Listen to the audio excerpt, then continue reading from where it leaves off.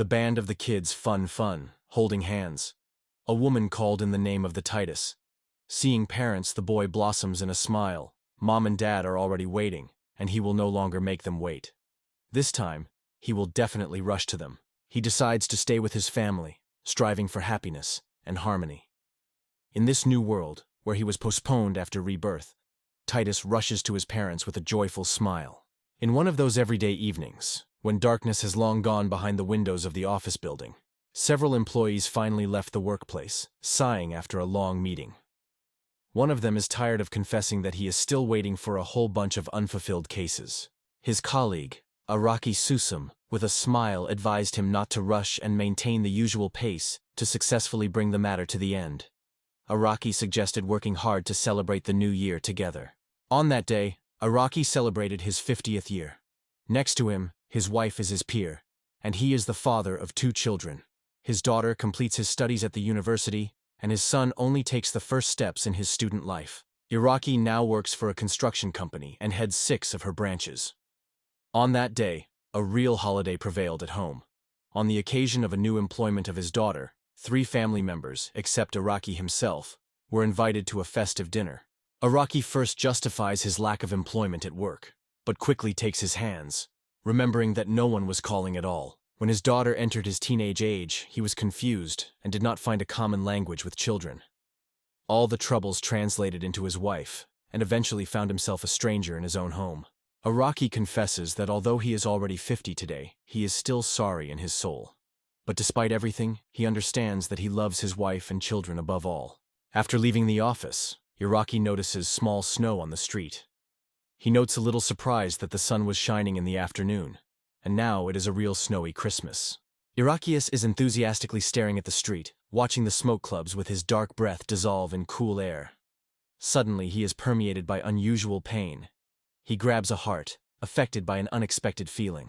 It only takes a few seconds, and it falls in the face down, spreading on the asphalt before entering his office. Iraqi's eyes are slowly closing. It is covered by the feeling that consciousness is gradually slipping out of the body.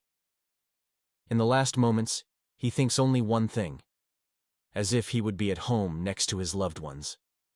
With these thoughts, it envelops the darkness, and he plunges into unconsciousness, gradually coming to consciousness after an unknown hour of fainting. Iraqi is the first thing he thinks about, where he now found himself. It seems to him as if his body is spreading in the void, so he is not sure whether he is alive at all. At the same time, he realizes that he does not feel hands and legs, and the eyelids are so heavy that it is impossible to open his eyes. Because of this, Iraqi suddenly thinks, does he breathe at all? Amazing silence covers the space around the complete absence of any sounds. Iraqi hears nothing. Nothing. It is covered with confusion. It cannot understand what is happening, but suddenly he realizes. In the distance, he comes to him. Feeling light vibrations, it recognizes the rhythm. This is someone's heartbeat. Rocky smiles and nostalgia gently touches his soul. At the same time, he thinks how much time he has spent here, speaking in inactivity. Suddenly, a bright light flashes in front of him.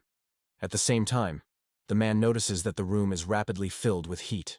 Iraqi realizes that if you gather the last strength and make himself move forward, it is likely that he will be able to get that bright light. Going closer, Iraqi notices that the glow just blinds his eyes.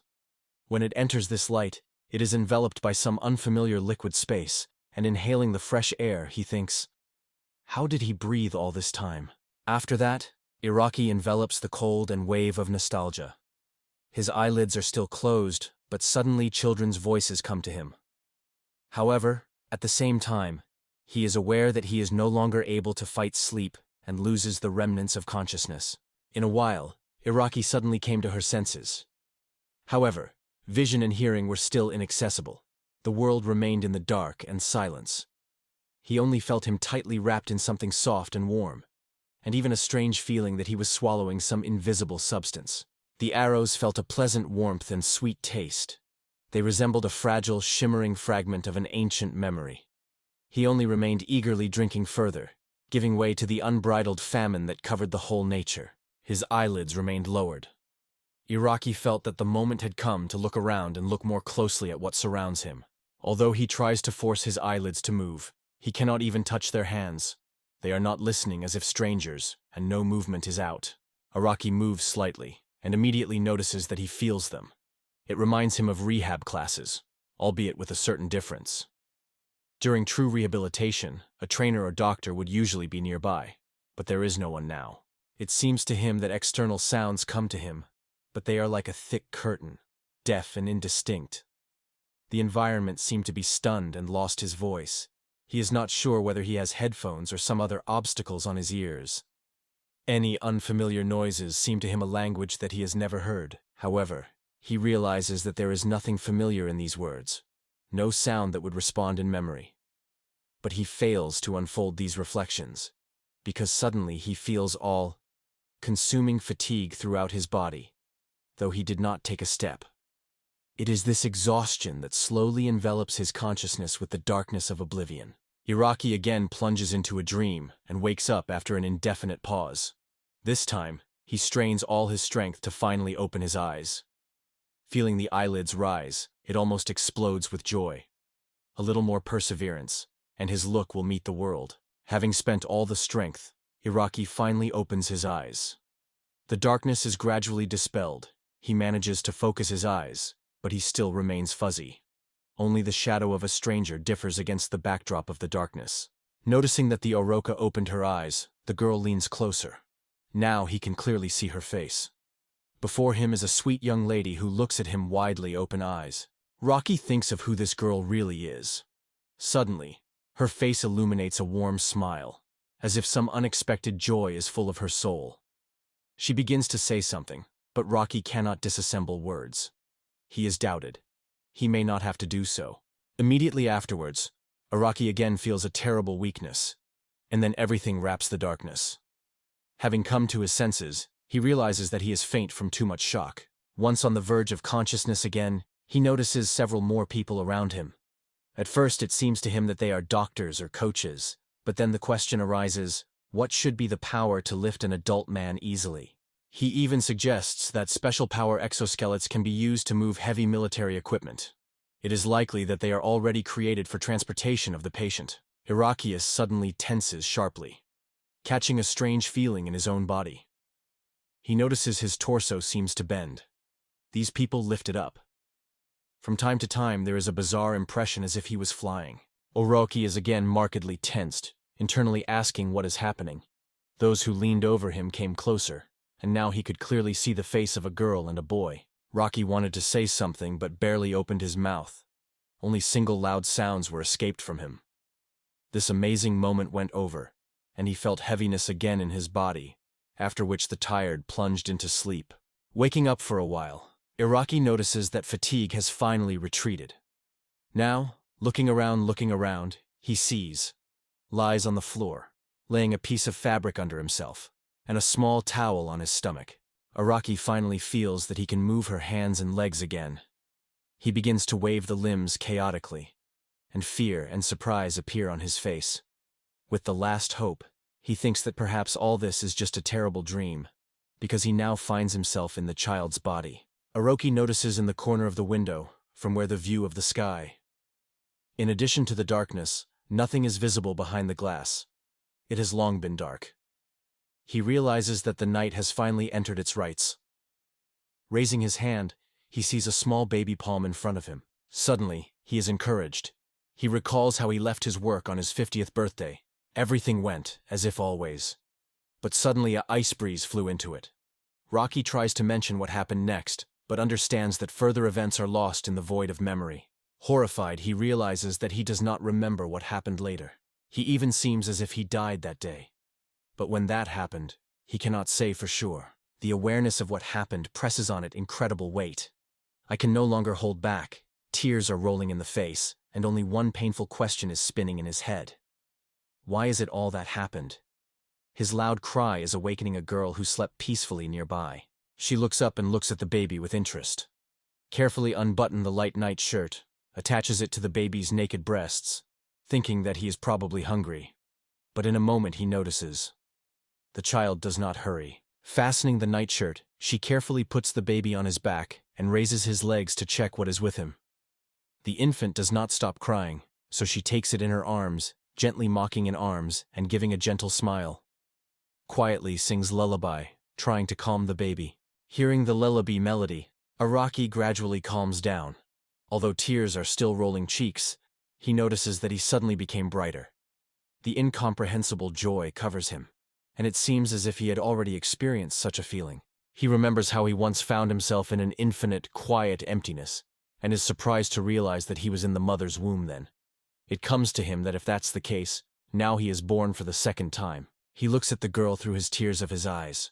She gently murmurs his lullaby, full of silence and peace, and suddenly understands that if this girl is really his mother, then her heart is undoubtedly full of happiness.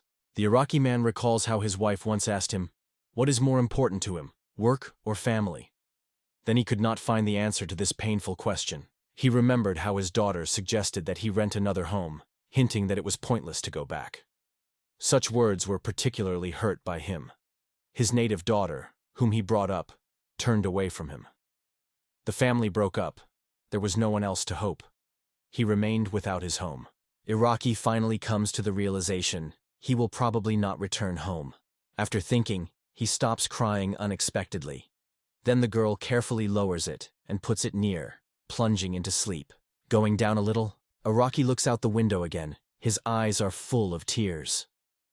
Realizing everything that has happened, he understands that he no longer has another path other than staying in this world. He firmly decides, this time he will certainly be happy and will give his joy to his new loving family. If fate gave him a chance to be born for the second time, then his life belongs to his life.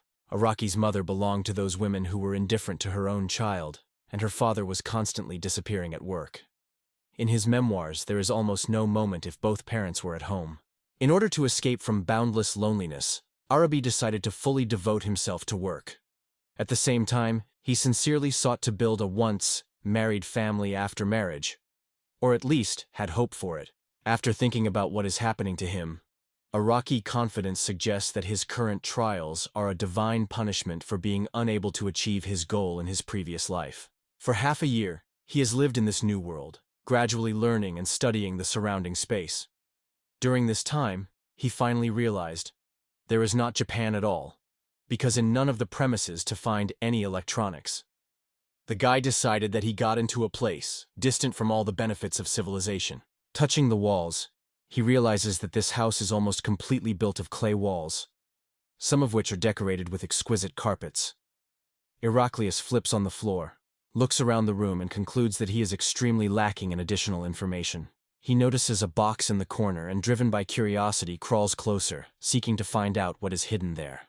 Although he feels there is hardly something really valuable inside. Having made a little effort, Iraqi opens the lid and looks inside. Only a bunch of colorful rags and skeins of threads are found in the chest. But suddenly Iraqi notices something. A familiar girl looks out in the door opening. She carefully and persistently monitors his every movement. Growing at him, she had dissatisfied, and Iraqi thought in confusion of how to be on. It seemed to him that the girl was suspected. Apparently, he behaved too fussy. To discharge the tension, Iraqi blossoms with a wide smile, looking closely at it. The girl goes, and in the soul in Iraqi became easier. He did not even hope that everything would pass so easily. However, only a moment passed, and she returns to him and raises him. Raising his eyes, Iraqi notices that a young man now stands next to the girl. The girl carefully puts the Iraqis on the floor. Looking at her and the boy, he notes that both are still young. The memory emerges in his thoughts. His own children were also so small. However, these two strangers are his parents. Therefore, a young man, along with a girl with smiles, get off opposite Iraqi and, extending his hands, speak something in an incomprehensible language. Iraqi does not understand a word, but he guesses that they call him closer. Then the boy gets on all four and, clumsily moving, crawls to them. As he crawls closer, the young man picks up the baby in his arms and raises him up. Both parents smile joyfully, saying something in an incomprehensible language. After that, the young man returns Iraqi to his previous place. Then he approaches the girl again, and they both begin to call the boy together. Weaving, Iraqi begs them to give him peace. It took some time, and Iraqi began to pronounce the fuzzy sounds again. which this time sounded clearer than before. He notices how with every attempt his intonation gradually becomes better. His mother, who was sitting nearby and was busy, suddenly notices that her son began to try to utter something vigorously. She sits opposite him, not looking at him, and repeatedly repeats, "oven," while showing herself. It is at this moment that Iraqi guesses that this word probably means mom. He makes efforts trying to say that word, but it does not get the best. Again and again repeats, trying to invest in the pronunciation of maximum effort. Finally, after several attempts, he manages to pronounce the word clearly and clearly. Mom looks closely at him for a few seconds. Suddenly, her eyes are filled with tears, and they are hot with their cheeks, scaring their son. She hugs the boy firmly, and he tries to understand why her mother reacts so confusedly. At that moment, the father enters the room and addresses it with a question. With tears in her eyes, she says something important to him. Then the young man, looking at his son, shows his hand on her. Iraqi says, "Mom." After that, the young man smiles and shows a gesture. Iraqi glared at him, because he has not yet learned to pronounce the word dad. Because of this, the young man was upset, lowering his head and breathing heavily, and left the room. Iraqi feels a slight reproach of conscience and apologizes to his father. From the day he confessed that it was sweetheart to awaken his mother's pedagogical passion, Iraqi began to master a new language. Mom got a sheet with amazing inscriptions, explaining to him how the word soft towel is written and sounds. Thanks to the lessons, Iraqi gradually begins to understand the basics of grammar. Hearing his mother's words, he crawled into a pile of towels and threw one of them on his head. Now, learning in the classroom, he finally understands what his mother and dad are talking about. During his studies, he learned that the word father sounds like specialty. When Arrakis first called him this word, his father did not hold back joy. Happiness overwhelmed his heart. Suddenly, the door of the room slightly dissolved, and a stranger wrapped in many layers of various clothes, and his face was hidden by some animal mask. The father of Iraqi was behind the mysterious guest. Iraqi looks at a stranger who is rapidly approaching him. Suddenly he leans sharply to the baby, and the tip of his skull almost touches the face of the small. Iraqi is unable to see the man's face under the mask.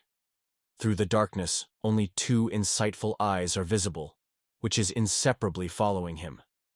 The baby is even more fearful. She begins to tremble with horror. Parents politely turn to this person, calling him Mademoiselle, and a little excitedly, they ask if their son will grow strong. Madame, meanwhile, carefully examines the baby on all sides, lifts him behind his legs up, even more frightening the poor boy. Madame releases him and explains to the child's parents that even without a glow of vision in the sky, you can find a connection in life.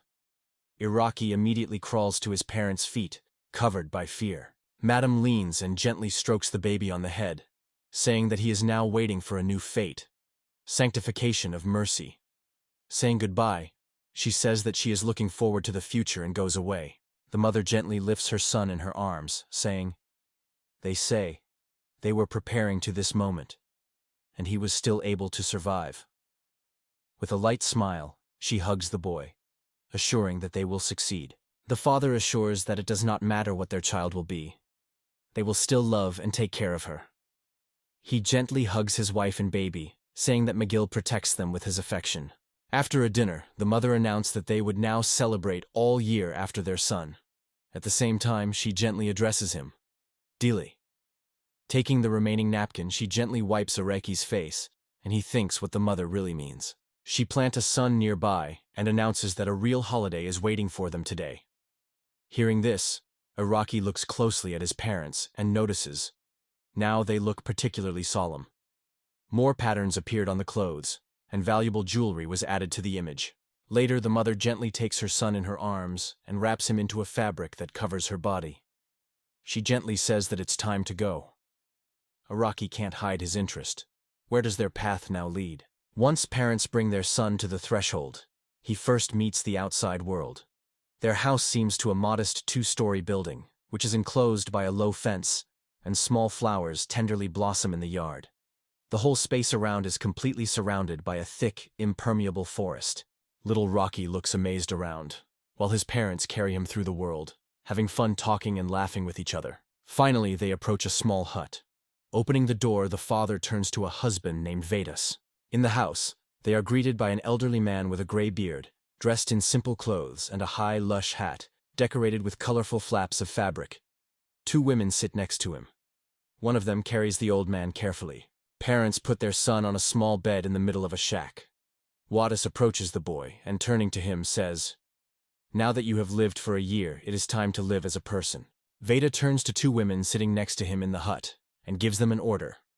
"Immediately take up all the necessary preparations." One of the women approaches the baby, holding a plate filled with unfamiliar dark liquid. She immerses her fingers into this strange infusion and holds them on the baby's face. It scares the baby. Women leaning, smiling at him, and Iraqi covers fear. It seems to him as if he were poured with paint, which sharply stifles fish. In his thoughts, the guy turns to parents who also smile, and confesses to himself that he is scared. After that, both women leave the hut. Vetti goes closer, stops at the child and turns to her. They say, "You are a descendant of Dia Antina, came into the world about a year ago, and during this time he has already grown and strengthened." He announces that Li, son, will become the legitimate son of S. Vetti then casts his parents and is interested in the name of the child. The father confidently replies, "His name is Titus." Vetti solemnly proclaims, "From now on the child will be called Li Titus." He turns to the child and says that from now on, Li becomes the Titus, the EU son, and is entitled to live on this earth. The Vetti lifts the mirror and orders the child to look carefully to make this instant memory forever. He lifts a mirror to the baby. Titus is fascinated with his own reflection and notices that the face is painted with 3 stripes, 2 of them stretched on the cheeks, another crossing the forehead. All of them are generously smeared with some mysterious fluid. His face is frowning as he realizes it is the first time he sees himself. Considering himself and comparing his own features with the faces of his parents, he concludes that the appearance reminds the mother. Titus touches paint on her face and suddenly realizes it is not paint, but blood. This is what explains the strange smell that has confused it. After that, strangers begin to speak a kind of prayer or spell. Finally, they force Titus to swallow some whitish milk fluid. In the end, the celebration of the first year of Titus came to the end, and he and his parents left their hut. His father explained to the boy that the word "why" means not only McGill, but all other gods as well. Mom explains that it means yes. From now on they are his family, and he is their son. From this point, Titus officially becomes their child. He says that this rite reminds him of the tradition of Sitigo-san. Smiling, his mother gently hugs her son, gently calls him a beauty, and happily reports that now his name is Titus. In these words, the boy hides his face in maternal embrace. Titus repeats the word he heard recently. His father is thoughtfully delayed, and then notes that it will be somewhat difficult to explain the meaning of the word refsher. Smiling, he explains to his son that this word denotes a position that can be equated with the head of the village. Titus suddenly comes that his father is the head of the village.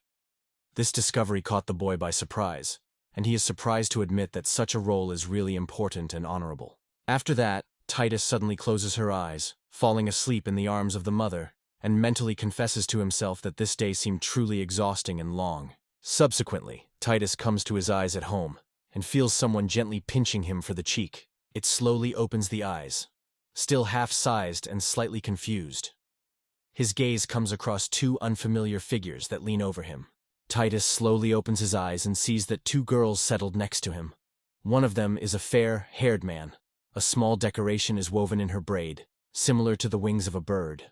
The second is dark-haired, and her head is covered by a scarf. Since the ceremony of honoring him as the so-called son of the human took place, several months have passed. Summer has finally entered its rites, and Titus is constantly pursuing 2 brawlers, whom he calls small monsters. These girls dragged behind him everywhere, hiding Titus tirelessly. They clearly tried to say his name, although it turned out to be quite funny in them. Titus, along with the girls, was in a spacious room filled with a cheerful gamut of children who were enthusiastically played together. One of the girls ran after Titus, caught up with him, and knocked on the floor in excitement, felling on his chest. The young man shouted with pain, and in a blinking confessed that he was a real test for him. A girl with golden hair is Frell. She is the daughter of ancient father Titus. For a few weeks older than Titus, Frell grabs the guy for his cheeks, and he thinks with dissatisfaction that he is not a toy at all. The second girl, who, together with Frell, was constantly next to the Titus, now stood a little sideways and watched worried about her girlfriend teasing the boy. It was Jessie. She was a little younger than Titus. In addition to her usual silence, Frell responded every time to the announcement of the Titus in response. Now, noticing his annoyance, Jessie delicately pushes Frell sideways, which clearly causes the dissatisfaction. They compete for Titus, as if for a favorite toy, and he is only afraid that he will be tightened from such tension. Both girls clung to his hands firmly, clearly not wanting to concede, and everyone pulls the boy in his direction. Suddenly, Titus notices his parents in the crowd of adults. When his mother looks at him, he mentally addresses her, begging for help. But when she notices him, only a soft smile appears on her face. A woman with a feeling looks at how children play and says her son has many friends. Titus, with bitter disappointment, understands. To ask her help in vain. Then he decides to cope on his own. He begins to wave his hands with all his strength, trying to get rid of. Finally, the girls release him and leave for a certain distance. After that, Titus immediately runs to his father sitting on the floor, because now only he remains a support for him. The little one rapidly crumbles on his knees and calls him. Die, meeting the son's gaze, only smiles gently, radiating heat. Suddenly, he picks up his son in his arms and returns to girls who already have a fun hand in his direction. Titus, with despair in his head, tries to understand why he is all this Homer, but in a moment, he realizes what he grumbles. While Jessie and Frell have fun next to the cubes, he looks out the window. He is drawn outside, though some opportunity to break into the unknown world attracts him even during games with Frell and Jessie. Looking out the window, Titus noticed with surprise. Despite a fairly moderate local climate, there are still no signs of human presence. He perfectly understands that such places are usually not completely deserted. Even if they are deeply cut off from civilization, somewhere in the horizon, at least a wire or a lone telephone column will certainly be put on the horizon. Titus also points out that even if they are not here, it is still noticeable in the sky from the plane that just flew. Going closer to the window, he finally convinces, this place is not like his familiar world. Titus thinks, did he find himself in the past? Or maybe these are the consequences of the World War. However, no matter how he has tormented himself, the answers to these questions are still out of reach. While Titus looks out the window, he is visited by Frell and Jessie. As soon as he casts his eyes on them, both instantly break from the place and rushes to him, reaching out his hands and calling to himself. Titus turns away instantly and rushes to the side, mentally begging for the girls at least for a moment to give him a rest. Frell and Jessie are already thinking of rushing after, but suddenly a girl appears in front of them.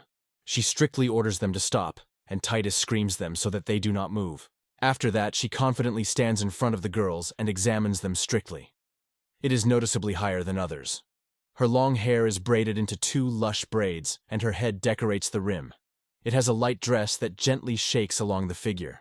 She strictly reproaches Frell and Jessie, emphasizing that it is dangerous to run and asks not to do so. Both seem frightened to death, and the girl looks at the Titus. She leans up to him, smiles widely, and asks me to be fine. Titus mentally speaks to the girl the words of gratitude, and in the meantime she joins other children. This girl is a real excellent from Titus for 2 years, and extremely brave. Suddenly, someone puts his palms on his back. Turning, he notices Frell and Jessie, who apologize for their behavior. Their faces can see the reproaches of conscience, and tears shimmer in the eyes. Titus smiles gently, and stroking the girls on their heads, assures that everything is fine. On this news, girls blossom in joyful smiles, happy that they were forgiven. And then Titus invites them to play together, but soon his thought. During the dinner, the guy asked his parents to give him a little tree. The mother, who carefully fed him from the spoon, asked with interest why he needed it. Titus replies that he is about to learn to read with him. Mom denies they say he is too early. However, Titus confidently states that he wants to play with everyone. The father is silent, and then informs his son that he will prepare as many remains of a tree as he can find. At the same time, he warns, these trimming is not cheap, so he asks the boy to treat everything he intended. Titus smiles and supports his father. It has passed for some time, and Tin brings all the wooden debris extracted to his son. It cautiously pours a handful of thin boards on the fabric and hopes that, it hopes it will be enough. Recalling that her son also asked for a magic wand and a piece of coal, she warns him to be careful in using these things. The guy promises to follow her advice. Titus begins to draw a stick on a wooden board, going to cut her cut on it. However, in a moment he understands. In his present body, he even takes a lot of effort. Having finished drawing the grooves, it gently adds a little coal to them. Mom, watching his work carefully, enthusiastically notes that the inscription looks impressively beautiful, and praises Titus for true skill. Seeing that the task seems quite difficult, she offers her son's help. He gladly accepts the proposal. Tin squats next to his son, and together they carefully carve individual symbols with special shakes on each plaque. When the last stroke is completed, Tins quietly waves sweat from the forehead, and Titus looks through their joint work with delight. Considering the signs joyfully, he thought that they could teach others. He later told his mother that she was going for a walk, and she reminded you to be careful. Titus went to play with Frell and Jesse. He got one of the plates and said, "Queets." The girls were surprised to ask what it means. Then Titus nodded towards the chickens that were walking nearby, and the girlfriends immediately realized what was being said. After that, he began to point out different things, first on a chair, then to the sky. Frell and Jesse followed him, almost unmistakably repeating the words heard. At some point, Velsi approached them, smiled, and asked what they were doing. Titus demonstrates her signs and explains that it is a kind of verbal game. He proposes that Welesius try to play together, and she gladly agrees. Mother Titus, watching the children through the window, thoughtfully notes that there is really nothing complicated about this. During the dinner, she unexpectedly demonstrated her husband one of Titus' toys. But just looking at the tablet, he noticed the signs of the sun. His wife confessed that she had never seen anything like that, and when Titus asked her to do a few more of such things, she willingly helped him. D thinks where his son learned about it.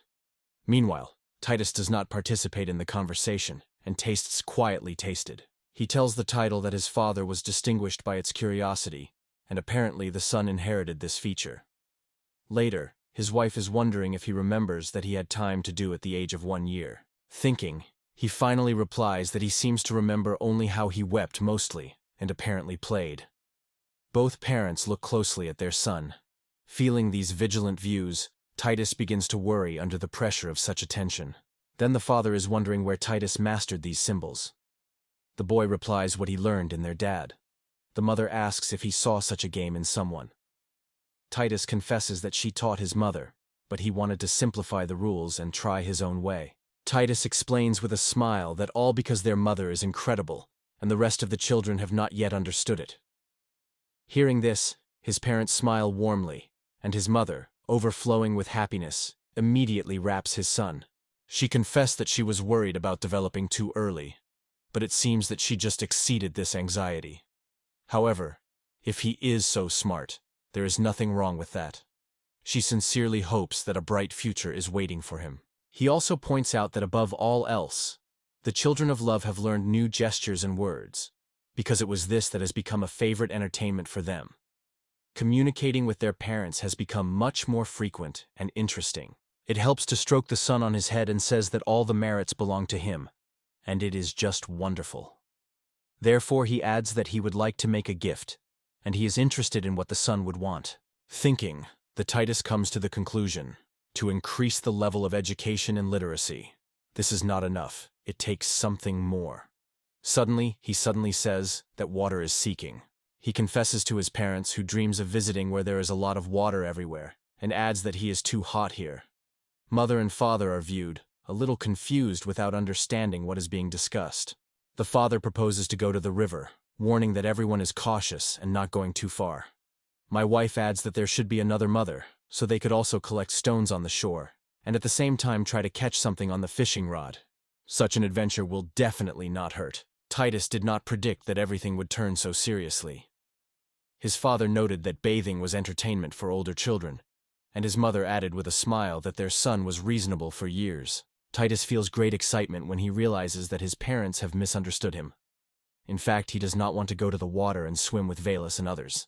Later, the whole family went to rest together. Titus laid her hand on his sleeping mother, and, remembering the events for dinner, sighed. He again forced his parents to worry. He believes that raising education will help protect people from fraud. Growing up, She wants to work with those with whom he grew up. In order to be a worthy and just head of the village, he needs to master the language. Although he realizes that there is no need to hurry, he cannot simply sit, folding his hands.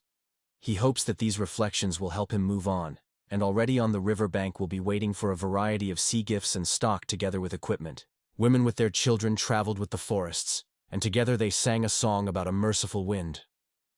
Even if these instant feelings are dispersed under the pressure of the future storm, some of them still carried fishing rods with them. In the end, they got to their destination, and Tin, carrying their son wrapped in a handkerchief, told him that they had come to the river. Titus, looking forward, expanded his eyes with surprise, and his mouth opened in delight. Reaching the river, Tins carefully descends to the ground and allows his son to climb. However, what he saw is striking. A huge current extends so far that the opposite shore is not visible. Tins's mind is thought, is the river at all, and maybe a real sea? Somewhere in the valley, on the horizon, two huge mountains stood. Titus stared carefully, realizing that he could not see even distant shores. The only thing that came to the eye was the mast of fishing boats, and they were visible only tops. Thanks to this, the ant notices, before him the planet, because the objects also disappear behind the horizon line. However, it remains a mystery whether this place is the same land where it once grew. Suddenly, someone suddenly calls him named. Titus does not have time to get rid of. Tin sitting behind with one light movement, he drops a light blouse. The Titus is immediately embarrassed, instinctively covered, confused with the unexpected act of the companion. However, looking at other mothers with the children who came with them, Titus notes, and their mothers help the kids undress before bathing, while at the same time children raise the fields of their dresses themselves. It only gives them awkwardness and embarrassment. Titus, whose cheeks are burning red, watches how women raise the edges of their dresses high and quickly fix them on the belts to be able to work more conveniently. After that, all the adults are taken to the case. Someone lays out small logs for seating, and someone already ignites a campfire of collected branches. Although Titus is in the body of the child, his consciousness remains an adult. Watching the beautiful young mothers fuss around him, he was completely confused and does not know where to take his eyes.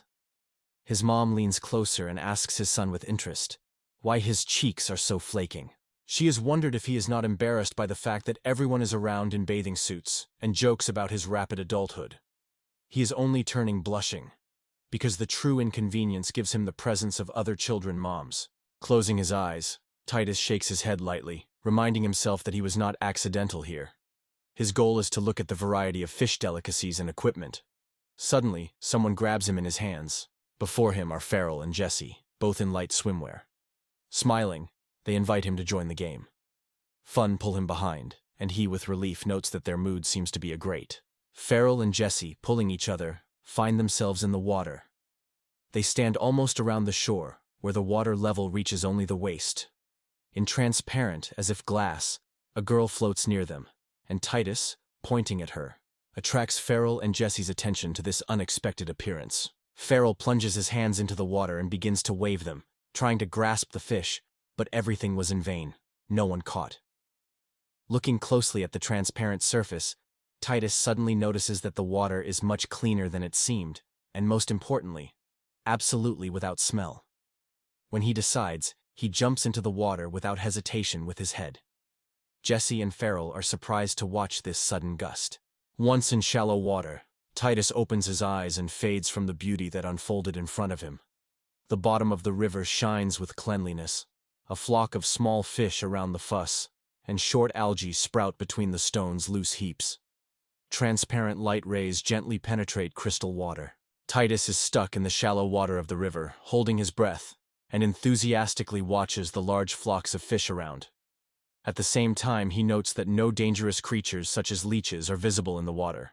Looking around, Titus emerges from the water, eagerly inhaling the fresh air into full breaths. But only he managed to enjoy this swallow of freedom, as the voice of his mother, who calls him strictly and dissatisfied, comes to his ears. Frell and Jesse kept their own mothers, while the girls, desperately resolating, tried their best to dive into the water after the girlfriend. Timelina leaned to her son and said strictly that she was very worried about him. She grabs him in his arms and quickly pulls out of the water, anxiously warning that it is too early for him to learn to swim. The woman pleading asks her son no longer immersed her head underwater. Titus is embarrassed by his eyes and apologizes to his mother. Mom smiles gently her son. Carefully turning him into the water, she says he is a raised boy and understands everything. He also adds, to hurry now, because it is very early. Suddenly one of the children sneezes quietly. A moment, and silence reigned on the shore. Then one of the mothers quickly urges everyone to gather a baby near the burning campfire so that they will warm and not cold. After that, the children settled on the deck near the fire, wrapped in soft, warm towels. One of the moms came to everyone and stretched a mug with hot water. Titus lifted the mug to his lips and made a sip, deciding that it was ordinary boiled water. However, in a moment, he realized the drink has a citrus aroma and a barely salty taste, so it could hardly be confused with water. However, Frell and Jesse are clearly not delighted with the drink. They both immediately spit out their glasses and discuss it that it is too acidic. But Titus is happy to drink, thinking that it is probably too early for children to taste citrus drinks. Seeing their friend gladly, the drink is bent. The girls are curious to him and ask with surprise, "Do you really drink it? And what taste?" Titus is confused with his eyes. He does not understand what it is about. However, noticing what pleasure the Titus tastes like, everyone decides that he probably poured something special, much more delicious. Meanwhile, the Titus only straightens the mug because he knows perfectly. He has the same liquid as everyone else has. Feeling the pressure, he still decides to treat the girls with his drink. He pours a little from the mug so that they are convinced of his purity. Satisfied, girls with excitement are taken to taste the drink. However, they soon splash the drink again, repeating that it is too acidic. Titus was not surprised by such a reaction, because it was warned in advance, but its warning remained unattended. Tin approaches the children and reports that they managed to catch the fish. She invites everyone to rest a little, and then gradually start going home until she darkened. The night was already in the yard, and the whole family was going to sleep. The parents have long been immersed in the dream, and Titus, as always, plunged into reflections on last day. It seemed to him that today he had discovered a lot of new. Even a simple road to the river gave him many useful lessons. He found out that there was no sewage here, but noticed the land building and decided that there was a regular toilet with a hole. He also noted that the fields are located in the lowlands. In addition to wide channels, the land is handled here by hand, without the help of animals such as horses or cows. But the most significant was that the river was much wider than he imagined. Titus mentally noted that more money should be earned first, and not only about replenishing the rural budget. Reflecting how to extend the shelf life of fish, Titus mentions smoking. However, as soon as he is fascinated by these thoughts, he is suddenly pushed with strong drowsiness. He understands that he has spent too much strength today, so he decides to go to bed before. And the next day, playing with Frell and Jesse, Titus told them that they are waiting for the competition today. Jesse, Frell, and Jesse are interested in overwhelming, not understanding what is being discussed, and he explains, "This is a competition, who gather more plates with inscriptions." After scattering them on the floor, he suggested that friends find the word they want. Seeing that friends have misunderstood the essence, he proposes the first to call the right word to make it easier for them to understand the rules of the game. He calls them to proclaim their options. Pharaoh does not think for a long time and voices, "sheep." After that, Titus quickly finds a plaque with this word, and demonstrates her excited Frell and Jesse. Further, Frell pronounces the word hair, and Titus instantly selects the appropriate plate again. Girls excitedly say they want to try. They are briskly involved in the game, looking for words such as mom, clothes, chicken, and chair. After playing for a while, all three children dismantled a whole mountain of boards. Titus addresses friends with the question of which of them more cards, and offers them to calculate. Frell and Jesse are undertaken to count their plates together. Titus is fond of them. He gladly points out that this approach will help raise the level of education of children. They learn to count and follow the rules. But suddenly the man covers a strange feeling. Unexpectedly, Titus felt his head dizzy. Tin girls immediately noticed that something was wrong with him. The frightened Tin excitedly sounds his son, but he suddenly fainted. Titus slowly opens the eyes, feeling fatigue. In front of him, the ceiling of their house, and the evening twilight was already falling outside the window. He thinks in surprise when the night came. Gradually tries to get out of bed. Titus decides to get up and sit down. But as soon as he occupies a sedentary position, suddenly he feels a severe malaise. He is coughing, and he begins to suffocate. He remembered how he did with Frell and Jesse when he unexpectedly felt a strong ailment and fainting. Now he lay down again, trying to breathe after the cough attack. It was at this moment that Tin came to the room and called her son. Noticing that her son is a little stirring, her mother lends to him and gently puts her hand on her shoulder, exciting him excitedly if he has already woke up. Seeing that the boy finally opened his eyes, she hugs him firmly, sincerely thanking the gods for this miracle. She is covered with strong feelings. She firmly presses her son to herself, and he, having squeezed with pain, clumsily admits the mother who hurts him. After that, she immediately puts her son on the floor and apologizes to him. Carefully noting that he is probably thirsty, a woman lifts a mug of water to his mouth, helping to drink. After drinking her son, she calls her husband loudly. It does not pass away as a loud, hasty steps are heard in the hallway, and the father almost flies into the room. Titus looks at him with anxiety in his eyes. Seeing that his son woke up and stared at him, he fades for a moment, staring at Titus. Then suddenly gets down in front of his son, extends to him trembling hands, and hugs firmly, as if he were afraid to let go. Titus silently accepts the arms of his father, who seems to have forgotten everything in the world, and repeatedly repeats the name of the son, as if trying to convince himself that he was really nearby. Subsequently, the whole family gathered at a table for an important conversation. Diaz strictly warned everyone carefully to listen to him. He turned to his son, saying that he had been without a half-days. Titus is genuinely surprised that he slept for a whole day and a half. He is well aware of how risky it was unconscious for so much time without the help of modern medicine. Titus tells him that while he was unconscious, Madame visited them. She stated that it is not a body disease, but the suffering of the soul. Madame also noted that such symptoms occur when consciousness is depleted and disintegrated. His father strictly states that from now on, any action that takes considerable effort is strictly forbidden because of everything that has happened. Titus cannot believe his own ears. The father continues emphasizing, from now on, learning or teaching other children is also strictly forbidden, because first, it is too early for him to think about such a young age. Titus is clearly alarmed. Tears appear on his face. He stubbornly voices his father's desire to do so, but Dai remains relentless. He categorically forbids him to continue. Titus turns to his father, asking why he forbade it. After all, he understands that even if these cases seem in vain, they should still be done. The father looks at him with sadness in his eyes. He tells his son that children are not yet able to take responsibility, and they still indulged in him with their mother, allowing everything that brought joy. At the same time, he emphasizes his son that it is more important to focus on training and fun games. Make sure that the father will not retreat from his. Titus decides to seek support from the mother. But as soon as he notices his mother who looks at him with an infinite longing in his eyes, everything shrinks in his chest. He fades in place. At this point, Tit understands. He does not know what he moves, but is aware of the unchanging truth. He is her son, a child who was once born from the bosom tin. He seriously turns to Titus, who, with common sense, wants his or her own child to throw between life and death. After such words of his father, Titus thinks, did he really be as independent as he thought? He realizes that he has always been such, since childhood in his past life, in adulthood, when he created his own family and raised children, and even after rebirth, when fate gave him a new home and loved ones in this world. Titus is aware that all his actions were aimed only at being useful and pleasing his parents. However, he comes to understanding. In fact, his true goal was to make himself happy. In his eyes, he has tears.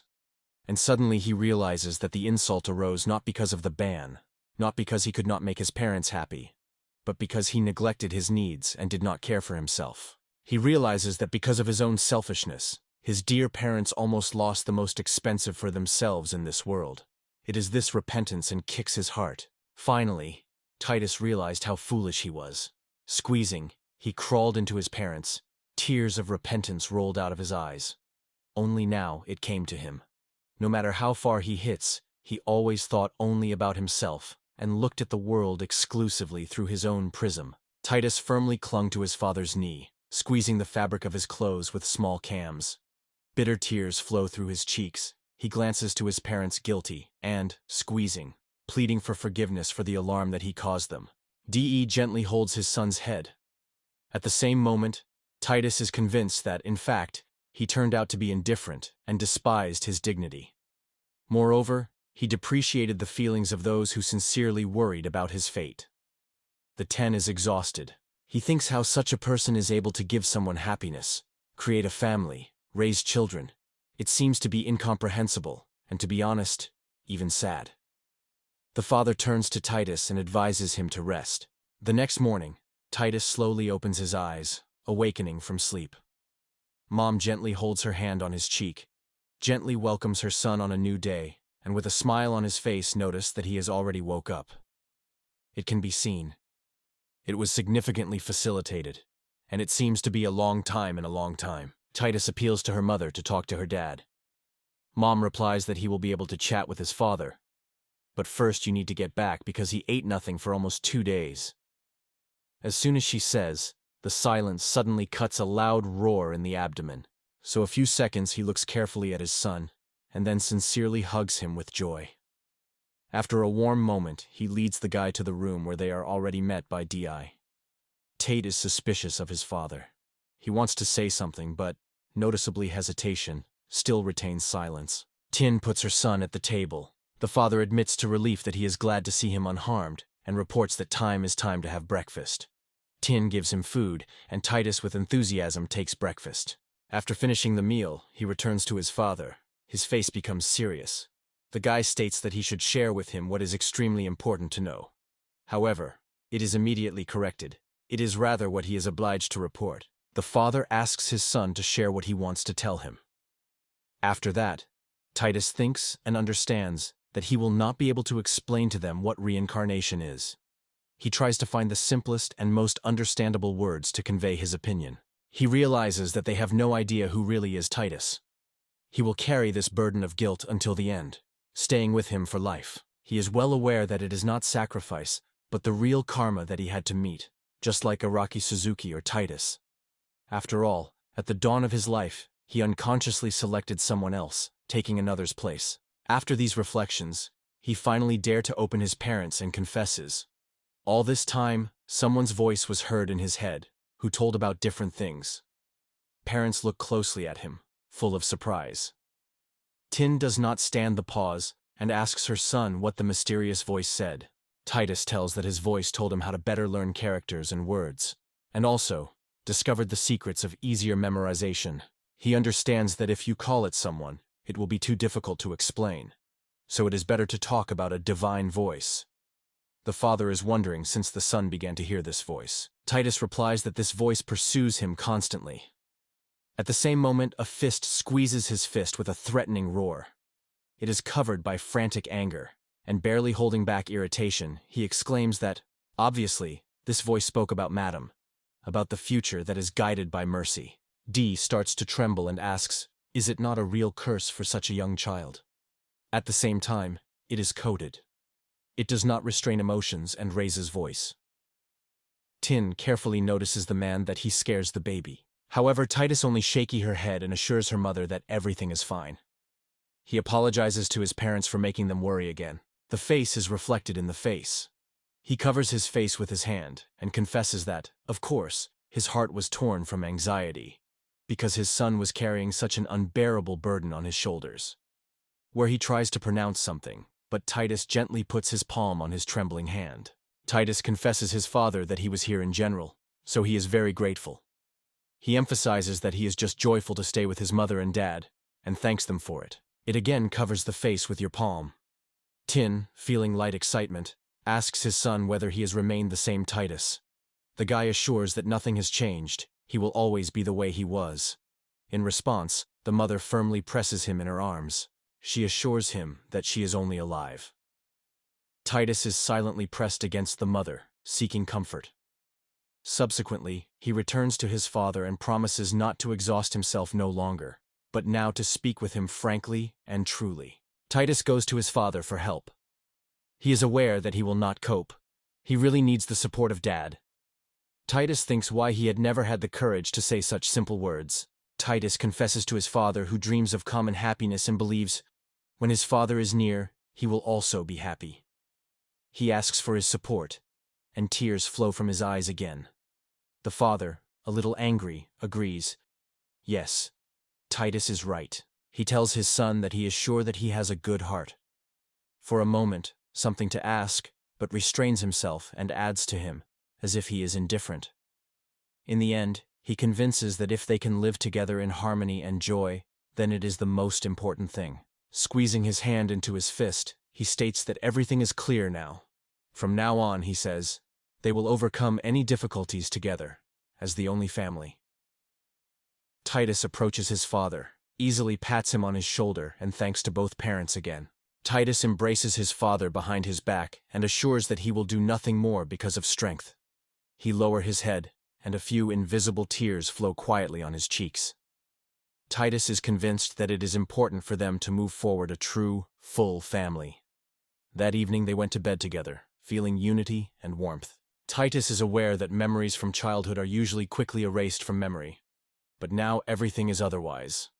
His mention has been preserved since he was in the bosom of his mother. Looking back, he realizes that he could not understand everything before, but existed in complete failure. However, together with his family, he steps forward, bringing a lot of important to him to never go out of the road again. From now on, they will live together, walking through family happiness, because that is what he sought. Titus falls asleep with a warm smile, realizing that it was for the first time between parents. Dee asks the son whether it is really important to be able to write. Titus confidently replies that this skill will help him to protect his native village later, because he will be able to divide his work between several people. Titus explains to parents, if they reduce a school where children will be taught literacy and move through development, where writing will become necessary, the level of literacy among the inhabitants will inevitably increase. After Titus shared his new life with his parents, their family started a tradition of family meetings in their family.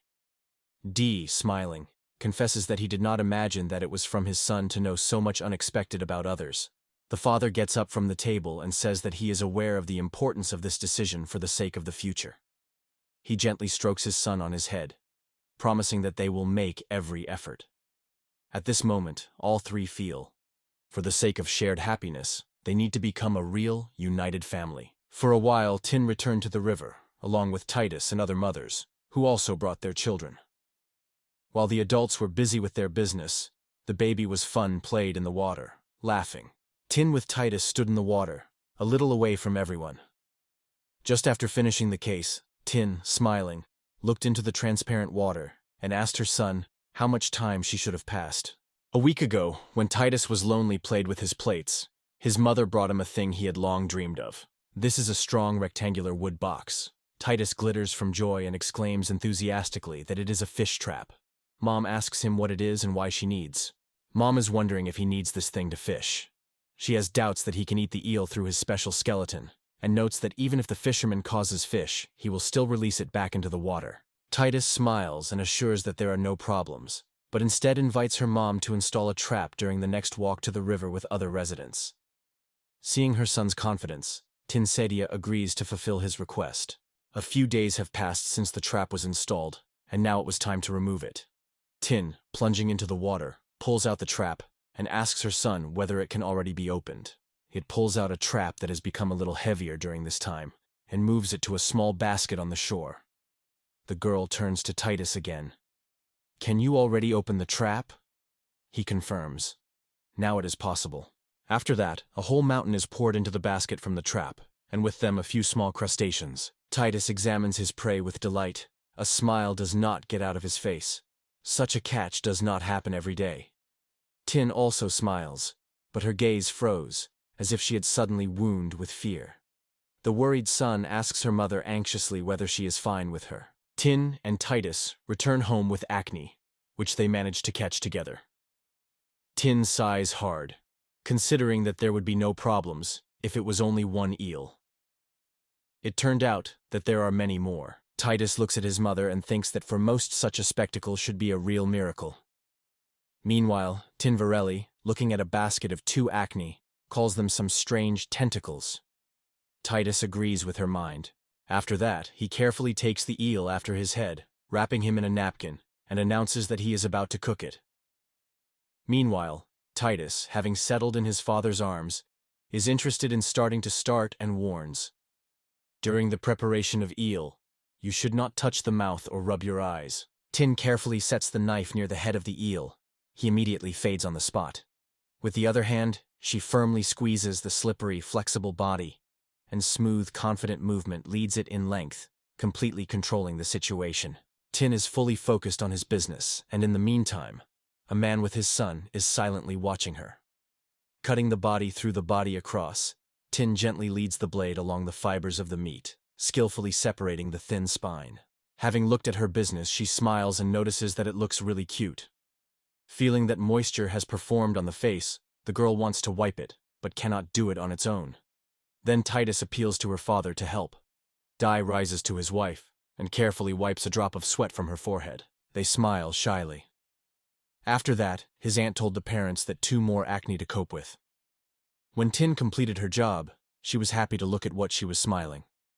Titus enthusiastically called her incredible. Tin notes that in the end everything ended well, and Dai adds, when the village just appeared, they ate the usual dishes. But now it seems that everything around is gradually changing. Parents are enthusiastically considering the fresh eel when the son suddenly reminds them that only the dish is left.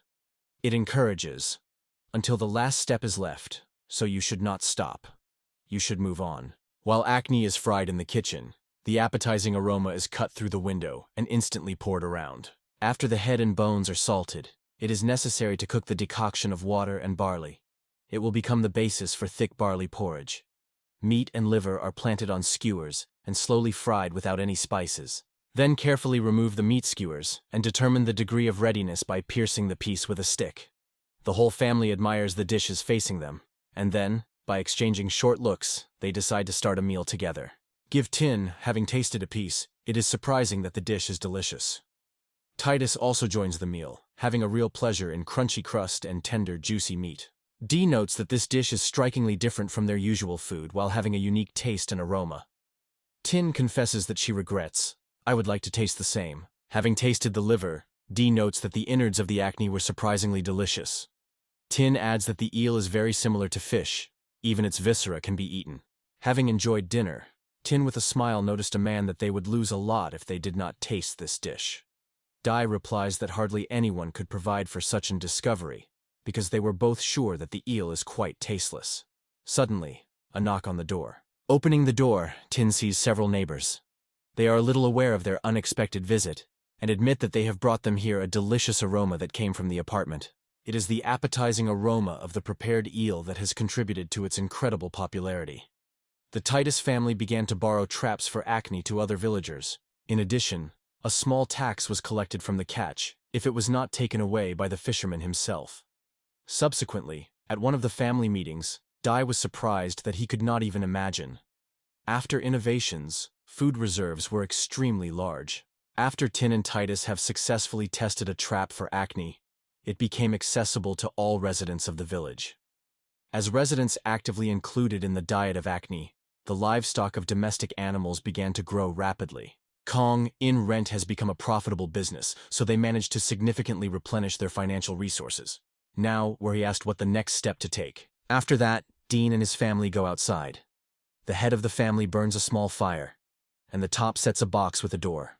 After the flames have burned out and smoke in the air, Dee opens a drawer and hangs a few stewed carcasses there.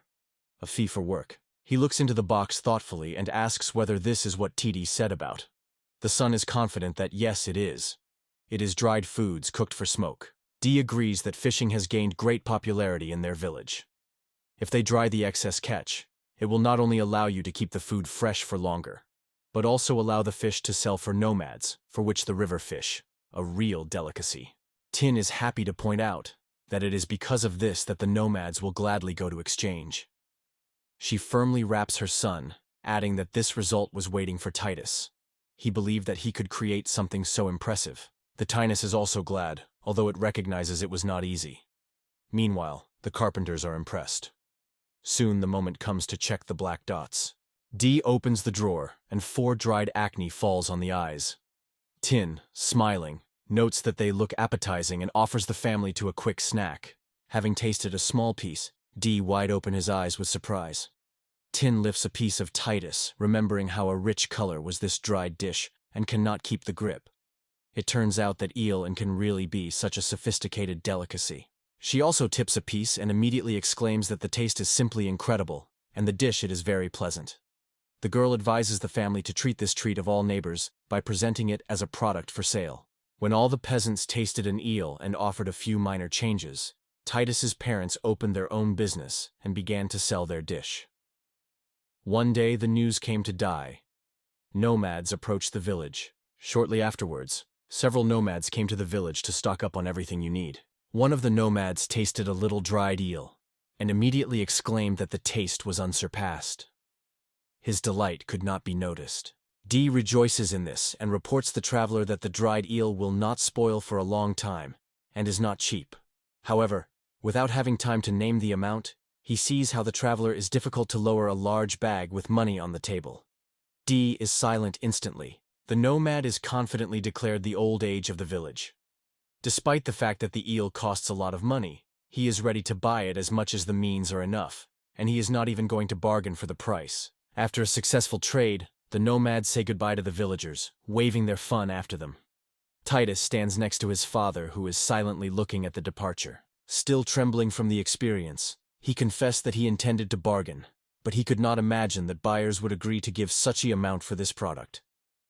Titus thinks that his father clearly did not realize how big their appetites are. He gladly tells his father that this moment has proven there is really demand for dried fish. The mother proudly recognizes the right of the son and proposes not to stop, but to further expand trade. Over some time, several peasants began to gather on the road, leaving the village for a short time.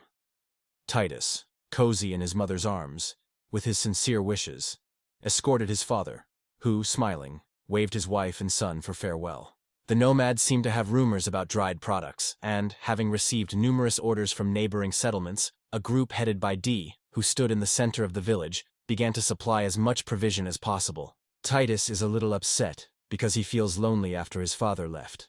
Tin with care sets a man, and then hugs his son, reassuring him. It is not necessary to worry because it works. A real courageous man, so he will certainly return. She tells her son that they will wait for him, then turn around and carries the boy home. Titus, filled with sadness, looks after his mother and thinks, how to save this village. He realizes that his father left certain people in the village, but took with him the most experienced soldiers. It is because of this that the number of defenders in the village has decreased significantly. Titus is aware that if everything continues, people with evil intentions can visit the village. Meanwhile, in the depths of the forest, an unknown silently watches the village. While the children were playing carelessly together, Titus sat on the porch, moving away from everyone.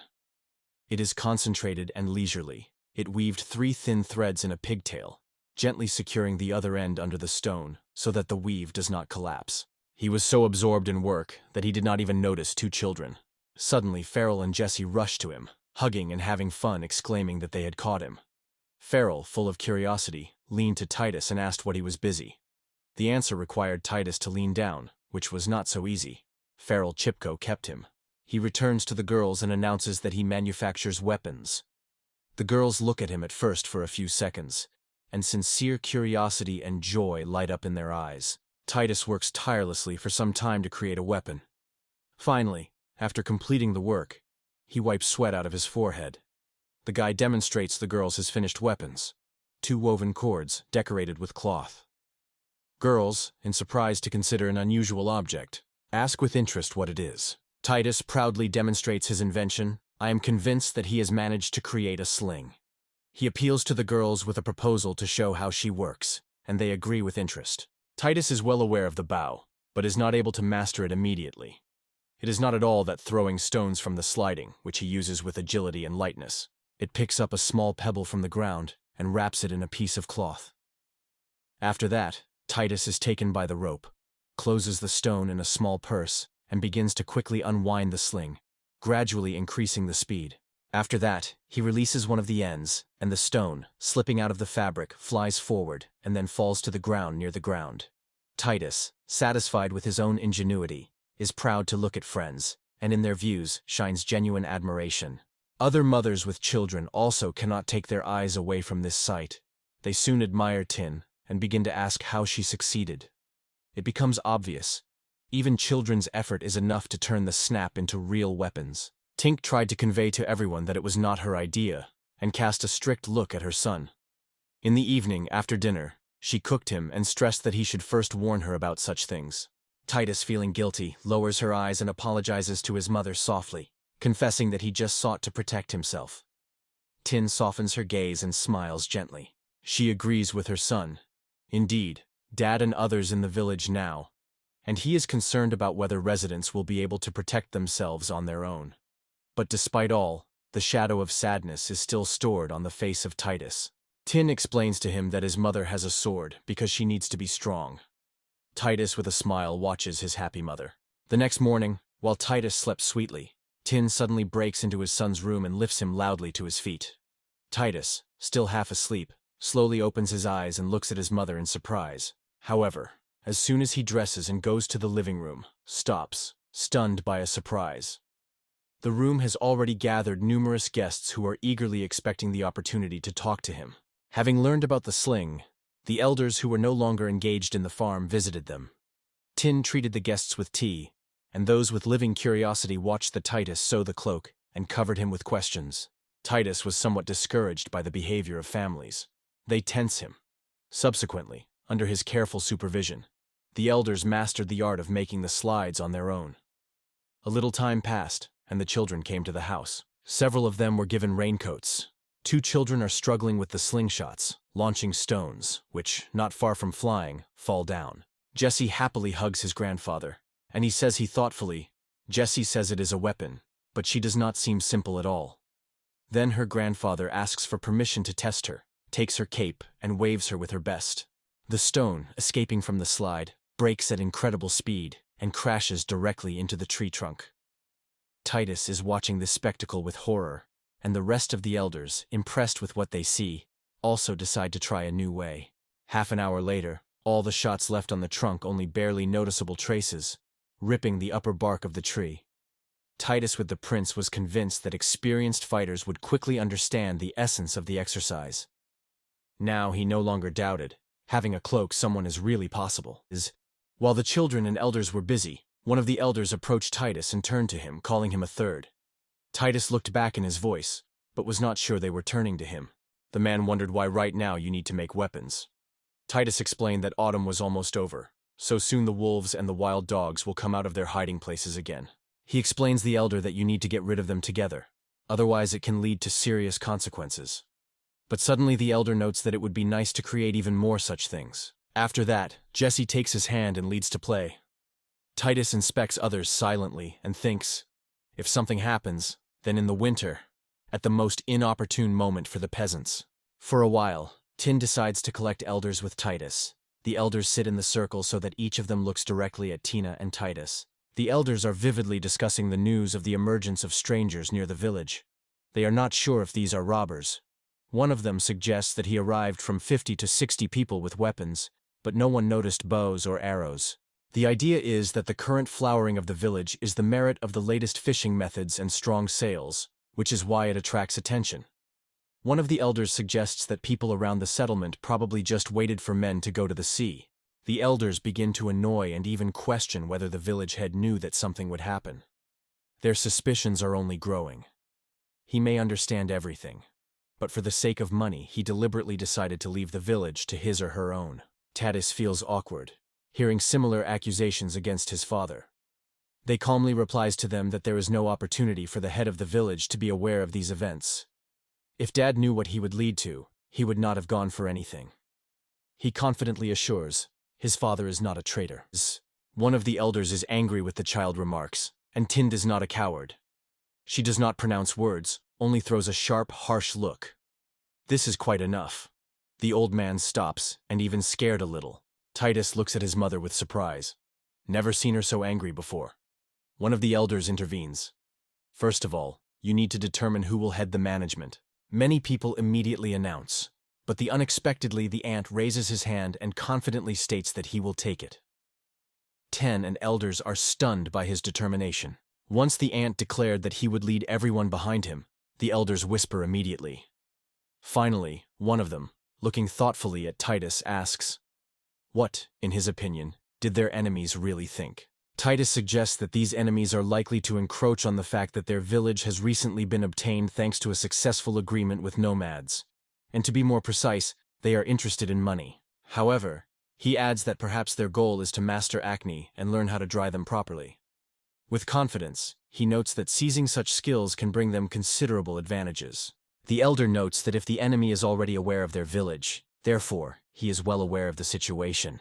He suggests that someone from the village passes all the information you need. Hearing this, one of the men is much tensed.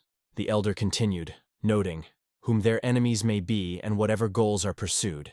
Now the village is in a dangerous position, and it will not be difficult for enemies to destroy every resident. He is interested in Titus, which they have protection plans, as the enemy has about 50 armed people. Titus, full of confidence, replies, they will put everything on the sling. He explains to the elders, adults can use it to protect the gates and walls, and even children are able to use it to attack enemies from ambush or treacherously attack from the rear. Dad explains that the most important thing is that every resident will be able to join the protection of the village without risking their own health, so no one will have to go for the gate. One of the elders, meanwhile, smiles. After these words, everyone was inspired. They discussed the idea of Titus with delight, noting its originality and claiming that they would not expect less from the son. In the end, the elders unanimously elected him a temporary leader. Men with passion encourage each other to battle, confidently stating that the enemy will not risk attacking their village until dawn. But among them, one of the elders, unlike the others, looks not joyful, but surprisingly difficult. It was he who stayed in the living room when most of the elders got up and left the house. Titus turns to her mother, reporting that she has something important to her. He asks her to lean closer so that no one will hear their conversation. The mother leans obediently, listens to the whisper of her son, and assures that everything is quite clear. Without delaying, she hurriedly leaves the room. Once alone with her husband, Titus addresses him why he is not preparing for the battle with all others. The man breaks on panic, feverishly looking for an excuse, and does not find any words in response. At this point, Titus was approaching and states that during this raid it turned out, some traitors passed information about the village to a stranger. He looks at the man sitting nearby and asks if he knows something. The one, embarrassed, replies that he knows nothing. Later, suddenly picks up and rushes rapidly. Without a second, Titus picks up his mother's number. Tin unexpectedly appeared on the doorstep and, astonishing, noted that the man had a very pale face. Standing in front of him with a friendly smile and a long strap in his hands, she suggested him a little rest, asking if he wanted to relax at least for a moment. The man fades with horror, paralyzed by fear when he realizes that he has been trapped. A few days passed, and one morning, waking up at dawn, Titus noted that someone sits next to his bed and waited patiently until he wakes up. Opening his eyes, he sees Pharaoh's father and immediately asks his mother. The man calmly replies that Tin is now busy. She went out to the gate, where she briefly reports the villagers. He sits down, turning his back to Titus, and now suggests to carry it. Carefully helps a sleepy boy to settle on his back. They pass quietly past the living room where, as always, the children were passionate about the game. Frell and Jesse noticed how the father of court ladies passed by them, and splashing in joyful smiles, shouted to a friend. He, when he approached, assured his friends that nothing was threatened here. Therefore, he advised to stay with everyone in this safe place. He waves to his friends for goodbye, announcing what is going. Jesse and Frell look out of the door, waved afterwards, and ask a friend to be careful. Everywhere in the village is a bustle. Everyone is tirelessly preparing to reflect a hostile attack. Dad Frell brings Titus to a large tent located in the heart of the village, and reports that opponents are already tuned to the battle. He gently strokes Titus on his head, admiring his smile, and says that it was next to him. Therefore it turns out and says it's time to return to your duties. Titus, having cheerfully waving him for goodbye, thank you very much for the support. The Titus goes to one of the big tents, calling the mother loudly. The woman was talking to several camps of the camp. Noticing her son, she immediately approaches him, becomes the top, and gently hugs the boy. She reminds him that she asked to stay home. Titus releases his mother and confidently states that he is now in the place of dad, so sitting behind is not for him. He also explains to his mother that they hope for a lightning fight, so they need to act first and strike. Tin is already preparing to deny something, but eventually decides to trust his son, enables him to participate. The elder goes to the tent and is interested in whether everyone has prepared for the attack. Therefore, residents gather to hear the temporary head of the village. Titus, hiding behind a high box, calls everyone to listen carefully. He realizes that no matter how much the head of the family is convinced, to obey the child is not easy. However, they will have to trust him. Aunt is effortlessly scattered on the box so everyone can see it better. It turns on a box. Tin already reaches out his son, trying to ensure him, but the guy confidently holds on the drawer. Turning to the residents, he says that everyone has dear hearts and that they all sincerely love this village. Titus tells that his father seeks the heyday of this village and a happier life for its inhabitants. However, if those who try to take home from home appear, will the question arise? Will they allow it to happen? He emphasizes that their duty is to protect the village, and McGill will reward the glory of anyone who will safely stand for protection. Titus, with inspiration, exclaims that the victory will certainly be behind them. Residents filled with grip raise their hands up and exclaim their victory loudly. Titus also raises his hand and orders everyone to prepare for battle. The hostile cavalry rushes directly to them, and this is the perfect moment for action.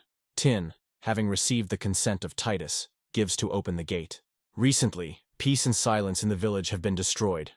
The once a defenseless settlement was in the ring of enemy troops. At this critical moment, Tin took responsibility and ordered to open the gate, calling the countrymen to support. Gradually, following the instructions of the elderly wife, the gates opened in front of the riders who came closer. Unexpected guests were amazed and worried about the sudden appearance of the passage to the village. He is comforted with a wonderful opportunity to penetrate the territory of the enemy. The man without hesitation rushes to the gate. Although one of the riders expresses anxiety and doubts, the detachment does not slow down and move forward. Blonde warrior, determined, almost paid attention to the behavior of the peasants. He decided that, as always, they just opened the gate of the village. At this moment, he saw the perfect opportunity for a sudden attack. The riders rapidly approaching the gate of the settlement, leaving behind only a cloud of dust. Tin and Titus have all this time watching and waiting for the right moment to hit. Without wasting time, the hero warned his mother about the idea when he saw that the decisive moment was coming. Moreover, she listened to her son and made his decision. Without delay, she gave the order to open the fire. By a decisive gesture, she pushed all the inhabitants of the village to attack the enemy. That was determined. At the same moment in the air, dozens of slings were circulating. Suddenly, all the sky was covered with solid diaper stones before the riders. Brunaments of solid rocks flew down rapidly, fell to the ground from incredible height. The attackers, raising their heads and seeing this picture, froze from surprise. They did not count on such a danger. Noticing the attack, the boys did not even have time to recover. While they remained in place, the stones had already flew to them, and almost instantly most enemies got struck not only on their heads, but also on the body.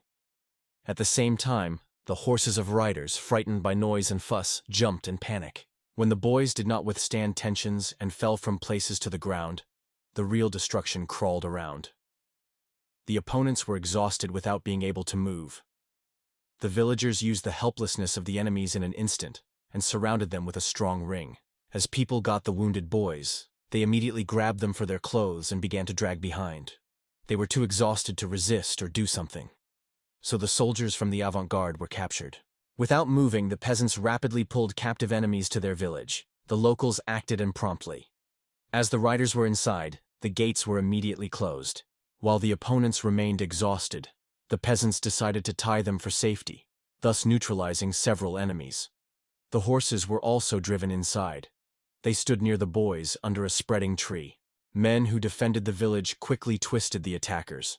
However, despite their bravado on the simplicity of the case, drops of sweat were already led by one. After all, everyone was satisfied with how they coped with the task. However, the other man sharply quenched the crowd who hurried to rejoice. Looking ominously at his tribesmen, he strictly reminded that the real battle just started, so it is too early to relax them. At that moment, a new wave of riders raced rapidly to the gate of the village. The innumerable number of cavalry again enveloped the field with a thick veil of sandy fog. The promotion of enemies completely smashed the spirit of the inhabitants of a small village. On the faces of the peasants, despair and horror were clearly read. The alarming tension seemed to hang in the air. At that moment, Titus tried to find inner peace. He mentioned that he had already celebrated his 50 years and has considerable experience.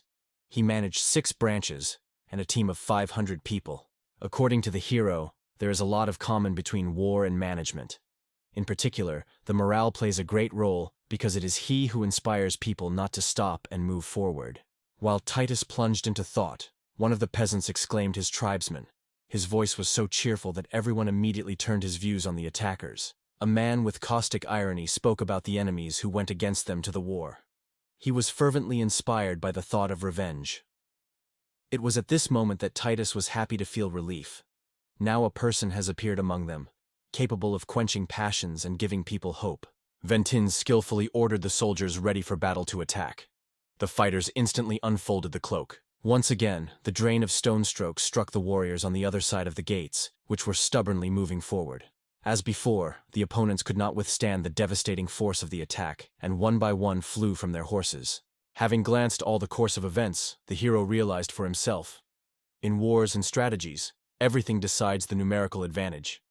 Thanks to joint efforts, the villagers were able to reduce the number of enemies to a third. At that moment, winged by their progress, the men decided to leave the gate and asked to open it. It seemed to them that now they would not need any considerable effort to fight enemies. In the wave of joy and triumph, the riders rushed after their abusers. Titus was a concern around the bustle. Many were okay to take the battle without his order. He was overwhelmed by the admiration that the boys remained alert. He sought to warn them so that they would not lose their vigilance. Unfortunately, the time for the words is gone. Suddenly, his mother's gaze stopped ahead. His eyes were wide open. She frozen in place, stunned by an unexpected sight. Titus tried to understand what was happening. It turned out that men, led by D, returned to the village after the task was completed. The silhouettes of native homes were increasingly clear. He hurried to the aid of his loved ones and the whole village. The return of the DE, which was waiting for so long, has become a real holiday not only for Tina, but also for all residents of a small settlement. Everyone rejoiced that the boys appeared at the most necessary moment after a long absence. He ordered all the fighters from both flanks to surround the enemy on 3 sides. In addition, he strictly ordered not to let the enemy into the village. His team responded instantly and harmoniously, immediately moving to the teams. After the attack, the military no longer had the strength to continue the fight. Many did not even get off the ground. Despite all the efforts, the enemies failed to escape. The detachments were rapidly flashed. Surrounding the enemies, D pulled the sword out of the vagina and cast a formidable look at them. His decisive voice was heard over the field. He threatened the attackers never decide to think about his village. Having suffered a complete defeat, the enemies were only helplessly sitting or motionlessly laying on the ground. They were engulfed in true horror, and a cold sweat spoke on their faces.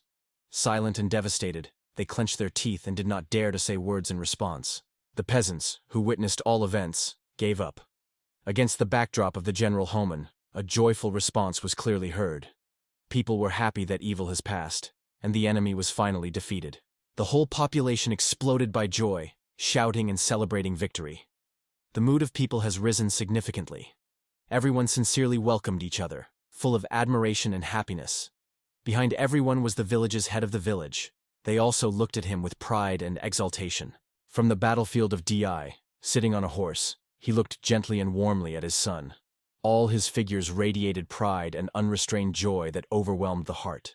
Titus, with a sincere, sunny smile, did not look at his father. When it was dark, Di took a bath. Going to the house, he confessed that he was struck by the attack on the village. Armed strangers, whom he sees for the first time in his life, attacked the village. D further added that the next day, they need to decide how to do the opponent's side with lawyers. Overlooking the sides, Di gently hugged his son, putting all his parental love into this embrace. He sincerely thanked him for his efforts and praised the protagonist for his well-done work. Hearing the words of sincere gratitude and praise, Titus could not restrain his tears. He filled his face with a blush, but at the same time he overwhelmed his soul, because he managed to provoke his father pride for himself. D, without squeezing the embrace, gently soothed his son. The guy was gently assured that nothing had changed for him. When the main character finally calmed down, the whole family went to the bedroom to dive into sleep. They settled on the bed, and their parents gently hugged their son on both sides. Yes, after the grueling battle, the Titus family plunged into a peaceful sleep. The opponents were the nomadic community, the distant relatives of the traitor. For nomadic, the horse is a real companion of life, a treasure for all existence. The most humiliation for them is to tear the saddle from the skaka and cut to him a mane. The fact that they attacked the village does not mean that all the residents wanted them to death. The victim has already made a lot of requirements. In addition, for the nomadic horse is a real part of the soul. So deprivation of it is not only a shame, but also a strict punishment. Before the enemies left the village, D strictly forbade them to ever come back here. Sticking the square gave the nomads freedom. They broke out of place and rapidly rushed in an unknown direction, leaving only a dream of a sandstorm. After holding the enemies, the village hoped to finally rest. But he was interested in why in the kitchen they came across a linked man, a traitor. He was deprived of his presidency in the family, and things immediately went into order.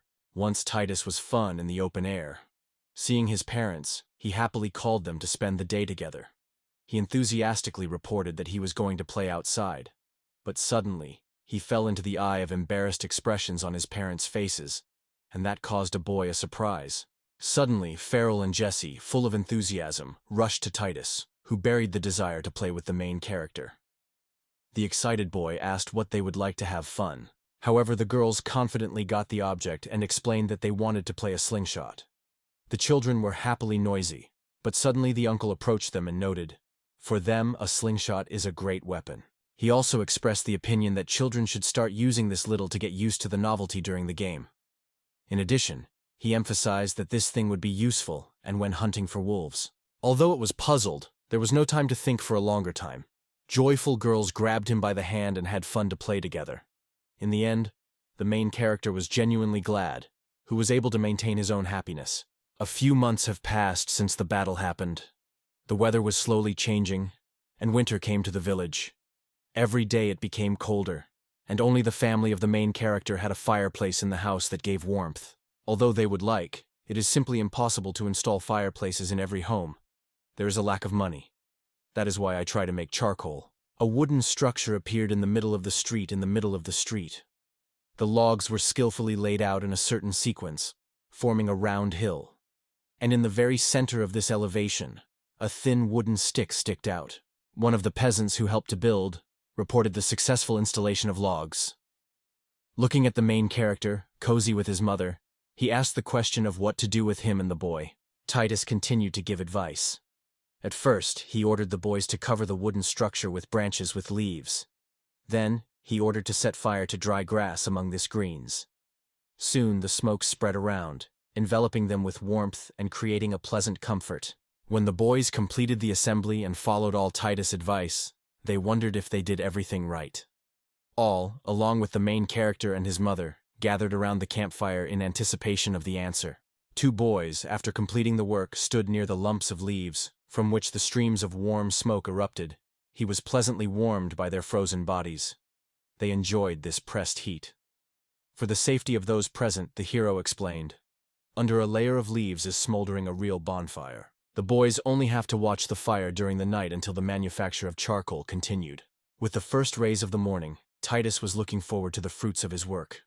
Overflowing with enthusiasm, he ordered everyone to rake the leaves and find out what the earth hides. At the same time, the boys, armed with agricultural tools, vigorously took up excavations. Armed with wooden hoses, the boys slowly but confidently cleared the territory under the close look of Titus and Tina, who carefully monitored their every step. The wave behind the wave, they were constantly approaching the goal. With their hands pushing the leaves, the boys paved themselves forward. After the branch was cleared, the team found deep among the leaves, the logs, of which the structure consisted. However, the tree looked different. Not only the shade changed, other characteristic features were significantly different. Tin has already broken a small piece, though he was once much larger. She was amazed that the tree is reminiscent of a stone. At this point, the protagonist stood up and proudly looked at the result. After digging the last coal from under the garage, the main character, along with his mother, calmly moved home. Returning home, Titus and Tina took up further experiments with coal. The girl, carefully listening to the prompts of the main character, translated pieces of coal into a special device, skillfully using Chinese sticks. After taking all the steps one by one, Tin obediently adhered to the instructions of her son. The girl's face was concentrated and serious. She carefully took the kettle and put it on a metal stand that separated the hot coal from the kitchen slab. Finally, they waited. A couple stuck out of the kettle. Tin and Titus did not hold back joy. They were sincerely rejoicing in their little achievement. So they managed to get hot water. Tina just shone with joy. On her face was surprised and sincere admiration when she looked at Cole. The girl was happy. Now they could easily heat water, which is extremely important in the cold season. Tina looked at a new invention with delight and immediately began to list its benefits. Charcoal is hardly smoke and burns much longer. In addition, if kept at home, everything remains clean. And it is quite capable of replacing the fireplace. The girl glowed with joy and willingly shared her impressions. She confessed that she had a distrust at first, because coal seemed like stones. However, despite her own prejudices, she acknowledged that it was surprisingly convenient. After completing all the trials, Tina and Titus decided to share their discovery with all the villagers. They went to distribute coal to the villagers. Once in the morning, during the usual hygienic procedures, Tina and Titus met D. He warmly greeted them and wished them a good morning. While the Titus was pouring water, Di was eagerly waiting for his turn. He voiced his opinion. He said, "Morning bathing in hot water is a real luxury." Day added that, accustomed to such amenities, it would be not easy to give them up. At that moment, Tin, who held a towel, approached her husband and also suggested washing the dishes with hot water. The girl was happy about such an innovative idea. She wanted to share this discovery with all the inhabitants of the village. When Titus finished washing, his mother wiped his face with a soft towel. The hero glowed with happiness. New events in his life obviously brought him true joy. Wipe her face with her son, Tin lifted him in her arms and led to brush her teeth, and Dee was left to wash himself under hot water. Suddenly, the main character's look stopped on a tiny creature, still unknown to him, which slowly made his way through the snow cover. Such an unexpected moment completely lost Titus, and the surprise on his face was more than obvious. He immediately pointed to the creature and asked what was done in their yard. The mother cast her gaze in the specified direction and saw a sweet animal named Fenya. This news finally drove the protagonist to a deadlock. His eyes expanded in surprise, and the exclamation had escaped from his mouth. He did not understand what Fanuel was. A small, white animal, similar to a fluffy dog, was elegant with a tail and cheerfully mowed. In a moment, the white puppy was throwing around the boys, joyfully circling. The moving luck of Fanua immediately lit sparks in the eyes of Titus. He could not look away, enthusiastically watching this spectacle. Tin carefully took the baby in her palm, looking carefully at him. Having glared with an interesting look of a new acquaintance, she decided that this creature had just been born. The main character, without hiding the admiration, rested nearby, watching the baby and from time to time incurious addressing the mother. Tin and Titus played with puppies. At this point, someone unfamiliar to them quietly, a person who was approaching Tina and Titus, was constantly calling someone named Rin. Seeing the guests who came, Titus recognized the girl. It was his girlfriend, Frell. Behind her were Jesse's mother and another woman, her grandmother. Frell looked frightened and rushed to Rin. Finding and catching up with her pet, Frell gently lifted Fanuli in her arms, and her mother immediately apologized for the hassle. It was found that Rin was born only 2 days ago. And all this time after birth, Frell tirelessly pleaded his father to show him a dog. So now he is not able to break away from his admiration. Suddenly, she suggested that Titus look at the 3 other puppies she brought with her. Frell glowed with joy, and the kids looked out of the box with even greater admiration. Faye's mother said that they were looking for those who could take care of 2 puppies, because they were unable to give everyone. Then Jesse's mother reported that they decided to take 1 baby with her daughter. Overlooking everything, Titus turned to his mother and asked for permission to have a puppy. Tin quietly whispered to her son about all the difficulties associated with the care of the dog, and asked if he realized how difficult it was. At that moment, Titus stuck to his mother, and whispered quietly in her ear, "Which is worth making friends with other moms." Hearing his words, the woman was genuinely surprised by her son's unexpected idea. She cast a confused look toward her son, and then, having come to terms with what was happening, she closed her eyes, as if she were preparing for new trials.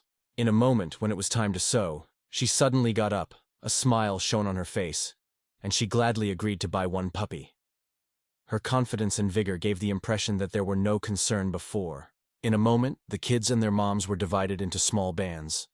The children got acquainted with Delight and told new friends who they liked them the most.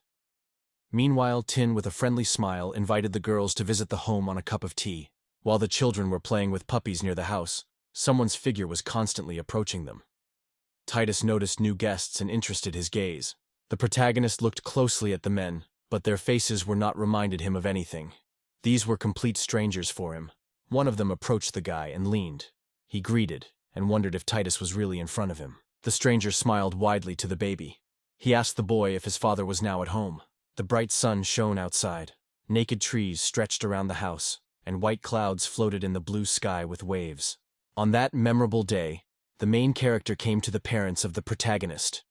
He was in a traditional outfit and sat at a table in their home, holding a mug of tea with brew and a metal mug. The guest was easy and friendly with the owners, conducting a warm conversation. All this time, Titus, with the faithful puppies, having squeezed behind the door jamb, watched the company. He was seriously interested in their conversations.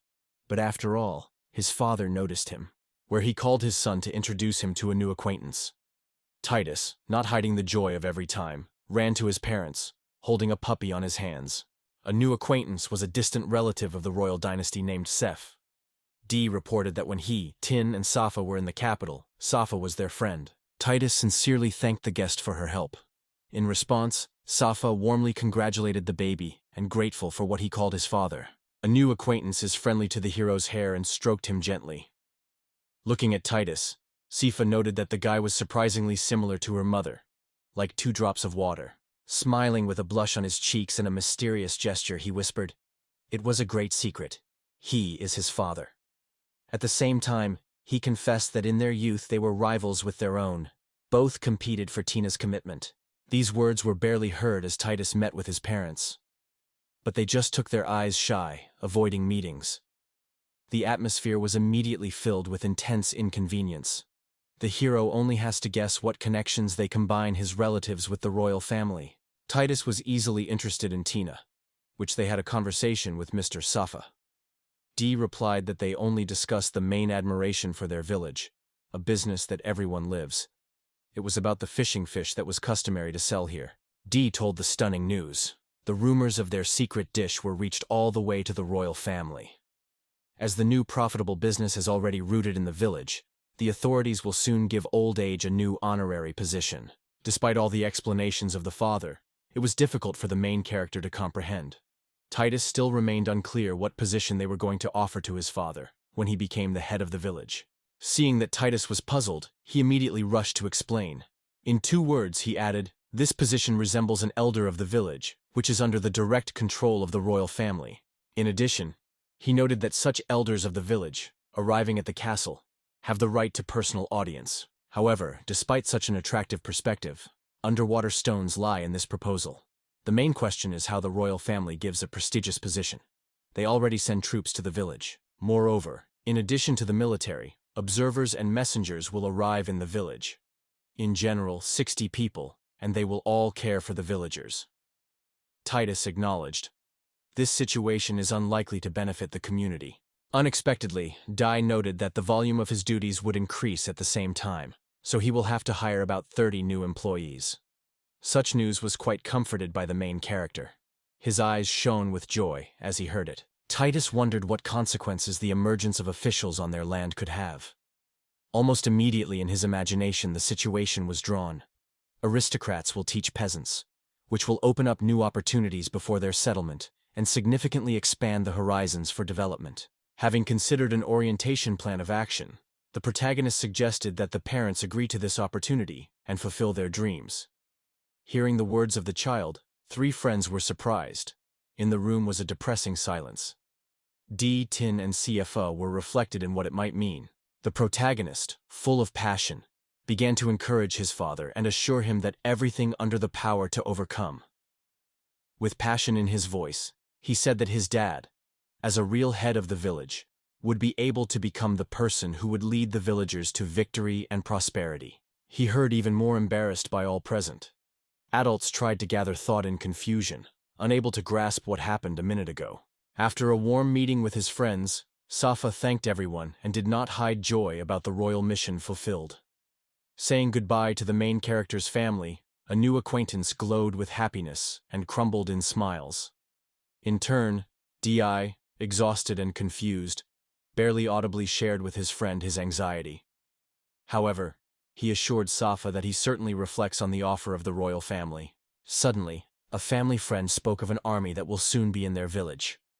For all others, such an unexpected change in the topic seemed strange, and they were only confused without finding words. Safa gladly grabbed Di by her shoulders and announced that he would become a captain of the same soldiers. That is why she asked me to watch him. Such news impressed me as if a thunderstorm in the clear sky. Not giving Lord for a while for further or clarifying questions, the acquaintance said goodbye to his friends and immediately went on the road, leaving the elder of the village alone with his own reflections and guesses. This news knocked out the father of the main character from the track. He was worried about everything that happened. Instead, Tin remained absolutely calm and convinced. The situation was not so scary. She added that thanks to the secret dish, they would have enough money to deploy the army. Observing the dispute of parents, Titus mentally supported his mother's position. However, the main character has a new obstacle. If nothing is invented or acting, the cost of dried acne will be constantly falling. Having considered everything to the little things and finding the solution, Titus smiled cunningly and turned his gaze on Dee. He turned to his father, in the eyes of which the desperate hope glowed. He suggested that Di, as an elder of the village, himself decided what to do next. And then he asked his dad whether he has any assumptions, or maybe he already thought about their next steps. Full of pride and admiration, the protagonist presented a water wheel. He said he wanted to force the flow of water to rotate this wheel. To make it clear, different objects were laid out on the floor. Looking at the stone lying on a wooden board, Dees wondered what a water mill was. To clearly show how the device works, Titus asked the father to try to move the stone. Dee, without hesitation, fulfilled the request of the son. Then the ant began to design something new, securing to the design of the wheel. He only had to watch all this action, and without realizing what was waiting for him, Titus again appealed to his father to press a strange car with the same force as before. Dee repeatedly repeated everything according to his son's instructions. But despite the simplicity of the experiment, the results were deeply impressed by Dee. He could not believe his eyes. The guy was surprised to notice how easily this technique gave him this time. Tin encouraged her husband, sharing her own similar experiences. The girl confessed that at first it caused her a real surprise. Titus suggested that by increasing the size of the trolley, they could easily transport heavy things. Dee was fully involved in this idea. The opportunities that such a design opened seemed to him surprisingly attractive. How do you think they really could carry more things? It would be easier for them to exchange. Thinking about it, he asked his son whether it was the initial goal. However, the main character denied it. He specified that this experiment should only serve as a clear demonstration of the principle of operation of the wheel. After that, the character confessed to his true plan, which he needed carpenters. Hearing his son's request, Dai thought for a moment to resolve this case. For a long time, he announced to contact local carpenters and discuss issues with them. Once, on a normal day, Titus had fun with his friends, Frell and Jesse. Children glowed with happiness, watching how a rotten animal is trying to move out of place. At this intense moment, a harsh man was suddenly believed in the village of the village. His face, hidden with thick bristles, reflected anxiety, and a crumpled newspaper was firmly shrinking on his rough hands. The man was in work clothes and clearly sought someone, the son of Dai. As soon as the old age, a stranger appeared, all but Titus. He was horrified, and they quickly retreated. Hearing that the guest came to him, the protagonist confidently raised his hand and called himself without hesitation. I am Titus, the son of the old age of the village. Suddenly, and in high tones, the man exclaimed, not hiding the surprise that the guy can speak so clearly. He was personally convinced. Rumors about the literacy of the son of a rural age were not exaggerated. A man proudly stated that he was one of the local carpenters named Giraffe. His voice was so loud that Titus hurried to cover his ears. However, the hero wondered what he could help. The giraffe suddenly grabbed the guy by the hand and threw himself over his shoulder. Titus was completely stunned by such a solution. He did not expect anything like this, so he shouted with surprise. That's how Carpenter and the hero went on the road together. Giraffe with lightning flew from the premises of Titus.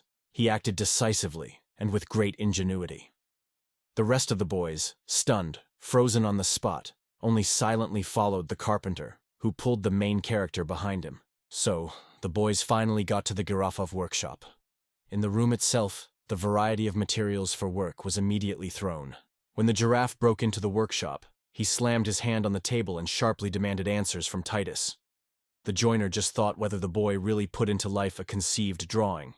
The hero confirmed. He did everything on his own. Hearing the boy's answer, the giraffe could not believe in the truth of the hero's words. His emotionality and loud voice were frightened by Titus. The man's reaction slightly frightened the guy. When the carpenter finally realized and resigned to the fact that the picture belongs to the son of old age, he suddenly cursed for everyone like a child, and began to praise Titus enthusiastically. The impression was so strong that the man could not hold back tears in sincere surprise. Watching this picture, Titus thought about how the giraffe and wolf were combined in this creature. However, the terrible appearance listened to a gentle, like a sheep, soul. So the protagonist decided to give his new acquaintance the nickname Uncle Wolf. After Titus was brought to the workshop, the hero, along with his Uncle Wolf, began to master the water wheel. On the first day, Titus helped a new acquaintance, Carpenter, to deal with the drawing for further work. The giraffe's hero carefully pointed to the necessary details and their placement. On the third day, the main character argued with a carpenter. Giraffe proposed to make changes, because he believed that it would not be easy to install parts in a certain city. Titus warned, to rely only on the carving, the wrong way. On the fifth day, the boys again began to find out the relationship. Titus insisted the plan should be implemented as they were conceived at first. The hero did not like it when the giraffe made some weird edits. The carpenter stubbornly argued that his plan was working. He asked not to complain about him. Finally, the seventh, final day. The giraffe, attracting strangers, installed a water wheel directly in the river. The main character with his parents was interested in all this. Titus, as an experienced advisor, gave valuable recommendations on the optimal place and method of installation. So, to the surprise of all those present, the water wheel was installed. Many were struck by an unfamiliar device that resembled some wild car. Observers were only distrustful, not understanding what benefit it can bring. Then Titus told them that they could use a millstone that rotates on its own. It can be used for skin, seed grinding, or wool winding. Thus, a horizontal motion can be formed from vertical rotation. Having voiced his idea, he immediately showed how this method works in practice. This is how the Titus explained to the parents the principle of operation of a water wheel and mills that could work on their own. Therefore, the grain will no longer need human effort. It was therefore decided that women would now be able to attract. In addition, as Tit said, it will allow Tin to strengthen his authority and the situation among the women's community. Tin overwhelmed the true joy of this news. Her face just shone happiness. The whole family rushed into the arms of each other. The parents sincerely thanked their son for remembering them and cares. The protagonist was infinitely glad that he was able to help his parents. This is how the water wheel was a real victory. But at the same time, he was disturbed by the attitude of the carpenter, which only watched from afar and rubbed his hands with joy. On a bad sunny day, Titus, Frell, and Jesse had fun with Lesha, the protagonist puppies. Lesha ran around joyfully, stubbornly leaving his tail, and Titus jokingly called a little pet to himself. When she finally reached the owner, Lasha jumped out of the abduction into the arms of Titus and began to lick his face. I even threw me in a little bit into sweat. Suddenly the boy was surrounded by his girlfriends, attacking from behind. The first came the Frell and began to report mysteriously that it was important to him. This is how the main character learned, very soon in Frell birthday. At home, Titus found his piggy bank where he was saving. Lifting the box, he turned it over, and all coins with a death bell scattered on the floor. Titus began to calculate his capital carefully, hoping that he had collected enough for a gift. After his family was selling dried fish, the protagonist began to receive a certain amount of money from his parents. The problem was that the guy had no idea what gift to present Frell. In addition, he could not get out of purchases on his own either. So he went with his mother to the village fair. Tin was glad to come with her son, full of hope that Titus would be able to find a wonderful birthday gift for Frell. The variety of jackets with fresh vegetables, juicy fruits, and various foods decorated the bazaar. Among all this variety, Titus saw something unusual. In one of the shops, Hot, round pies were smoked on the counter. Titus and Tin wanted to taste something unusual, so everyone took a cake. They settled on the stairs, quite near the village fair. Friends with appetite took up the dish, having fun talking with each other. After the sunset, the main character, along with his mother, returned home. The night was already falling outside. Everything around the darkness around, and the sky was scattered with bright stars that flicker and illuminate the path. Returning home, the boys laid out shopping. There were fabric, threads, and cotton wool. These things will be a great basis for a gift to a girl. Titus told his mother that his gift would be made on his own. Tin will support him. Tin and Titus got into business. The girl fastened his sleeves and confidently stated that she was ready to help. Tin got a needle, exercised the thread in the ear, and got into business with extraordinary seriousness. Keeping a needle in front of her, she solemnly announced that she was starting to create a gift. Her hands had an incredible speed. Her eyes simply did not have time to follow their movement. She skillfully, even easily embroidered patterns. At this point, the stunned Titus was only frozen in place, not able to move from surprise. Observing what skill Tin does the work, the protagonist was genuinely admired by her lightning speed and jewelry. The identity of local embroidery made a great impression on him. Meanwhile, Tin, without breaking away from his class, began to clarify the details, asking questions. While Tina went into embroidery, suddenly the excited Titus advised her mother not to fill the product too much. Otherwise, he would become too tough. He insisted that the gift remains gentle and plump. Tin apologized, sincerely confessing that she did not think about it at all. So she decided to seek the advice of a boy who was happy to support her act. Subsequently, Titus told his mother that he would take care of everything else. Tin was genuinely happy with her son's independence. Her face was already angry with excitement. On the birthday of Frell, the main character went to visit his beloved to celebrate this special event together. On her head, gently majors are a gorgeous wreath of flowers. On that day, there were many sincere greetings that gave her boundless joy to Frell. After sincere and high-profile greetings, Titus presented his beloved gift, which he created for her with great effort. The girl shone with happiness. In her eyes, real dawn shone. Frell was enthusiastically looked at the box in which, as she thought, a gift was hidden. She detained her gaze on the girl nearby, admiring her. Titus noticed here. This box was not really a gift, because the gift was inside. The girl carefully, with a barely noticeable excitement, lifted the box. Looking inside, she unexpectedly felt a pleasant surprise. She pulled a toy from the box, which like 2 drops of water looks like Frell's pet, Rin. The little Rin froze next to its full-size toy double. Frell shone with happiness. She firmly grabbed Titus by her hand, and overwhelmed by her feelings, bit him lightly. The girl praised the boy, noting that his gift was surprisingly cute, and yet confessed to him in love. Titus, although he was glad, did not hide that he feels pain because of the bite. Immediately Frell, with his shining face, rushed to show her guests her new entertainment. Everyone gathered eagerly, wanting to see with her own eyes what Titus gave her, and he remained a little apart, watching their emotions. Unnoticed, from the back of the main character, another girl, Jessie.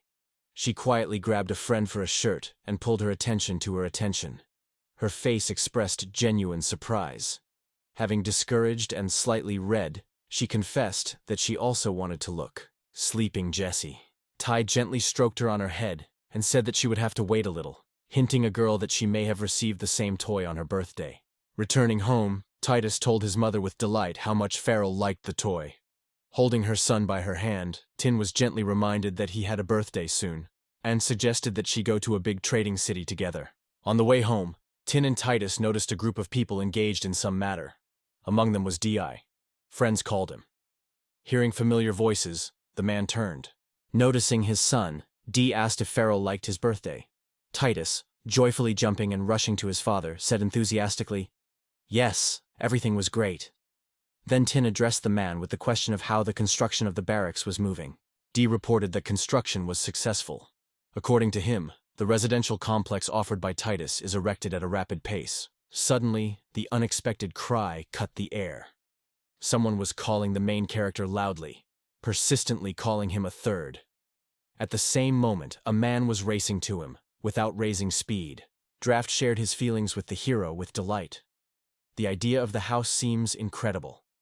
He noted that the materials need a lot, but they are all the same, so the costs have decreased significantly. Moreover, the design density is perfect. The man, as always, could not restrain his astonishment. Sifa also addressed the guys who liked the idea to equip a toilet near the kitchen in each room. And most importantly, all this is located under one roof, as if you were in a single space. This variant of Sifa appealed much more than barracks in the capital. Sifa noted that the generosity D suddenly raised the morale and strengthened devotion among the soldiers. In response, he warned that everyone supports the rooms.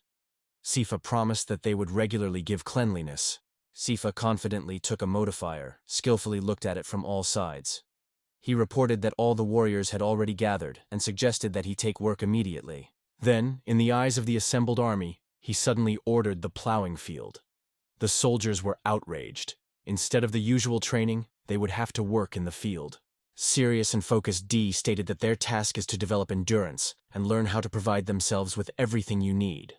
So he stressed that everyone should make every effort. All the warriors immediately undertook the case, and Safa shared his thoughts on bronze motic. He noted in surprise that he had not met anything like this before. The hoe was quite heavy, so the blade was deeply immersed in the ground. Bronze has been much easier to work on a solid arable land. But despite this, he noted that to the real physical activity of such work far. And then Titus expressed his opinion that they should get acquainted with the local community. D noted that the local residents did not understand why the military appeared in the village. Therefore, it is necessary to dispel this misunderstanding. Finding out the situation, in his opinion, will be of great benefit in the future. D noted that sooner or later the village will expand its territories, and therefore insists these new lands should belong to soldiers.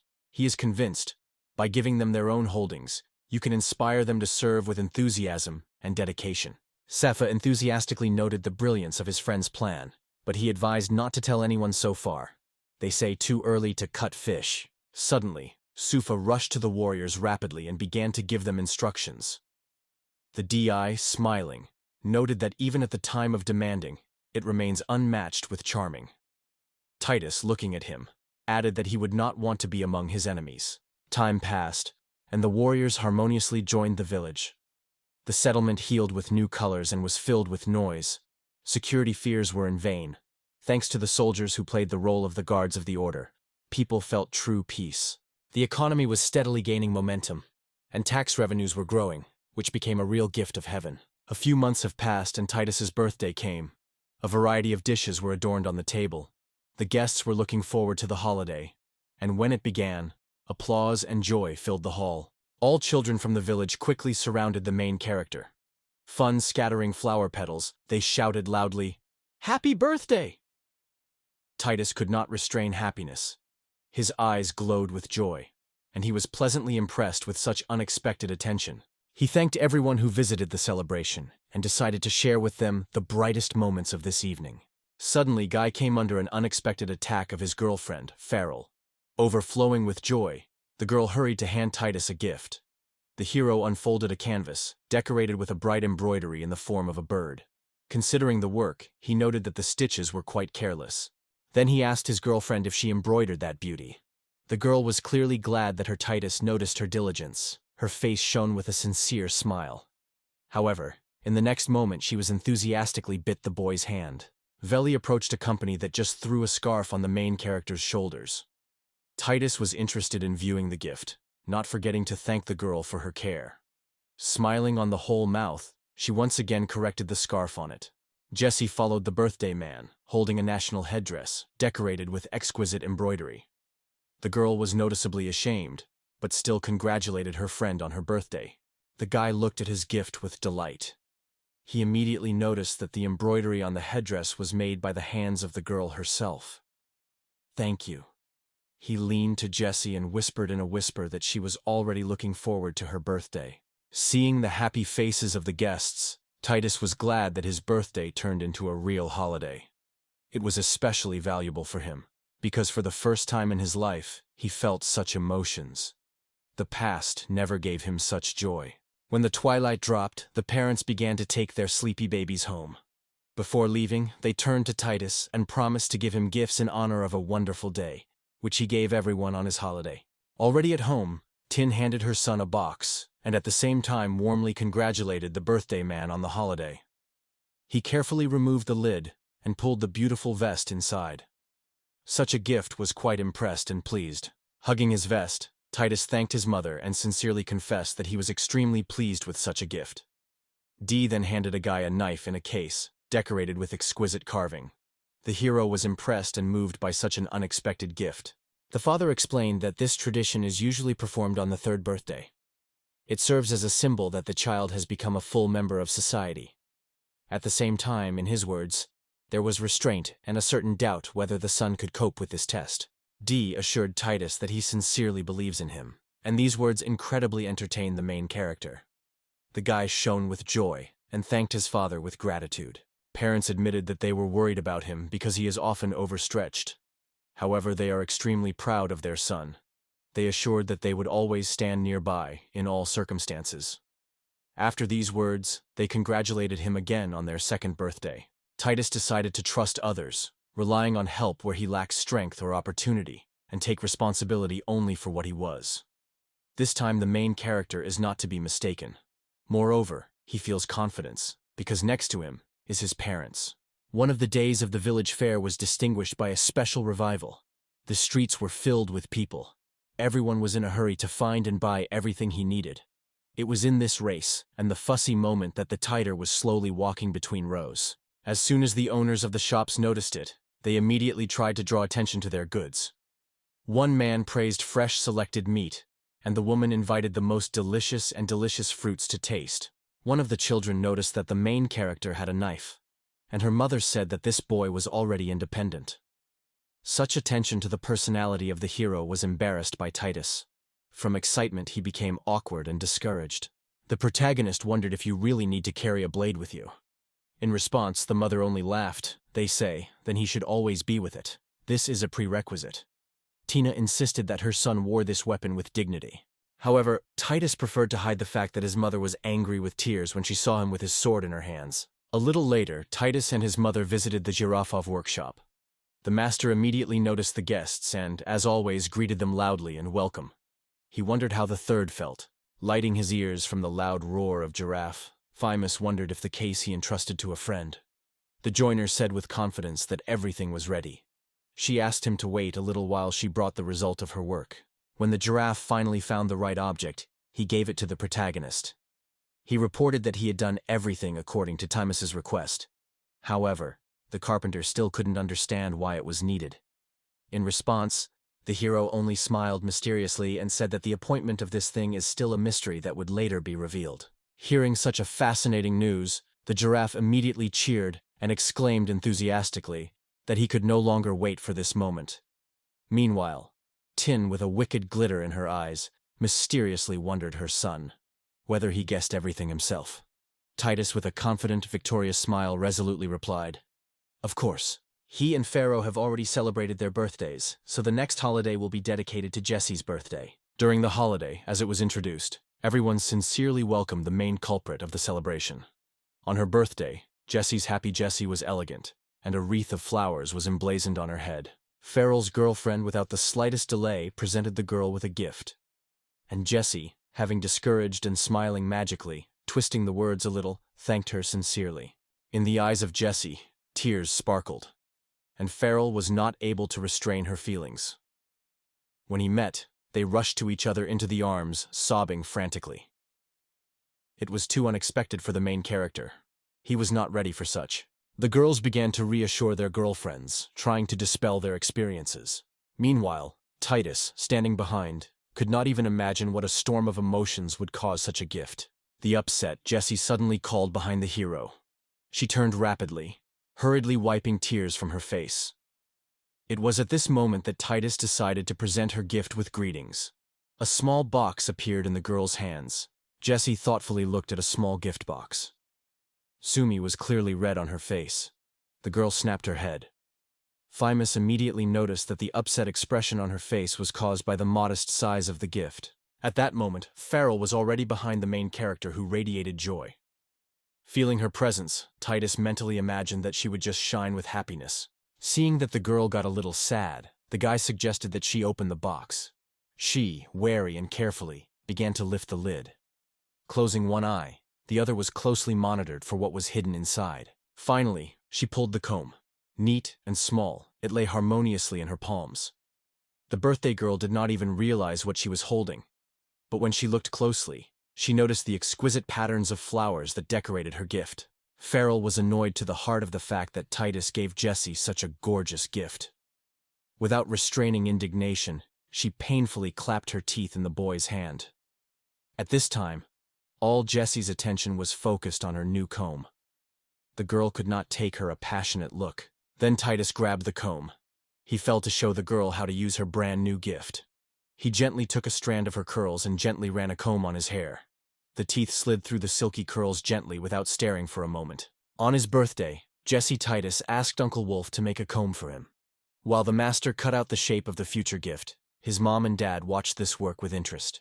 In the village, girls comb their hair on holidays or outstanding events, because for a regular comb for many, it is excessive luxury. The main character carefully combed the thick black hair of the girl. She received a real pleasure from it, and a happy smile glowed on her face. Meanwhile, Frell burst into the guy. When he finished, the hero gently put her hair, decorating the hairstyle with a comb and ribbon. The hairstyle turned out to be so charming that all the present frozen with surprise, spreading their mouths. In the hall, a complete silence reigned.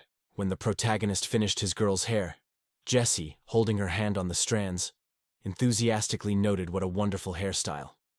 She was overwhelmed by the joy. The girl did not restrain her and immediately rushed to hug her friend.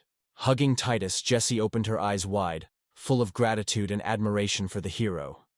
Titus was confused, meeting with a girl. And suddenly, she gently kissed the boy in the cheek and sincerely confessed to him in her feelings. Seeing Jessie kiss the guy, Frell came to Titus from envy. She rapidly jumped to the hero and hugged the young man on the other hand. Titus felt extremely embarrassed. The only thing he wanted to leave these embrace. A few days later, clear, sunny weather prevailed on the street. Titus stretched on the floor in his room, immersed in his own reflections. His consciousness fully captured the idea of creating a new mechanism, but he could not decide how to approach this case. Lashia began to throw and roll directly to the site, which remained after a bright demonstration of a water wheel for parents. As soon as the carts begin, we will have to make a lot of efforts to improve them. First of all, you should take care of the convenience of the structure. Next, you need to teach people to use and care for them properly. Otherwise, transport will quickly fail. Titus wondered what to lubricate the wheels. He began to guess which substance was best suited for lubricant. His reflections led to the use of animal fat. Vegetable oil is obtained from nuts and seeds rich in fats. For example, camellia or rapeseed seeds are used not only as raw materials for the manufacture of combs, but also for squeezing oil. To do this, use a water wheel, which helps to squeeze the valuable liquid effectively. Turning into the reflections on Camille, Titus suddenly jumped and asked to look after the house. The protagonist informed Lashy that he visited his mother for a while. Titus rushed to his mother and asked if she had a chameleon oil. Tin was interested in asking why he needed it. The boy replied that he wanted to try it for one business. The mother smiled, intrigued, and added that this oil is in D. Noticing that someone came home, said that he was busy with work. He wondered that his wife and son needed. They stopped at the doorstep, asked Chameleon's oil. D, getting a bottle, told them that this oil is good care of the skin, and at the same time perfect for swords. Titus said he needed to take it a little. D did not deny, but remained in the ignorance of his son's intentions. Then Titus, mysteriously smiling, stated that it was a secret. Di never solved what it was about. Returning to the room, Titus asked his mother to wash his hair. Tin was a little surprised because she was a soap her son yesterday. But Titus insisted, explaining that he wants his mother to wash him. Tin unsurely sniffed and began to doubt whether the hair was so clean. Seeing her mother lost, Titus hastened to reassure her. They say, her hair can become even lush and beautiful. This idea was terribly grabbed by her mother, so she immediately rushed to wash her head. Until it was, Titus carefully poured a little chameleon oil into the cup. Tin did not wait long. She coped instantly. When the girl dropped to the floor, Titus warned her. He is about to touch her hair. There is a special custom in this village. When a man touches a woman's hair, It testifies to the highest manifestation of love. Although there is nothing wrong between the parents and the child, he still decided to warn her, for reasons. Titus extremely carefully applied the oil to his hair, watching the curls not too sticky. In addition, if you overdo it, then it will be quite difficult to wash this chameleon oil. Tin, with a smile, confessed that she was very pleased. Titus continued to fulfill his daily responsibilities with his focused face. He was extremely careful with a comb on the strands of mother's hair. As soon as he finished, the result did not wait for himself. The girl's hair shone with a bright glitter, and she did not hide her happiness. Tin gently took a strand of hair to her hands and examined it carefully. She noted that it was incredibly beautiful. Thinking, the girl began to guess if this idea would be popular with all in the village. The sublime Titus smiled happily, straightening. He was happy that his work liked his mother. Suddenly, Tin picked up the boy in her arms and rapidly rushed back to her husband's office. Hearing the next intervention, the hard-working Druidly wrinkled his eyebrows, because he was again distracted from urgent affairs. It was here that the Tsar ran to the room, urging him to pay attention to her. Despite the annoyance, Decom died and chewed when he saw how the beautiful Tin with a shiny, carefully greased hair with hair became. Shaking from excitement, D slowly approached Tin. He was not traveled all the time. He could not master himself. Seeing his wife, he froze from admiration and touch, and his voice trembled when he confessed that she was incomparably beautiful. It seemed like a moment, and he would not recognize her, so much she impressed him with her appearance. Without waiting for her husband to embrace her, Tim rushed to Die and hugged him firmly. From such an unexpected manifestation of feelings, the man was confused and slammed. And then, trying to hide the excitement, he began to circle the girl in his arms. Tin was glad that her husband liked.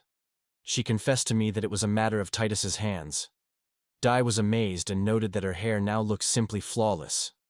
He could not believe that it was Titus who had done it. Dip took his wife's hair. In the light curls, Tin shone with a bright glitter. The man compared their radiance with a sharp polished sword. However, such a comparison did not please Tin at all. She did not like the idea that her hair was reminiscent of weapons. However, Tin was infinitely pleased that the man appreciated her new look. Dai approached the rack with swords and chose one of several. He pulled the weapon from the vagina, and at that moment, Tin noticed his reflection on shiny steel. She could not look at her own appearance. While the parents were gently turning, Titus decided to leave them alone. I did not want to hold up not to become superfluous in this scene. He later appealed to the merchants to start negotiating Camilla, and his parents gave their consent. The next morning after his second birthday, Titus opened his eyes before dawn.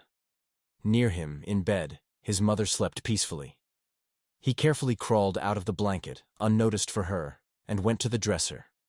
Carefully lifted the drawer cover and got the knife given to him by his father. He slightly pulled the blade from the vagina, and holding his breath, admired him.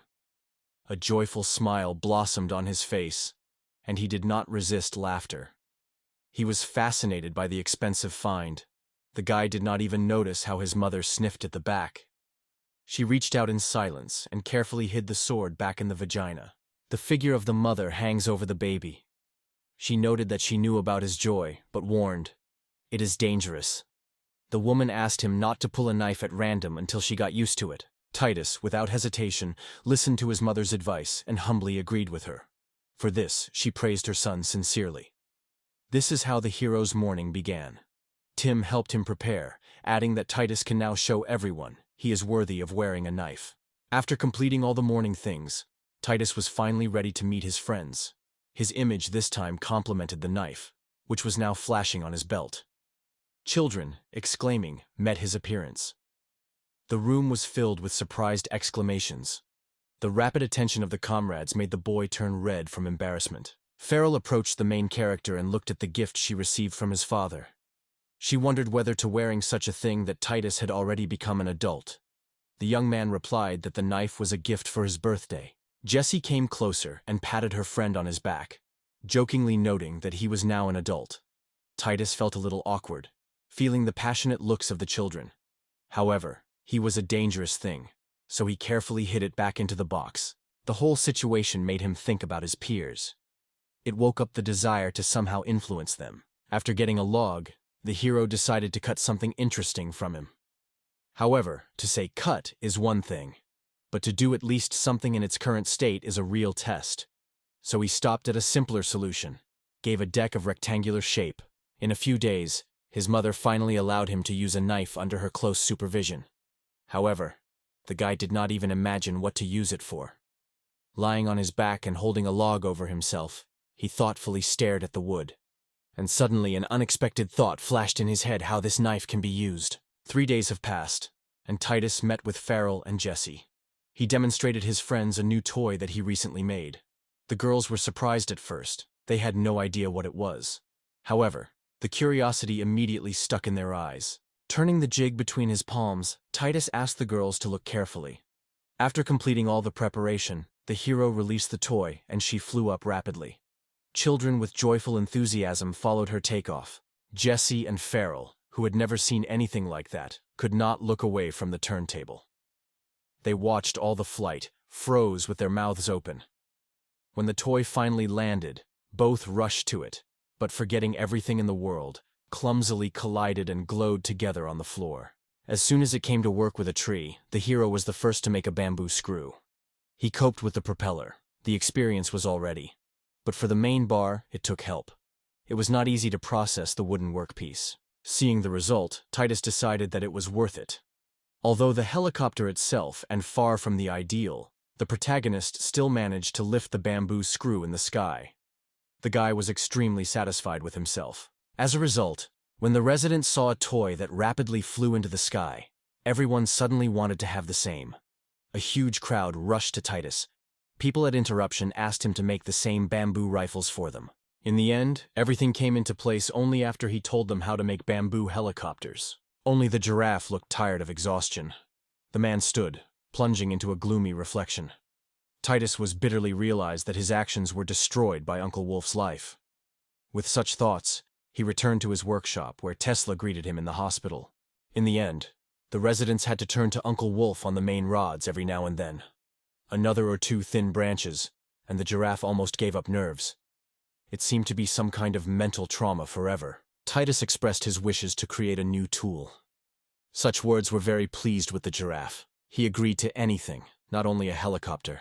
The protagonist said he needed skewers.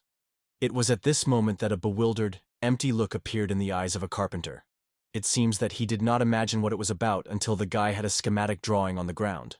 Then the hero explained that these things were needed to fry meat and fish on fire. Squeezing a small wand in his hand, Giraffe looked at the idea of Titus. But Titus was well aware that the villagers did not have dishes for small dishes, so he frankly confessed that he's seeking to taste something really delicious. The man thought again and confessed that he was already tired of making things of this form. Titus reassured him, suggested to create a lava. He told him in detail about the simple structure of this device and its appearance. Uncle Wolf, admired by this idea, immediately took up the business without spending a minute. A few days later, Giraffe and several more masters began to test the newly created lathe. The men were housing on both sides of the car and began to pull the ropes of the mechanism, running it into motion. Just as the guys pulled the ropes, the machine mechanism came to life. Under voltage, the main part of the device swirled in a circle. Sitting out in front of the raw material protruding from the car, he began to carefully lift his sharp tool to it. Slowly moving the tool forward and skillfully using the rotation of the machine, it easily gave the wooden wood. Without unnecessary effort, the carpenter quickly achieved the perfect result. After completing the work, he lifted the cut off the cut. After that, Titus took a small magic wand and delight the result. He then expressed his desire to make a giraffe some other products. This time, the joiner agreed and assured the hero that he could count on him. Once, when Heroff finished working on the order, Titus from tin was prepared on a fast-paced green feason on skewers, arranging a makeshift barbecue. The appetizing aroma came. Tin with sincere pride said that her son invented this dish. They purchased the meat of the green fasten from the hunter, cut it, struck it on skewers, and was generously salted. The whole family gathered for a barbecue. The belly of all three simultaneously burned, which caused a friendly laughter. Everyone was eagerly expected when they could taste a new dish. Some time has passed. The meat was ready. Fragrant pieces of skewers were posted on a plate. Hungry, squeezing fists from impatience, Titus, Tin, and Dee eagerly glanced at the appetizing barbecue, and, without restraining, began to eat. Having tasted the meat, everyone was amazed at its unsurpassed taste. Without conspiracy, they plunged into silent pleasure, enjoying the fragrant kebabs together. It took a little time, and Dee said with surprise that the usual fried meat with salt could be so tasty. Tin added that the aroma of this dish is really charming. Both thanked Titus for sharing such a wonderful recipe. D. The statement of admiration for the dish, emphasizing that the baked pheasant delicacy while traveling and is not equal to the taste of the juicy green pheasant, just baked on fire. In addition, the aroma of this dish is completely different compared to what it has when cooking in a cauldron. Titus, smiling enthusiastically, added that cold dishes are always tastier. In addition, the appetizing aroma of the juice simply attracts, and the meat slowly comes to perfection. Suddenly, he thought that the fish on coal came out delicious. The parents suggested tomorrow to try to cook it together. During the meal, an unexpected knock sounded at the door of their house. The whole family went to meet the guests together. They were attracted to the appetizing aroma which dispersed the street and did not leave any neighbor indifferent. So after the crazy capture of the Acne, Era Yaktor came. Uncle Vovk, who had just recovered after the grueling manufacture of bamboo helicopters, has now hurriedly undertook the mass production of skewers. As always, Tades had fun with his friends, and each of them tried to attract the attention of the boys. Jesse fluttered forward and wondered by Tades. However, when he noted Jesse's attractiveness, Frell was overwhelmed by anger and jealousy. This situation was a great concern to the protagonist, so he decided to turn to his father for advice. However, he just cheered because of the son's problem. He could not quench his emotions for a long time, and it annoyed Titus. Noticing his son's dissatisfaction, his father explained that his wife is open and straightforward, so it is not easy to give advice in such situations. He guessed that this was not easy for the guy, and thought about how to help solve such a delicate question. In the past life, no matter how the hero did not try to make his wife or daughter happy with gifts, they just remained dissatisfied. Comparing it at the time, ordinary office life with the current father of Titus, modern dad really looks perfect. It has a beautiful appearance, is famous for the courage in battles and has estates. However, the words of a person of this level seem to have not provided any support to the protagonist. He was indifferent and left without even waiting for the answer. Then Titi addressed his mother's advice, because he sincerely believed, who, not a woman, understands other women. However, his request only cheered his mother. She could not laugh. It was a great deal of Titus. His anger only grew. Tim immediately apologized, with a smile noticing what he was sweet. Listening to her son's request, she promised to think seriously about it. She explained that Jesse was a wild slave earlier, so she lacked confidence. However, perhaps because of her new charming beauty, the girl gradually believed in herself. Fimus believed that Phiro and Jesse were equal in their capabilities. However, Tin noted that relationships between people are constantly changing, so they are unlikely to always stay on the same level. Whatever the mother tried to explain something, the main character was still unclear. Looking at Leishai, he thought enviously, "This is already lucky. Life is carefree. There is nothing to worry about." Daily Titus's thoughts were rushing between two girls. He finally could not stand, and frankly confessed to them that none was more important than another. Each of them in his own way to him, and both occupy a special place in his heart. He appreciates them equally. As the girls heard the boy's words, they were instantly engulfed the excitement and a storm of emotions which forced them to tremble. Suddenly, both blossomed from happiness. The very thought that they would become Titus's brides sowed their eyes with joy. The hero was stunned by this unexpected turn, and simply could not find how to behave further. The girls rushed to tell their mothers about the news. After learning that their daughters became brides, women broke out with harsh views that pierced the line of thymus. At that moment, men suddenly kneel. Looking back to familiar voices, Fimus recognized the ancient comrades who congratulated him with friendly smiles. However, as soon as they learned that he was now the bridegroom of their granddaughters, friendly views changed dramatically. In their eyes, the same threat that Fimus also noticed in their mothers. Girls give their heart a friend who is genuinely loved, but their parents and grandparents treat him hostile. They strictly warn the hero, do not dare upset their granddaughters, because they will still rely on your support for a long time. At home, Titus told his parents an unusual incident, and they laughed so sincerely that the son was offended. Seeing Titus inflating his cheeks from indignation, they assured the boy, "There is nothing to worry, because if something does not suit him, they will always stand up for protection and will surely support." With kindness in his voice, they truly extended him the help of help, promising to support him in all circumstances. The calm confidence of parental words filled the hero with inner peace. However, for Di, the real obstacle remained the influential heads of girls. Tin advised Di not to allow them to control themselves or to drive it by their nose, reminding that he was a update. Since then, as a grandfather with their wild habits, and Jesse began to visit the hero's family regularly, life has become unbearable. They frankly tried to bring everyone to despair, keeping them on a hungry soldering. And where Tin could not install them near the threshold, because it prevented the work with refresh OS updates. The hero was already exhausted from everything that was happening. When the dust finally calmed down, a real summer exuberance came. The mill wheel, which Titi asked to make a carpenter, was already ready and burst into life. The protagonist wondered, it is possible that a few more such devices should be built. However, he still did not decide what it should be connected, with a mill, a smithy, or possibly with a shed. To find out what better, the hero intended to conduct several experiments. At this point, the mill remains the most popular choice, especially among women. The whole profit that the village receives is fully spent on the manufacture of new tools and care for the old ones. In other words, in fact, the village does not earn anything. While Titus plunged into thought, his mother approached him and easily stuck her finger in the cheek. He shared with me his considerations on the protection of the village and the preservation of goods for trade. Concerned, Tin reassured. He should not worry, because the treasury is already constantly replenished. With confidence in Titus's voice, he stated that he's seeking to protect everything he was expensive. To do this, they say, money is needed. Listening to her son, Tin hugged him firmly and warned him. Strengthening the position of the village can cause unnecessary suspicions and provoke conflicts. Titus instantly realized that it is a serious threat. The hero quickly realized that if he shows a special interest in the richness of the village, it is possible that the king himself will intervene.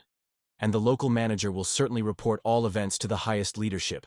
In such a situation, Titus wondered how to act in order not to lose the king's trust. After a short reflection, he decided to fall to the monarch on his knees. Because that is how, playing on his emotions, it will be possible to influence the decision on the benefit of the village. The protagonist dared to share his plan with his father, but he categorically denied. D sharply cut off any son's attempt to delve into this issue. He explained that he carefully considered everything himself, but insisted his son should not take all the burden on his own. He was then reminded that Titus reveals his best when he thinks about how to multiply his fortune. Immediately afterwards, he remembered his mother's feasting about inventing new things. Tin explained that, as a mother, she did not want her son to grow up with a thirst for pain. She called the hero fervently rejecting similar thoughts. Tin sincerely dreamed that her son grew up a real, kind person. So the hero grasped everything. In the end, he ceased to perceive the benefit in military force as something one, finally dividing these concepts in his mind. Parents soothe the baby, persistently advise her to relax and assure her there is nothing shameful about not knowing something, or misunderstood.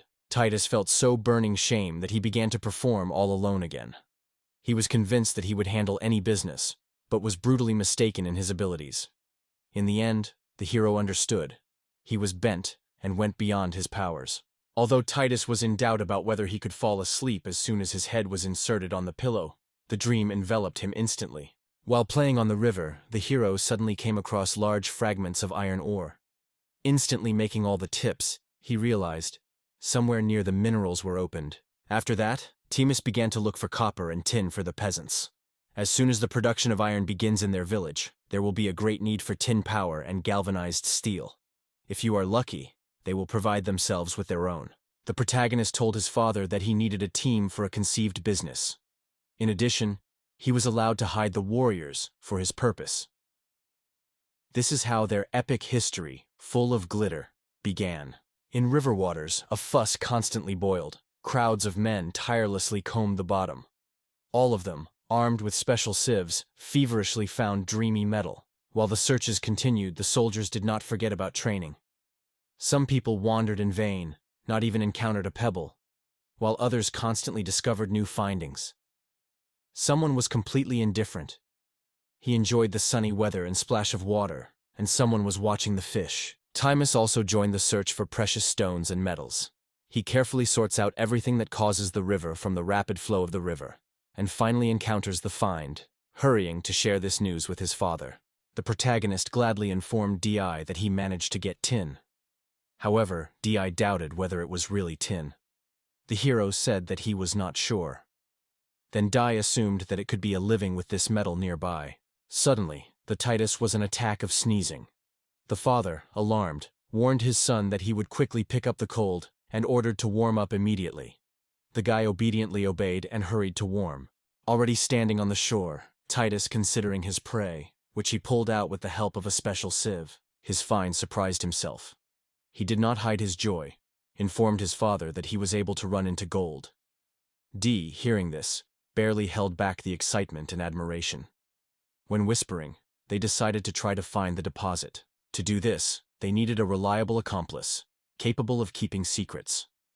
A few days after the search, when Dee shared the results of the investigation into the location of the gold deposit, Dee told that they had to go for 3 days along the river. However, despite all that long road, it will not be possible to sell gold. It will dispose of the crown. So it's really just a trifle. With such a schedule, labor costs would exceed the income from gold. Dee decided to take responsibility and convey the gold of the crown. After all, it belongs to them. Titus interrupted his father and warned that the treasure of the gold he opened now belongs to him, because he found him himself. Subsequently, Titus, together with his mother, visited Giraffe to his workshop. They asked him to make a box with a carved ornament, one that could seem simple, allegedly made for ordinary childbirth or something like that. The hero added that the wishes of good health, good luck, and prosperity are always appropriate. After all, everyone will be happy, having received such a piggy bank. After these words, the carpenter asked for a minute to cook something. A little time has passed. Titus, with the mother, passionate about embroidery, was eagerly waiting for the work to be completed. Finally, the giraffe showed them a gorgeous box, skillfully made. All her sides were decorated with sophisticated carved patterns, made with special care. Titus turned to his mother. Make sure that the son's confidence and correctness, she handed over a wooden box. In its middle, the master found the gilding, made by tin and koval. The protagonist said that he carefully applied the glue to the box and covered it with gold on top. Uncle Wolf, who so carefully created all these patterns, clearly did not delight such developments. Inside the box was neatly lined with quality red cloth. Outside it was decorated with a gilded film, which was gently smooth with a soft felt cloth, giving the surface of smoothness and shine. The result impressed with its beauty. The box, covered with gold, shone from everywhere. Her appearance was so gorgeous that everyone around did not hide admiration. All you have to do is process the corners. When the box was finally made, Titus gladly lifted her father. He, not knowing anything, was genuinely surprised and did not immediately find what to say. Dee compared the box with a true work of art, but was completely embarrassed when he learned that it took the same gold they found. Tin explained that the blacksmith had forged a thin gold plate from him. Then Dee realized that the box was just wrapped in this gold. Dee looked carefully at the gilded box. His voice was enthusiastically, because the thing was really gorgeous. It is difficult to even imagine something more beautiful than this sophisticated work. Titus spoke about the wishes of welfare engraved on the box. The hero noted that everyone would like this gift. Dee patched his son, accepting it as a compliment. When Di wondered what extraordinary plans were conceived by the protagonist, he replied with delight that he's seeking to surprise not only himself but also the king himself. Hearing the words of the king, Dee did not look pleased at all. His face reflected anxiety and disappointment. He sighed, adding that others should not always be surprised. Titus quickly realized, his father does not approve of his plan at all. The summer was unnoticed, and the summer was already completed. In one of the last warm days, the hero's family, as always, began in the morning with the usual hygienic rituals.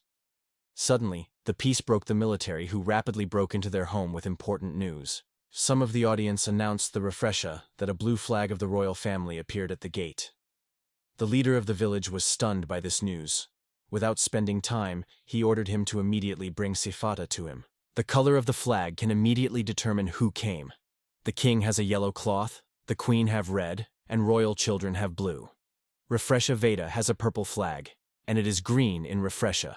Titus asked the mother what happened. She hugged her son firmly and assured that everything was sure to be settled, because he did not blame anything. Riding on a horse, Sifar raced his head to the estate of DS family. Seeing the coat of arms of Vet over the gate, he, barely stopped, rushed to find out what had happened. Then D, with her self-confidence, she added, "She is a selfish daughter. So it looks like nothing good." D ordered Sephi to do everything so that she did not notice either the water wheel or the block on the well. Therefore, the elder quickly instructed his friend to hide all these things from outsiders as soon as possible. In addition, the masters were also ordered to stay at home. D, trusting Sifa, sent him with assignments. Meanwhile, Sifa was permitted to consider his prospects in this position. The hero's family prepared for the arrival of a special guest. Titus asked his father who Vetasama was. The father explained that he was the youngest daughter of the king, a girl only 7 years. Surprisingly, the hero said the same words about a selfish woman again.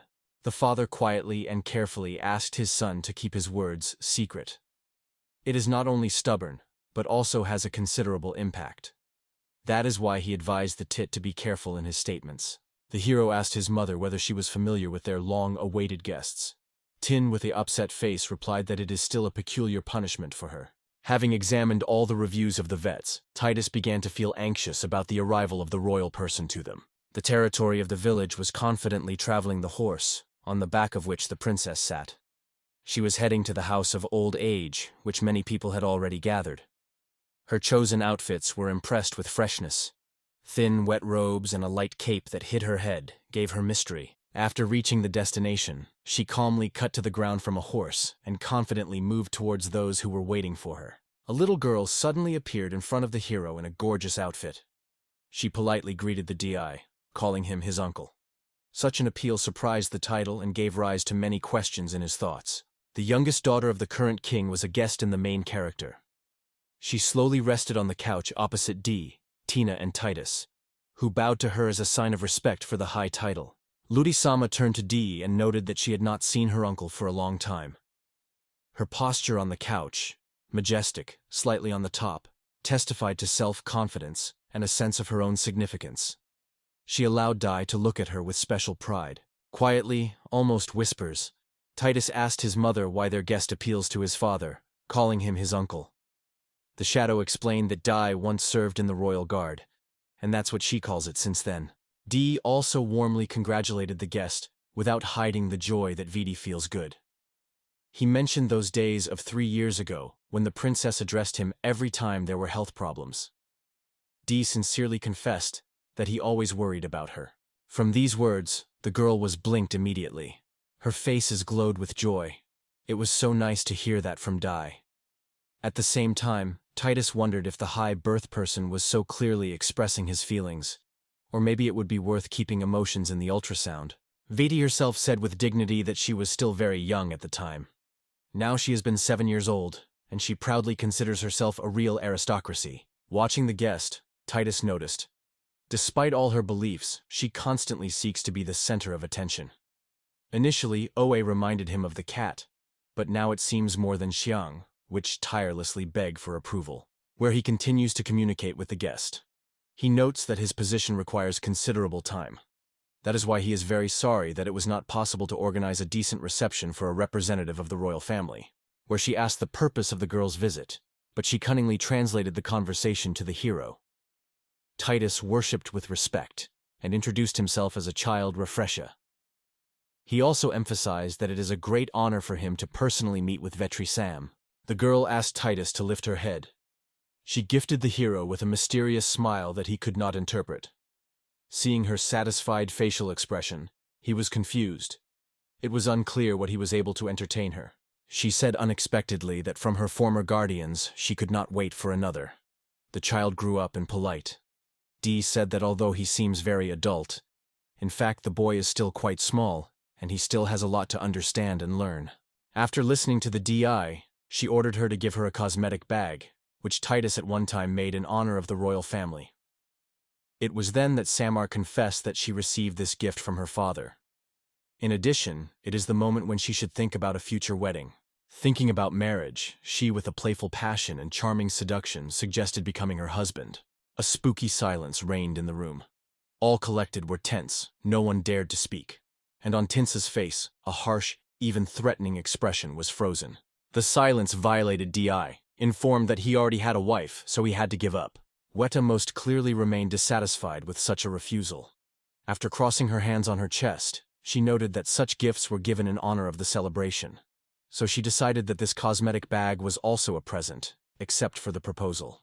They confessed that they accidentally came across a small piece of gold, so they decided to bring it to the royal family in an unusual way. However, before that, they intended to give a golden ingot of their own, elegant shape, which would take a look. The royal princess leaned the lips. Obviously, she hoped to hear a completely different story. According to her, her own version of events was several times more interesting.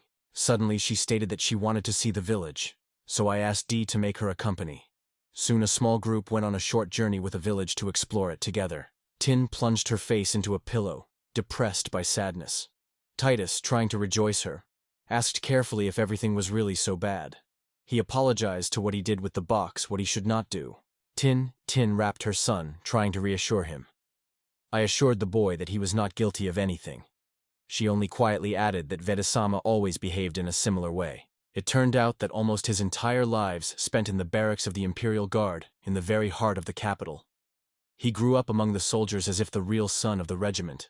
Despite his young age, he had a congenital martial arts, so he rapidly gained higher titles. Since their age almost coincided, it was he who was instructed to protect the Vetans. It was thanks to his magical appearance that Dr. drew the attention of the princess, who did not hide his admiration for him and considered him surprisingly pretty. Wittisam is crazy about his attractive guard, but Day fell in love with Tin at first sight. His perseverance was so strong that Tin eventually agreed. Fimus summed up that Wittisam was behaving like an overly obsessive younger sister. Tin, lowering her shoulders, noted that, in her opinion, she had stopped admiring it for a long time. Listening to the whole story, Titus was amazed at what really happened. Noticing the confusion of the son, Tin pressed him to himself and assured that everything was settled, because Dai would certainly cope with this difficult situation. However, Timus was convinced that it was from his guilt that all this evil happened, so he wanted to correct everything. However, Tin managed to stop the hero, assuring that the box here is nothing. Feeling that something is wrong, the protagonist asked his mother to ask. In response, she reported that his grandparents were living in the capital. However, the Titus did not realize how this information concerns their current situation. Tin said that shortly after moving to this village, his parents were called to the capital. According to the official version, they had to help your father, who became an update, to deal with numerous bureaucratic affairs in the capital. In fact, Vetti Suma decided that it would more often visit the capital if she considers her parents in danger. This news made the hero think of how low she fell to get to his father. Tin noted that Grandpa and Grandmother Titus is full of energy and lead a very active life. At the same time, she was unfortunate that they would not have the opportunity to see her grandson. Titus sharply assured that he understood everything perfectly. However, he insisted on his desire to help. Tin was still smiling soap, looking gently at her son. Therefore, she began to prepare for the festive feast and notify all the inhabitants of the village. Vetti, the focus of the D and other subjects, settled on a soft, cozy sofa, enjoying a luxurious meal. Before her, they tend to surprise and satisfy the honorary guest. Meanwhile, Tin and Titus are dining away. Their spacious, gloomy end hall is limited to only one table. Little Titus looks at her mom shining with joy. He admires that the present dish from the eel is incredibly tasty. The boy sincerely hopes that she will appeal to everyone without exception. Tin confidently replies that he has no doubt. Suddenly, the mother with her son heard a loud, unusual roar. Not only fear, but also deep shock is reflected in their faces. They simultaneously return to the door, puzzled with unexpected sound. Their eyes are wide open with surprise and surprise. The unexpected guest stretched them a plate with a refined dish. She reported that she would give this white fish to her father. It turned out that the unwanted guest was Vetti. When it came to a gift for Dad, her eyes broke out with joy and excitement. Tin with Titus discolored with the princess. It was difficult for them to understand what was happening here. The hero, cozy in his mother's arms, was interested in thinking that he was bearing a young lady. Behind the Vetti was in a hurry, who was not suffering to persuade a young lady no longer to flee. Suddenly, the room appears in the room and reports that the ladies of Vetti tastefully fried eel, so she wants the king and the king with the queen to tasted this dish. The man also makes it clear that the refusal is not considered. Little Titus looks at his father in surprise and asks why it is bad. Then the boy is wondering how much the road will take. The father thinks and then replies, "If you travel slowly, the path will take 3 days, and if you hurry, you will handle for 2. Little Titus plunges into thinking, trying to find a solution to this problem.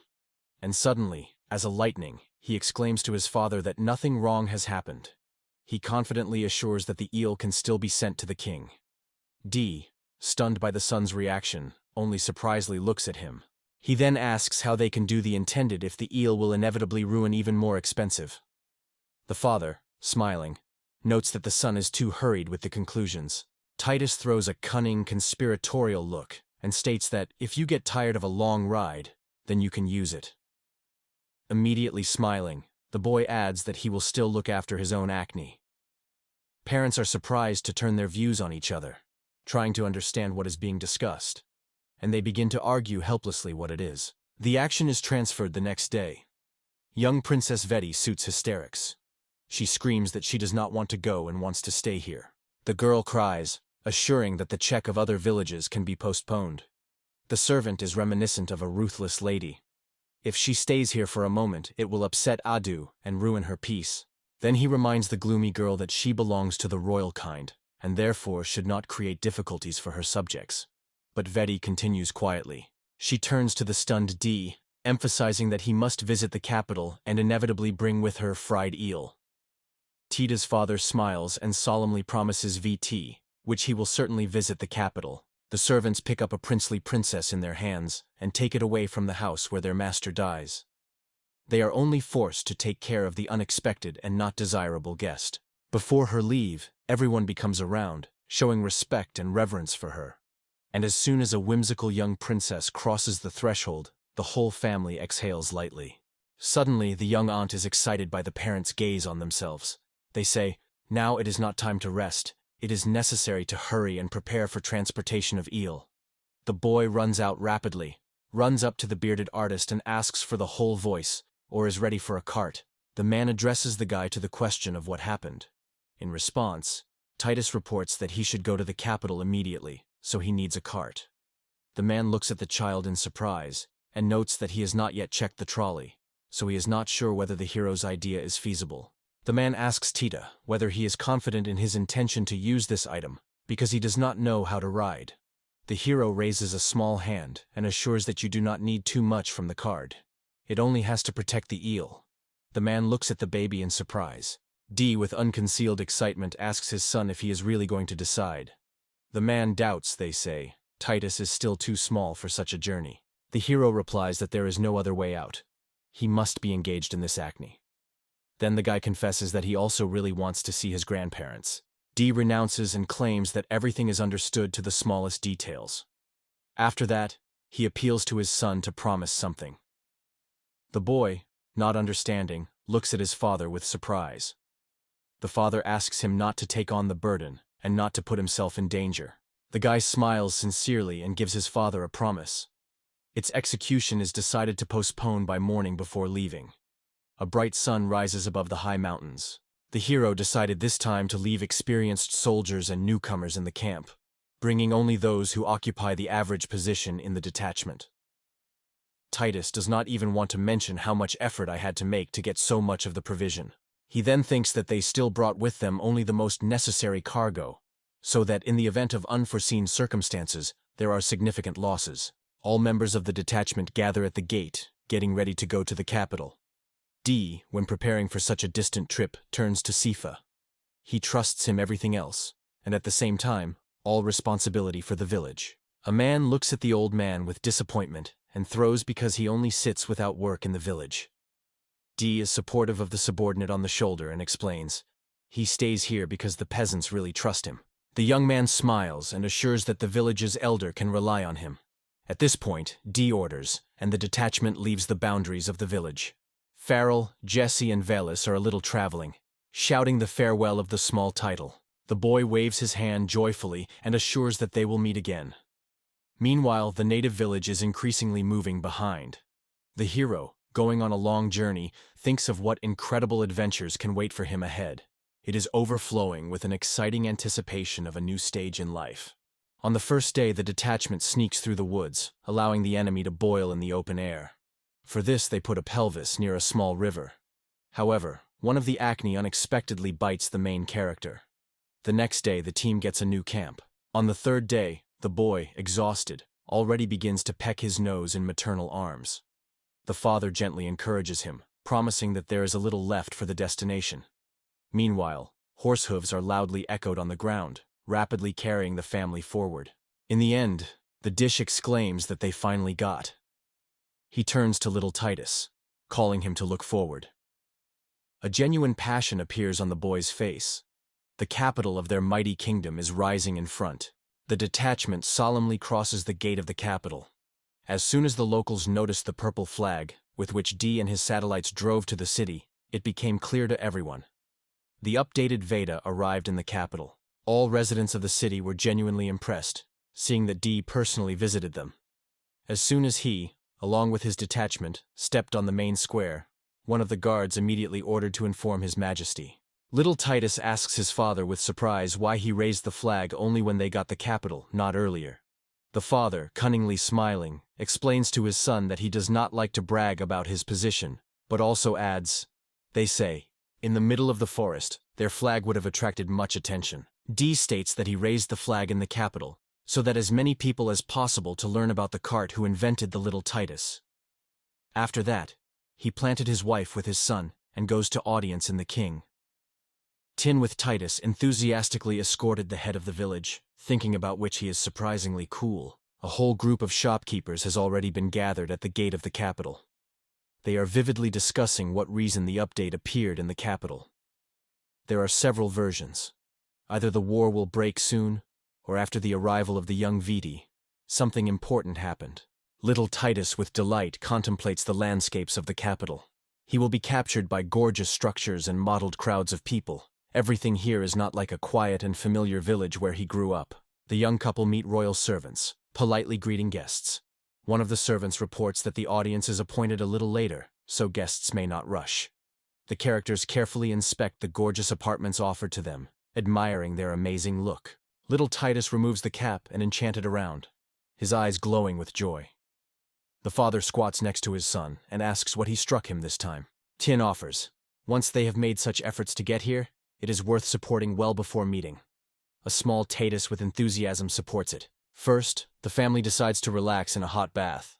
Little Titus gets real pleasure from this. And after bathing, everyone goes dinner.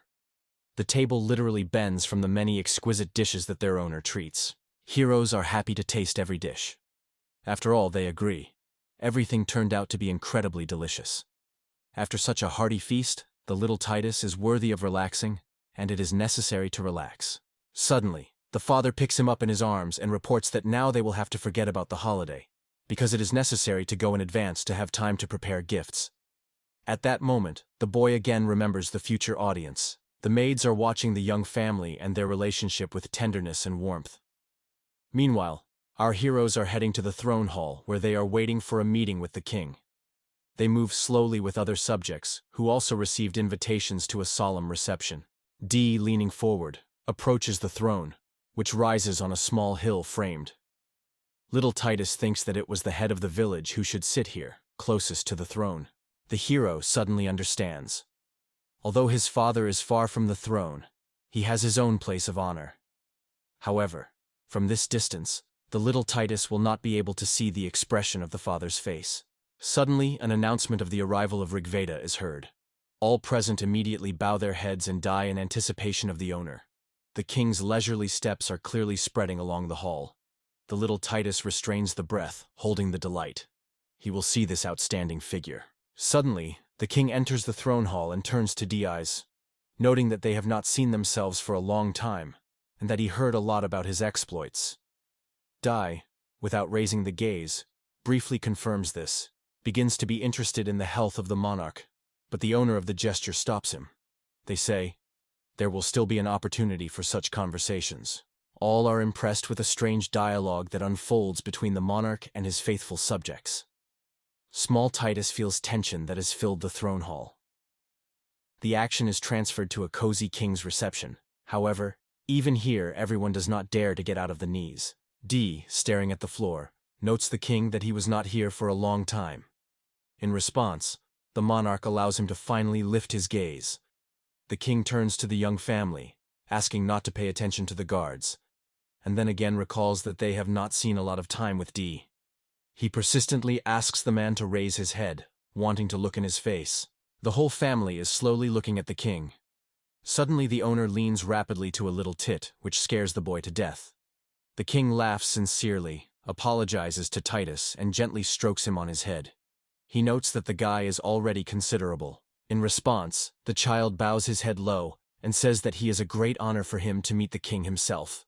He seems the son of the DI, the one who updates the Vedas. Finally, the guy utters his name, Titus. The king turns to the boy, asking to lift his head. The man notes that the little Titus did a great manner.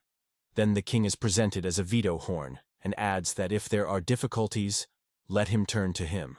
Suddenly, a low man approaches the king and states that, in his opinion, empty conversations can be stopped.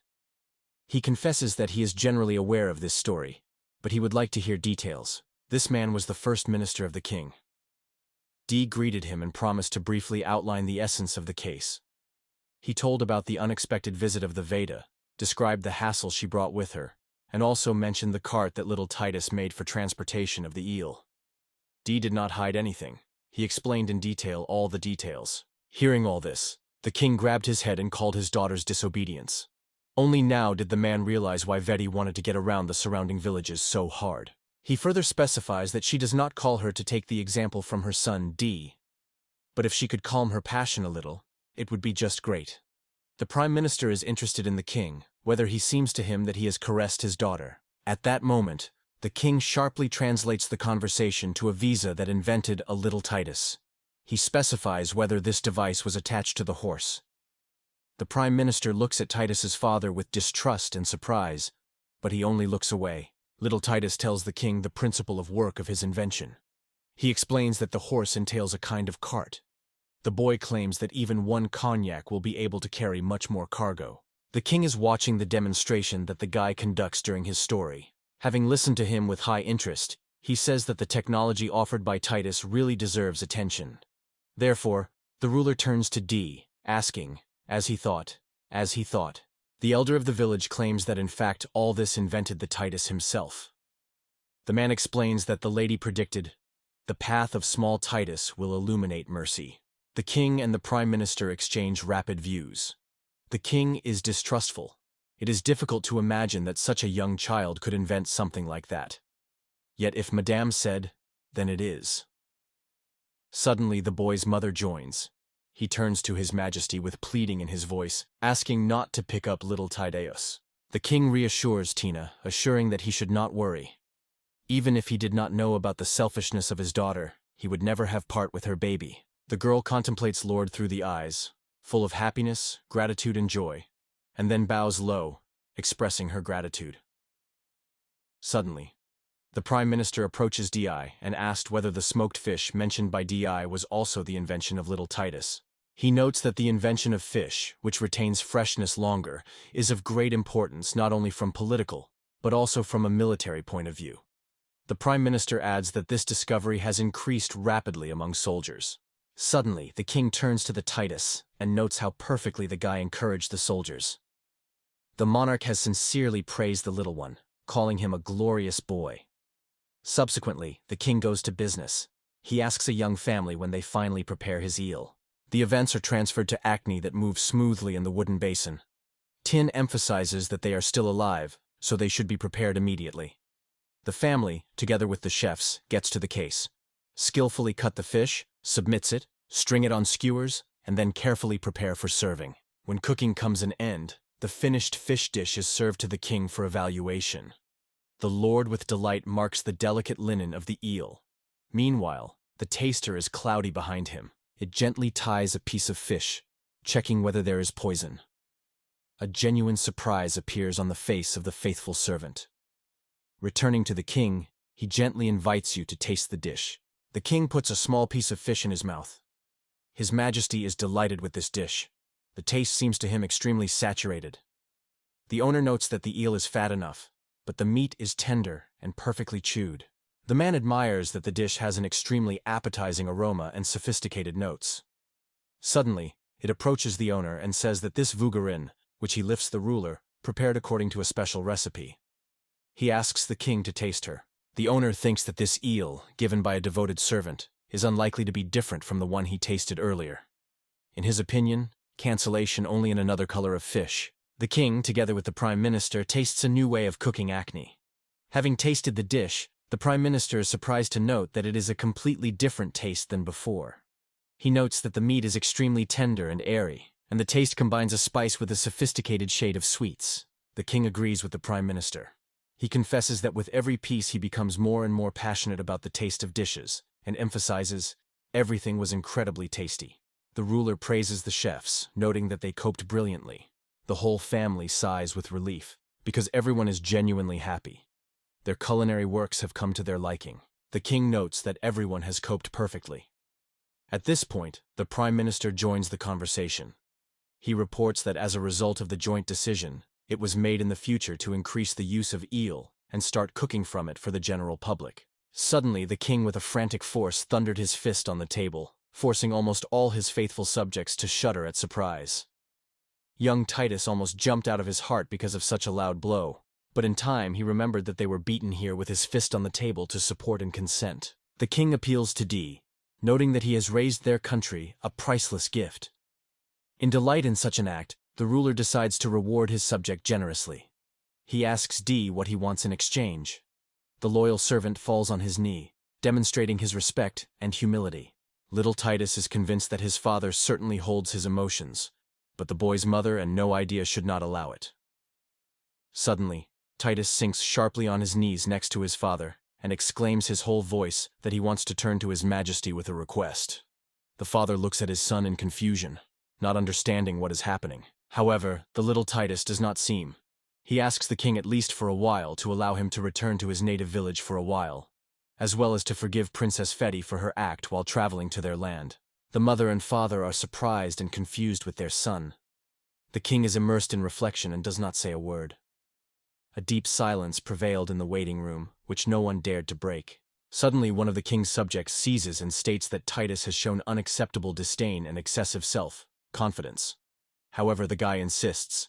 His grandparents did not blame or deserve any accusations. One of the audience addresses the boy, asking whether he is aware of the content of his words. It seems strange to him why her has the right to demand something from the king. The boy does not stop shouting, claims that he understands, and then adds, even he, as a child, knows that everyone should recognize their own mistakes. Suddenly, someone's hand sinks Titus on the shoulder. The guy turns and meets with his father, whose harsh, dark expression does not herald anything good. Without a moment, he waves his hand, preparing to shake his son for disrespectful to the king. The hand is already ready to drop on Titus, but suddenly the monarch strictly orders his father to stop. Dizon fades. His palm hangs just a few centimeters from his son's face. All present are on their knees, and the king himself, on the contrary, is raised. He approaches Titus and helps him to rise. The Lord asks is astonished if the boy really only 2 years. The king calls Titus an extremely brave baby. The king interprets the name of Titus as one who rules people, and notes that it is just a wonderful name. After that, the man addresses the guy with a question. The king also specifies that Titus mentioned a temporary return. The man is wondering what he meant. The guy explains that even if it is a mistake, there will still be serious difficulties if His Majesty suddenly cancel the order of Princess Veda. Titus adds that in this case, his parents would be extremely pleased if his grandfather with his grandmother could at least come home and relax in the village. Titus notes that it will be extremely difficult to persuade everyone. The king throws a puzzled look at the baby. A touch of misunderstanding appears on his face. After that, he laughs loudly, and his laughter hears all over the hall. He then says that his daughter seems to be growing up and changing. He notes that little Titus, having pushed his own desires into the background, decided to ask about something not for himself, but for his parents. Then the king asks if it was the miss of his daughter, Vitia. The hero replies that when the princess visited the villages and reported to the monarch about local goods, she hid something from him. Little Titus is indignant. Princess Vetti tried to divorce his parents secretly from the king. It seems extremely unfair. The boy with naive sincerity asks whether his dad really seems so unreliable. The king replies that the princess told him nothing. In addition, he emphasizes that it is extremely unfair. The king expresses dissatisfaction with the behavior of Vetti, believing that this should not be done. The man emphasizes that Titus is a wonderful guy, and he is well. He then asks D whether Titus really just told the truth. He, pushing his lips into a thin line, confidently and clearly confirms, yes, this is true. The king smiles, noting that it is not only good, but also really great. He confesses that he always dreamed of seeing his country prosperous and with great hopes for the future. The man expresses that his homeland will shine forever, but recognizes that they are not gods and can be mistaken. Therefore, for the sake of fairness, it must correct this mistake. The loyal subjects of the king continue to kneel in hard expectation. Suddenly, the ruler knocks his fist again on the table. The hall rises in the hall. Everyone shouts, "Yes!" demonstrating support for their monarch. The views of the king and the prime minister intersect. In their eyes are reading silent understanding. Then the ruler, recognizing the merits of Titus, states that his grandparents allows him to temporarily return to the village.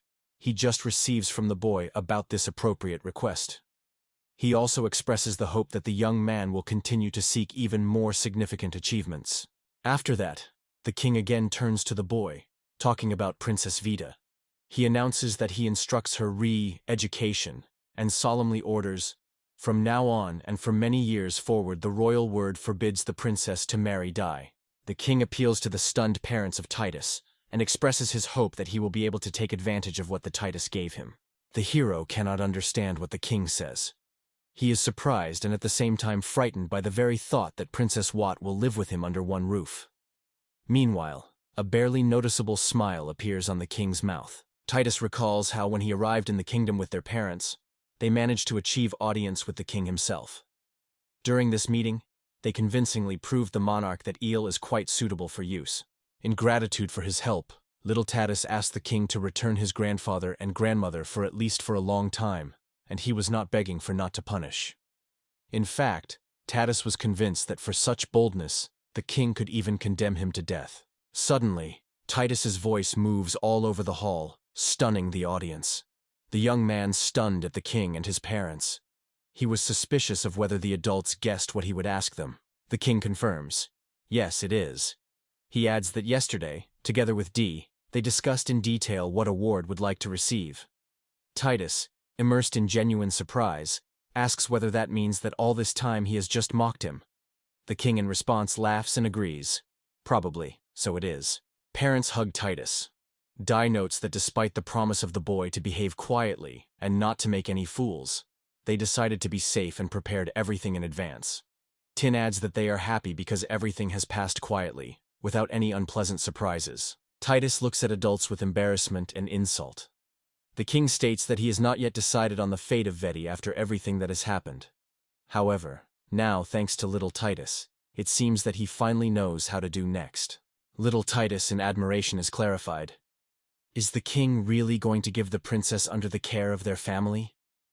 With excitement, the boy asks if he is now allowed to call Vetti his older sister. The king notes that, in a sense, he can really call it. But immediately, having fallen asleep and trying to look serious, she sighs and says that, in fact, it is only worth compassion. The prime minister interferes with the conversation unexpectedly, politely asking for permission to clarify this issue. He says that in their country, all representatives of the royal dynasty are honored as gods.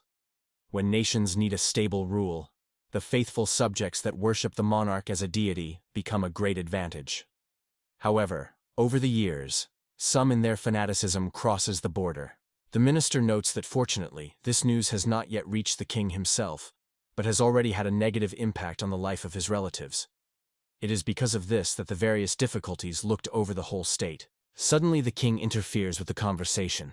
He notes that his daughter Vetti is a prime example of the minister's words. All her honors, mentors, and others are fussy before her, as if he do not benefit. The girl, covered with hundreds of flattery and pleasant words in her address, quickly fell into their trap and became a real selfish. The king notes that if so continues, sooner or later, someone will take advantage of her blind trust.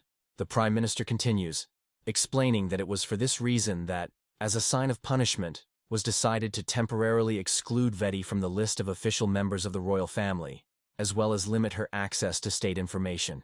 The prime minister notes that they will now need the help of Titus to find out who tries to conquer Vecchia for personal motives and bring this person to clean water. The family, stunned, listens carefully to the minister's words. The man continues, noting that perhaps for outsiders, the girl seems selfish. But in fact, she is only the next sacrifice of those who have invested in her feelings of permissiveness. He joins the conversation again, asking the family to take care of the little corrupted princess. He persistently advises them to raise restraint and modesty in the girl. In response, D becomes a lobe and assures that he will do his best to fulfill this assignment. The king appeals to Tin, stating that he is also waiting for her every effort, as he did. The girl, lowering her head, says, if she does not interfere with her relationship with D, then she will love her as a native daughter. At that moment, little Titus realizes that his parents are not so hated by Vetti. Suddenly, Titus looks at the king and asks whether he tries to give him a pig. The king only smiles in response and then explodes with loud laughter. A man is amazed. Is the Titus and really just a 2-year-old child? After leaning to the baby, he gently assures that now the Wads will no longer insist on marriage with Di. The king notes that it turns out that little Titus has a chance to marry Princess Vetti himself. But here he adds, since now Vecchia has become his older sister, it is no longer possible. Titus thinks about himself with relief that this option suits him. Suddenly he states that the little Titus, if he desires, can return Vetti to the royal family. His Majesty adds that the boy can perceive it as a small gift from him. The boy's parents just laugh at everything that happened. Meanwhile, Titus is thinking how to force them to stop this mockery. He appeals to them with a request for condescension. The action is transferred to the family living room. Parents are already sleeping quietly, and the little Titus reflects how much happened in today. However, the boy rejoices, because all the events ended well. But despite all the pleasant events of this day, the guy worried something. Suddenly his course was interrupted by his father, who saw his son saved someone and asked if he was sleeping. The guy in response confessed that he was just worried about the vet. He reports that the princess will deprive all the rights, titles, and even detach from the family. The father is wondering if the guy realizes that all this is done only for the safety of the vet. The guy is surprised to bring his eyes on his father and asks what they want to protect these branches. The man states that law and order are needed for competent policy and reforms. D adds that now the young princess is not at all capable of such. She is accustomed that all around only admire it, and allows themselves to manipulate the environment. The guy asks to help correct her shortcomings so that she becomes better, and then the princess will be sent to live with them. The father confirms what will happen. He says that only when he is convinced Vetti is ready to live among people, learn to control himself and curb her own feelings, became more prudent, only then will she return to the palace to his relatives. The family falls asleep together, plunging into the cozy embrace of soft pastel sheets. The actions are carried the next day. In the throne room in front of the monarch on his knees stands his own daughter, leaning his head low in respect. The king announces that from now on Her Majesty Vetti is deprived of all the royal privileges and is transmitted under the care of the family D. The girl frozen in complete numbness, unable to believe heard. The young Princess Vita had no other way but to submit the will of the king in silent submission. At that moment, anyone who dared to oppose this decree was immediately arrested before they had managed to finish their first phrase. Finally, Titus's family gathered everything necessary and began to prepare for returning home. In a carriage that belonged to Titus's families, a little princess sat, sadly curled up. Tin and Titus watched her silently, looking carefully at her upset face. Suddenly the boy turned to the vet, calling her sister. He asked excitedly whether everything was fine with her. The girl looked in surprise at little Titus. As carefully asking if she hurts her, the boy reached out a fragile hand. But instead of giving him a hug, the vet first rushed to him and pressed firmly to him. She began to say with sadness that all her life people around her assured her, she is a deity sent from heaven for the royal family. At the same time, only the boy and his parents saw in it not a myth, but a real person with living feelings. The guy confirms quietly. Everything is right. The little ex-prince tries to add something else, but she is interrupted by a girl who hugs Titus firmly, pouring tears. The young man suddenly realizes that Vetti seems to have no romantic feelings from his father from the very beginning. The guy realizes that only now he realized. She just lacked a regular family. Titus, having arrived in their village, solemnly informs Vetti that they are her family from now on, and she will become a daughter for them. D adds that at first it will be not easy to get used to it, and over time she will certainly feel part of a new family. The girl glances to Di, Tina, and Titus, but in a moment he takes his hand and hugs the whole company. The events are postponed for several days. Meanwhile, all the villagers gathered on a wide field, where the crops of various cereals stretched. Sifa, standing behind Di, is happy to exclaim that the long-awaited moment has come, for which the whole village was waiting for the whole year. Di, looking at the villages of the villagers, announces that the time of harvest has come. In response to the crowd, a joyful noise is raised. Today in the village, celebrate the day of harvest. Almost all residents are involved in the festival, from the youngest, who have already turned 4, and to the most important elders. Little Tita was also invited, however, only because he already has his own sword. Suddenly, Vetti calls for a little tit and offers to drink. The girl approaches her younger brother with water. With a cunning glitter in her eyes, she jokingly promises to drink the guy to the nostrils. Titus insists that he is already quite adult and can drink himself. In response, Vetti hugs him firmly, enthusiastically calling both a good girl and a good boy. Titus, as in vain, tries to escape from the warm embrace of his new older sister. Then the girl offers her help, but Titus notes that she is not used to local customs, so she will clap his hands like a turtle. This Vetti has fun, exclaims that Titus is simply incredible. The guy thinks. Although very little time has passed, the boundless parental love, which mom and dad generously wrapped it, is already beginning to bear fruit. The most striking was Titus. Frell and Jesse are watching Titus hugging. Jesse notes that Titus will not be envy now. Frell only shrugs and explains, now that she became his sister, it will be a commonplace for the boy. At this point, Vetti tries to feed Titus with something from his plate. The guy screams indignantly that this girl has already got it well, and in general he is quite capable of eating himself. Frell and Jesse are smiling. They seem to take care of Titus even too hard. Little Titus with delight notes that thanks to the trolley, which helped them to make Uncle Bear, harvesting became much easier and faster. Sudden Di cheerfully announces that everyone has worked well, so now you can safely take up the preparation of harvesting. The residents of the city were surprised. The year came unnoticed, and the harvest seemed generous as ever. Suddenly, Vetti and Titus called Tin. It's time to go. The children immediately looked at the familiar voice of the mother. The events are transferred to a village where Vetti ties a new dress. She removes whether she is too short. Little Titus, not hiding the delight, assures that she suits her outfit. Fided with pleasant words, the girl decides to boast a renovation before others. Titus is wondering if his newly arrived sister will come to the festival. Tin immediately answers her son. Of course, the girl will also go for the holiday. However, it is too early for her to go on a date. She just walks just to take care of the festive mood. Tin tells her son that the harvest holiday is a great opportunity for lonely hearts to meet. She explains, it is this day that boys and girls who have not yet gotten want to spend time together. After that, Tin puts his son in a new suit. The boy is delighted with the update. He calls her incredibly cool. Tin is sure that today her son will be at the epicenter of general attention. The father enters the room. He is wondering if everyone has already prepared, because the holiday is about to begin. At this point, the protagonist still cannot understand what his mother meant. The action moves on the village of the village, and finally the hero understands what Tin said. He finds himself in the heart of the crowd of children, holding a spin in his hand. He confesses to himself that this attention is absolutely nothing to him.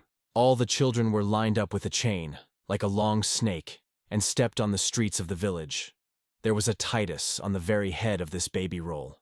The boy could not stop why he got the first position, and suddenly remembered. He was the youngest among all. The children strolled the paths slowly, and the cloudless, saturated blue sky spread over them. Subsequently, all the villagers gathered near the priesthood. Coming out of the tent, he noted that everyone had already come nearby. After that, he notes that in this case, you can safely thank the gods for the generous harvest. It's time for joy and fun. The residents of the town begin to share the flavors, organize dances, and young people find the opportunity to talk closer, looking at the future elect. Titus also did not stay away. The baby diligently lifted the delicacies to his parents and his sister named. All three thanked him for his care. Di proudly calls his son a true junior. Tin is delighted to note how great a suit sits on the Titus.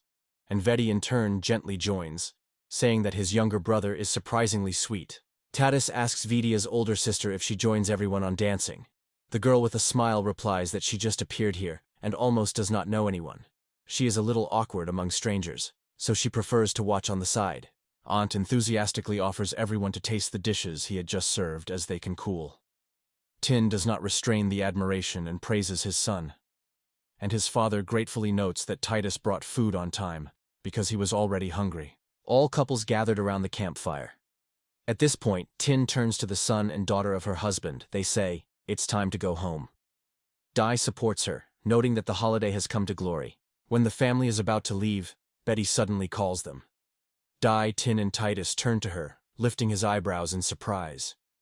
She confesses that she was still convinced that Di did not fit this village, that he should live where he could demonstrate himself and his strength. But Tin, in her opinion, should stay here and take care of the house. Previously, she was convinced of this, because everyone was claiming the same thing around. But now it is gradually reaching how mistaken it was. The girl states that if they were not two, no inhabitant of this village, no grain would be able to know happiness. The girl confesses that it was for this reason that she has attached them during this time. So now he believes that he should apologize for having spoiled their life with their selfishness. D. Titus looks at the former princess. They cannot understand that he has pushed her to such frankness. Tin throws Vet. She doesn't understand what is being discussed. The girl assures that there is nothing to apologize for the little princess, because she still remains their precious daughter. Di adds, "Earlier there were people who inspired not the best deeds." Little Titus extends her hand to the girl and invites her sister to return home. The young princess happily agrees. A happy family in full warehouse, laughing fun, rushes towards the house. The events are transferred a few months forward. The hero tells that the festival has taken place without any complaints, and since then, several months have passed since Vetti settled in the Titus family. D sits at the dining table with a focused, almost harsh expression. His wife and children watched him confusedly, trying to understand what is happening. Titus tries to find out what is concerned about his father, and Vetti is noticing that D looks too serious. Tin, in turn, carefully asks whether it is disturbed by a problem. D looks at the relatives and confesses that he thought about the Diera. Tin, Titus, and Vetti are surprised and confused with his eyes to the head of the family. And in a moment, everyone in one voice asks whether his thoughts are busy with a diet. The little tit is worried about why an increase in the number of deer is not for the better. The father explains that the deer began to devastate the fields, and it is not easy to hunt them. The man notes that they have a spicy lack of labor lately, so even cutting out one tree has become a real challenge.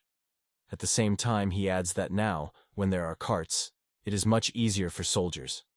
It makes it difficult to make their work.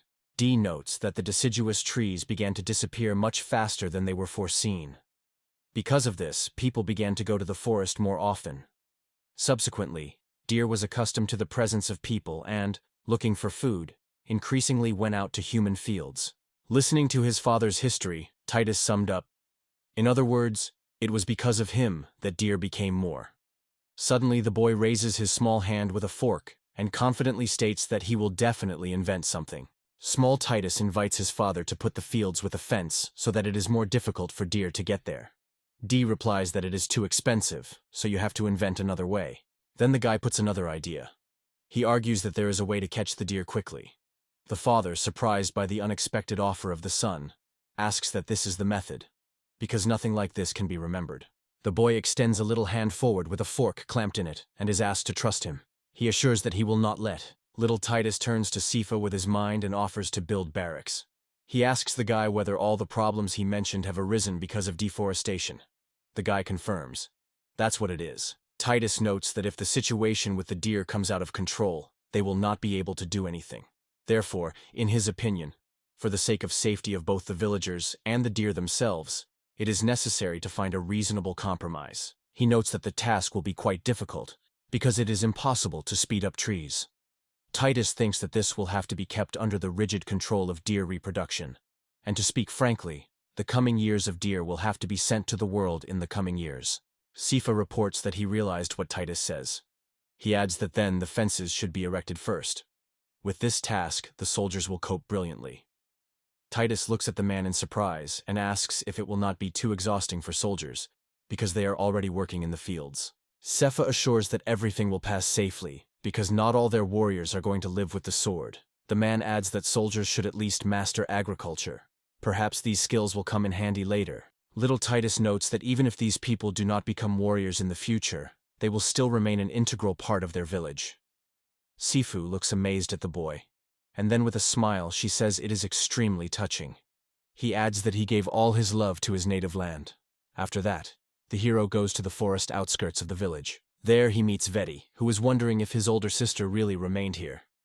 The girl nods and explains that she went out for a walk to get better in the village. The girl is wondering what the hero does here. The guy replies that he goes to the workshop and offers his older sister to put him in a company. The girl willingly agrees. Children come to the workshop and seek the help of a giraffe. The man carefully examines the sheet that Tide handed him.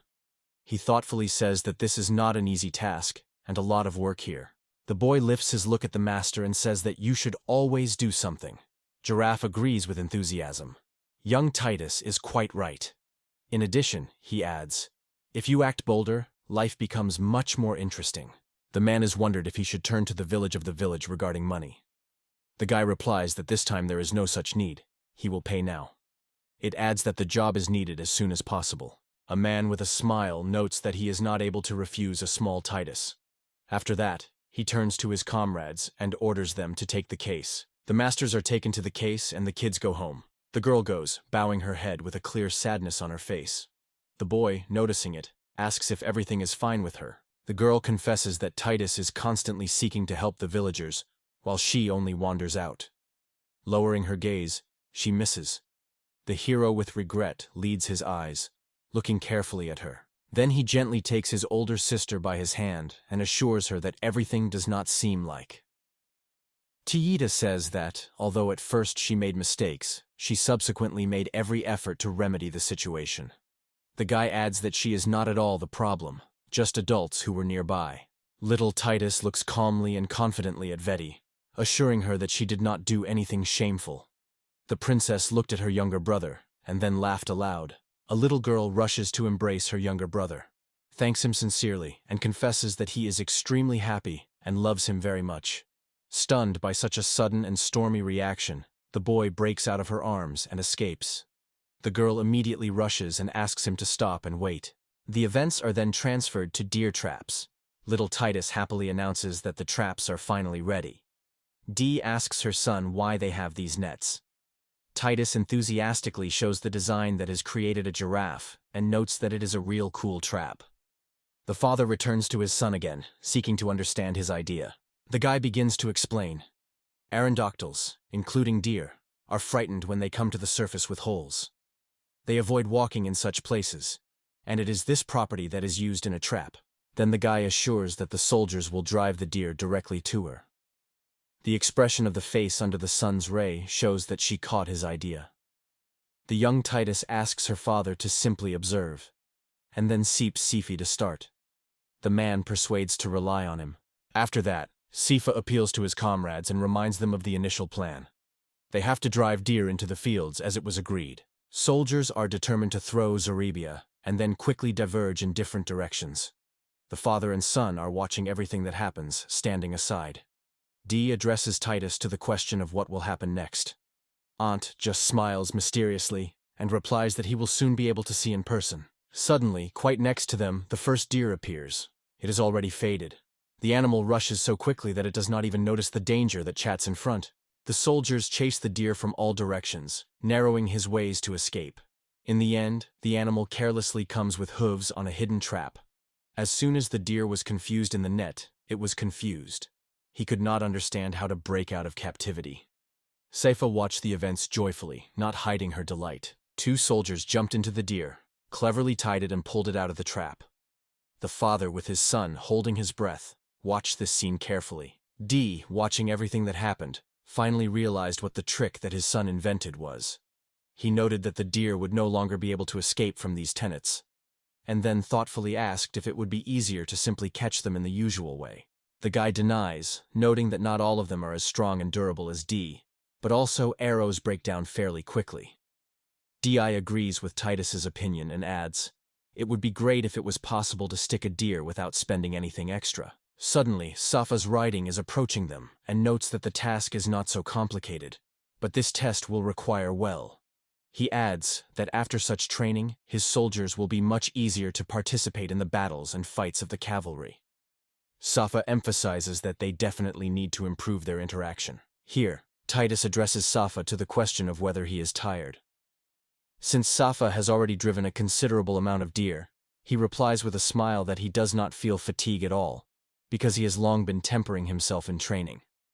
In addition, he is pleased to see the fruits of his work. Here, D.I. intervenes, noting that even if a whole herd of deer is caught, so much is not required in the village.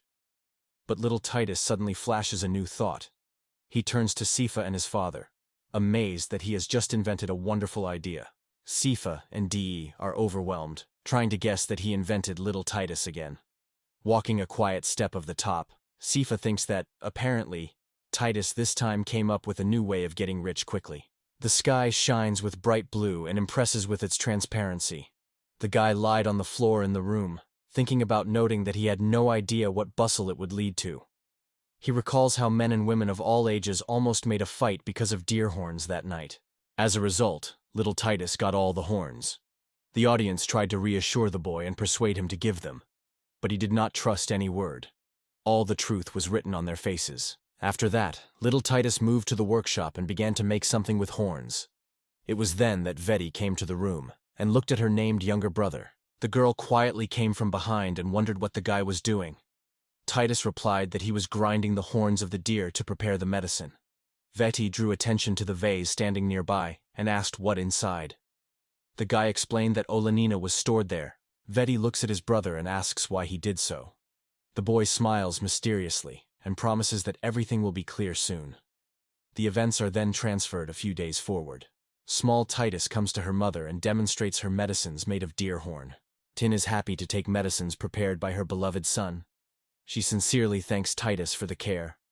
Meanwhile, the boy approaches his mother, leans closer and quietly whispers to her ear that these pills can be consumed only one at a time. Tin assures the son that he can always count on her support in this case. The boy looks at his mother in surprise without understanding her words. But, remembering that they have succeeded with the medicine, the guy feels relief and decides it is time to move on to the next stage. Small Titus removed Olenina from the jug to dry. He wrote it in the same smokehouse where he used to prepare the fish. The guy left the meat for a whole night, and already at dawn easily fried it on fire. After completing all the preparations, he called his parents to sway his culinary masterpiece. The young man said it was a dried deer meat. The first to try the delicacy was Titus's father. He really liked the meat after cooking. It was much tender than he expected. Tin shared the same thought. To her taste, the meat came out even better than fried. In addition, it is prepared much faster than salted. Vetti noted that every time she chooses this dish, she tastes more and more. The girl confessed that she would not mind to taste her all her life. The whole family is happy to eat meat that has been so skillfully prepared by the Titus. The guy tells that this is the way of cooking meat is the easiest option for hiking. The father is wondered if the son of the fish cooking is inspired. And then it adds that such meat will probably be popular. Titus is interested in his father, whether they will be able to hide a lot of deer in this situation. Di replies that they need not only meat, so they can do other hunting. D says he will be able to sell such meat later. The guy shines with joy, hearing this news. He mentally imagines how much money they can make money on it. The hero understands that he has been spent in vain on a deer trap. Then the guy thinks, from the skins you can make clothes, and from bones and viscera to get fertilizers. Thus, they eventually have a way to cope with the deer problem. In addition, they now have dried meat for sale. A little Titus with a passionate facial expression is wondered whether they buy meat. The father with a smile claims that yes, and even emphasizes that it is in great demand. D notes that they buy all the meat, even what they sell at an inflated price. From these words, Titus's father feels great. Little Titus reassures his father, assuring that no one has to lie, so there can be no inconvenience here. In the soul, the boy rejoices. At least for a while, the village will have no trouble with money. The events are transferred a few months forward. It is today, the birthday of little Titus. Tin notes that he often makes her worry, but they are proud of their boy at the same time. After that, Tin Vetti hands the little Titus a gift for the holiday. The whole family kept breathing in anticipation of the moment when the boy unpaved his gift. Little Titus finally opens the box and enthusiastically finds wonderful pants that he likes him. After that, the father approaches them and announces that it is now time for his own gift. The guy asks where this gift is. D regrets with regret that unfortunately, he is not here. The man explains that the surprise he has prepared for Titus is now on the horse market. He advises the boy to go there and find a gift himself. The guy looks closely at his father without saying a word, but suddenly, without holding back emotions, he exclaims, asking if a horse will be a gift. The action is transferred to a lively equestrian bazaar. Walking between rows of horses, the guy looks around, full of admiration and impatient expectation. He notices the auction of horses and watches how the peasants enter into transactions. The guy quickly runs through the trading rows. Running to one of the merchants, he welcomes him. The merchant is immediately interested in whether he is looking for a horse. Titus nods in response. D reports the trader that Titus has only recently turned 3 years old. He appeals to him to help pick up a suitable horse. The merchant willingly agrees and asks them to wait a little. Titus froze in anticipation, eagerly waiting for his gift. 3 horses are brought in front of him, and now the little Titus has to choose his own skaka. Kramar notes that the guy will be able to ride such a horse when he grows up, because these animals are quite overall but calm in character. He then adds that these horses are slightly smaller than usual because they were not born at its time. Titus is delighted. Deviately calmly asks her son to quench, so as not to scare the horses whom he just brought. The guy inhales deeply, exhales slowly, and soon calms down. Opening his eyes, he approaches one of the horses. The boy silently watches the horse, and then dares to approach closer. His small hand gently touches the warm side of the animal, and he slowly holds his palm. After that, a gentle, sincere smile blooms on the boy's face. Little Titus approaches his father and admires that he likes this horse. A surprised father asks, "Did his son really choose a horse?" The guy notes that this horse is already adult and obedient. In her eyes, the mind shines, and she looked at him inseparably. That is why the guy decided. He wants this mare. My father assures that it is a truly majestic and extremely beautiful horse. That is why D is sure that it is sure to please everyone. D approaching the merchant and strongly states that they choose this horse. The boy approaches the horse and hugs him firmly for the muzzle. Titus is delighted with getting acquainted with a new friend. The father, putting his son riding, is wondered if he has already invented the name for the horse. Small with a smile, he thinks. He then states that he will call his horse Bettia. D tries to refuse the son, emphasizing that Bettia is a female name. The guy in response to a smile says that he loves his horse as gently as the most precious wife.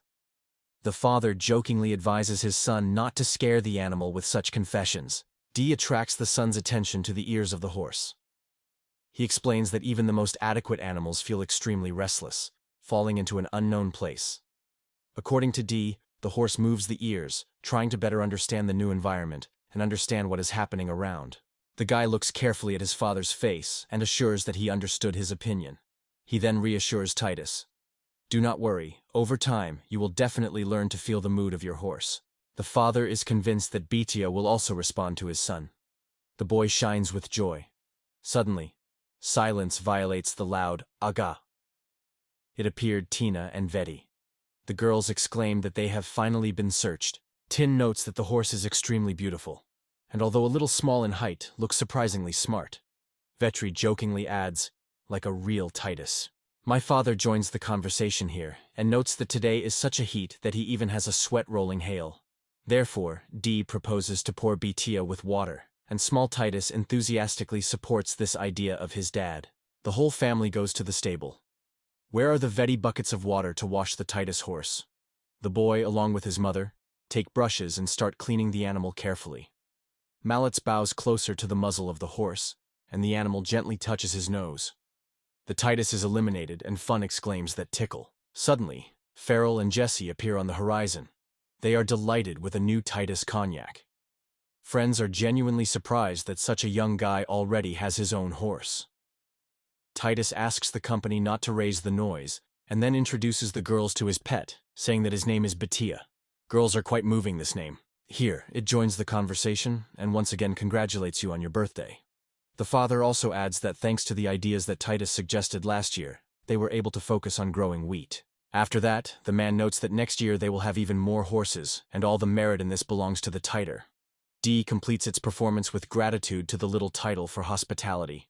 The boy is surprised to look at his parents and sister. After agreeing with his father, the guy smiles. In his thoughts, he turns the events last year. So much happened. Now he can say with confidence that in their family there is one more. And now the boy is wondering what surprises he prepares next year. The guy dreams of future adventures and new accomplishments. At this point, everyone who is around is going near the horse, discussing something with each other. The events are carried on the day when the little Titus first sits down, and his father patiently teaches his son to stay in the saddle. He carefully tells the boy how to keep balance, encouraging and supporting his every movement. The deputy notices the boy that he should pull his chin. A small brawler jokingly grunts that he will get used to it for a very long time. The father does not agree and insists. Titus should be learned to keep the right posture in the saddle. D adds that first his son should start training just on a horse. The boy needs to gradually train Bettia to everything new as soon as possible, and at the same time he himself get used to the case. D suddenly notes that Titus is already breaking into the air, spreading between the clouds. The guy immediately thinks that his father is too harsh in matters concerning horses. After that, the events are transferred to Cotton and Titus. The girl notes that Titus has grown markedly. The guy is curious with curiosity whether that is really the case. Vetti with a smile replies that the changes are still insignificant. Hugging him, he with delight notes what he is beautiful and sweet. Suddenly, Giraffe approaches and smiling, notes that little Titus has grown. He suggests that this happened because the boy has recently turned 3 years old. Small Titus quickly changes the topic and asks whether he has finished Giraffe with his order. He in response tells that earlier he designed a pump for a large chigir, and then adds, "Wood resin is a real miracle, because he does not pass water at all." The hero also says that wood resin is a liquid that remains after the production of wood vinegar. It can be used as glue, and after drying it acquires waterproof properties. In addition, wood resin is safe for humans.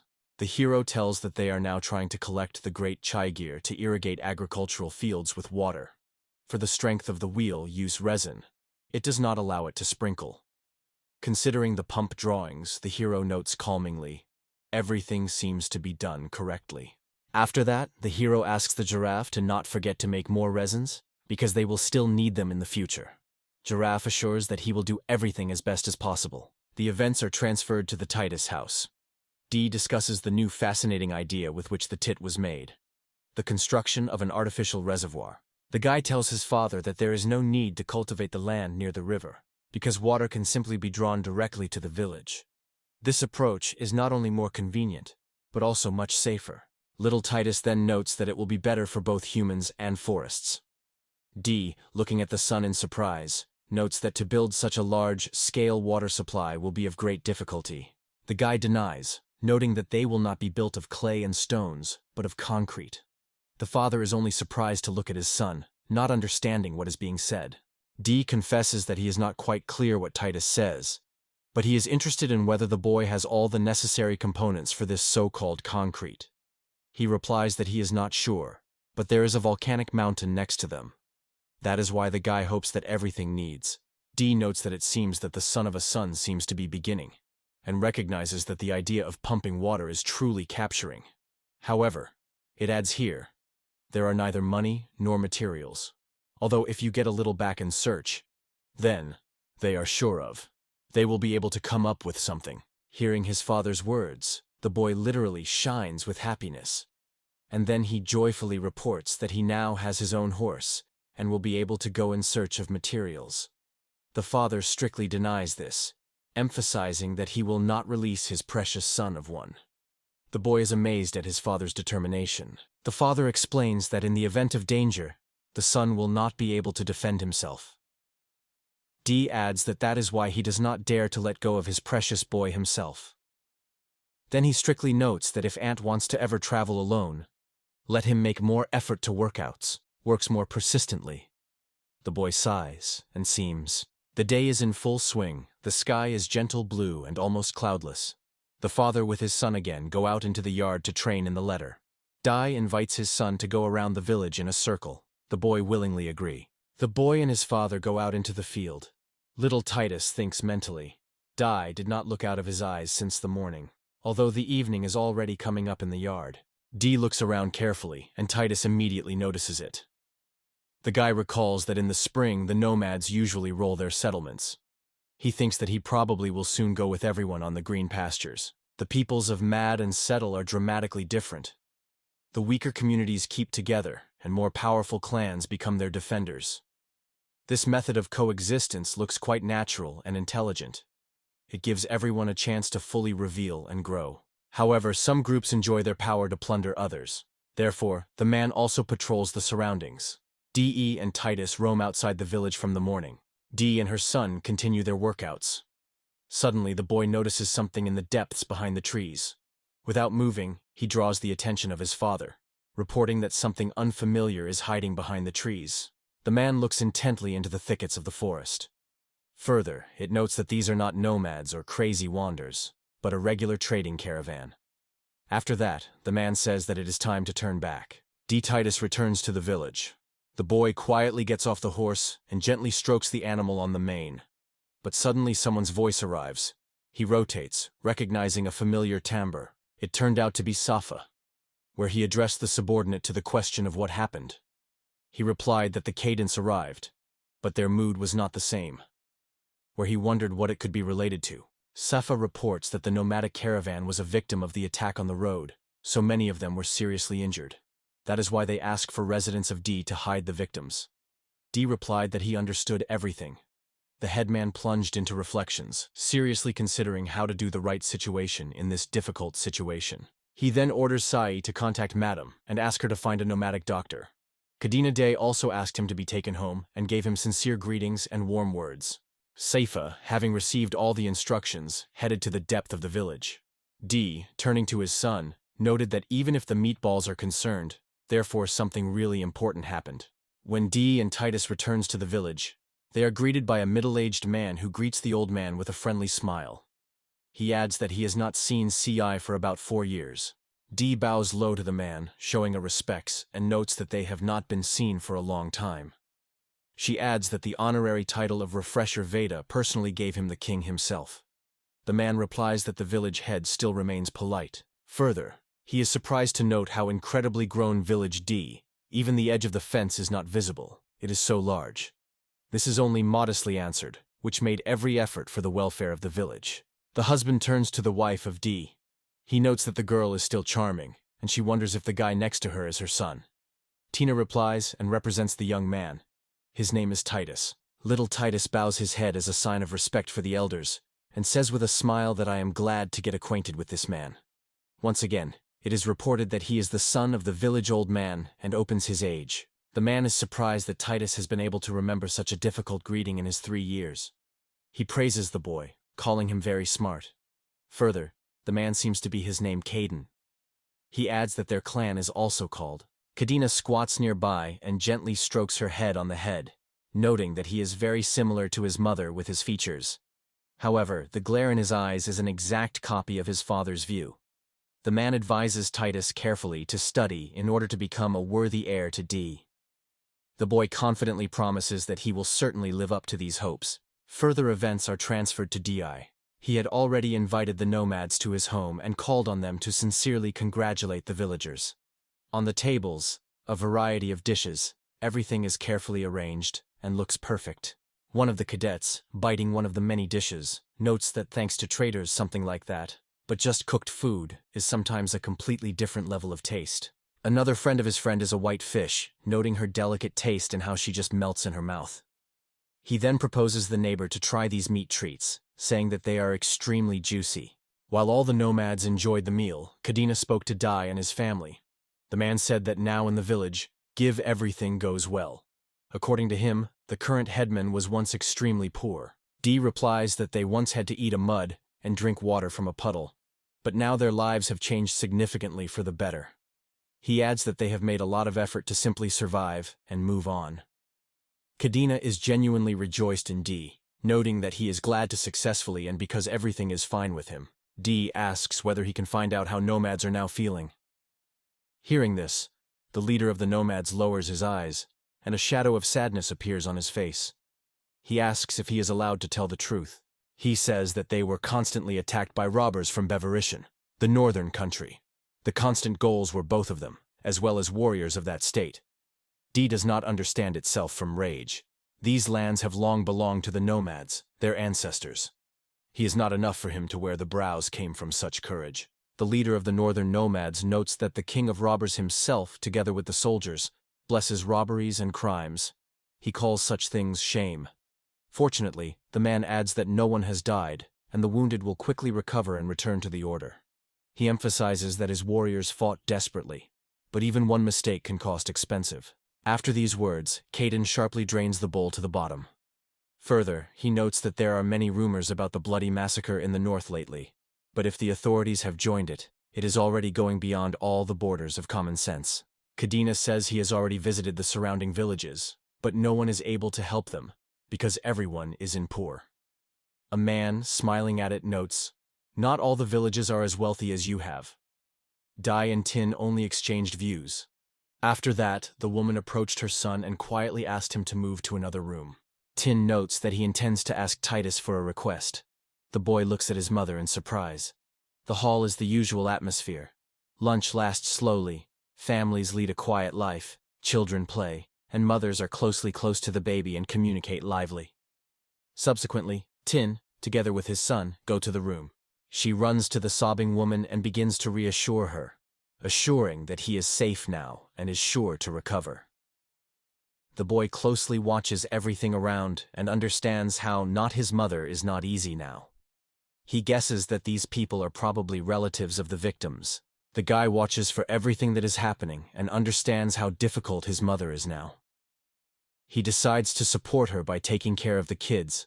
So, without a moment, he rushes on the necessary things, guessing that it was what Tin wanted to ask him.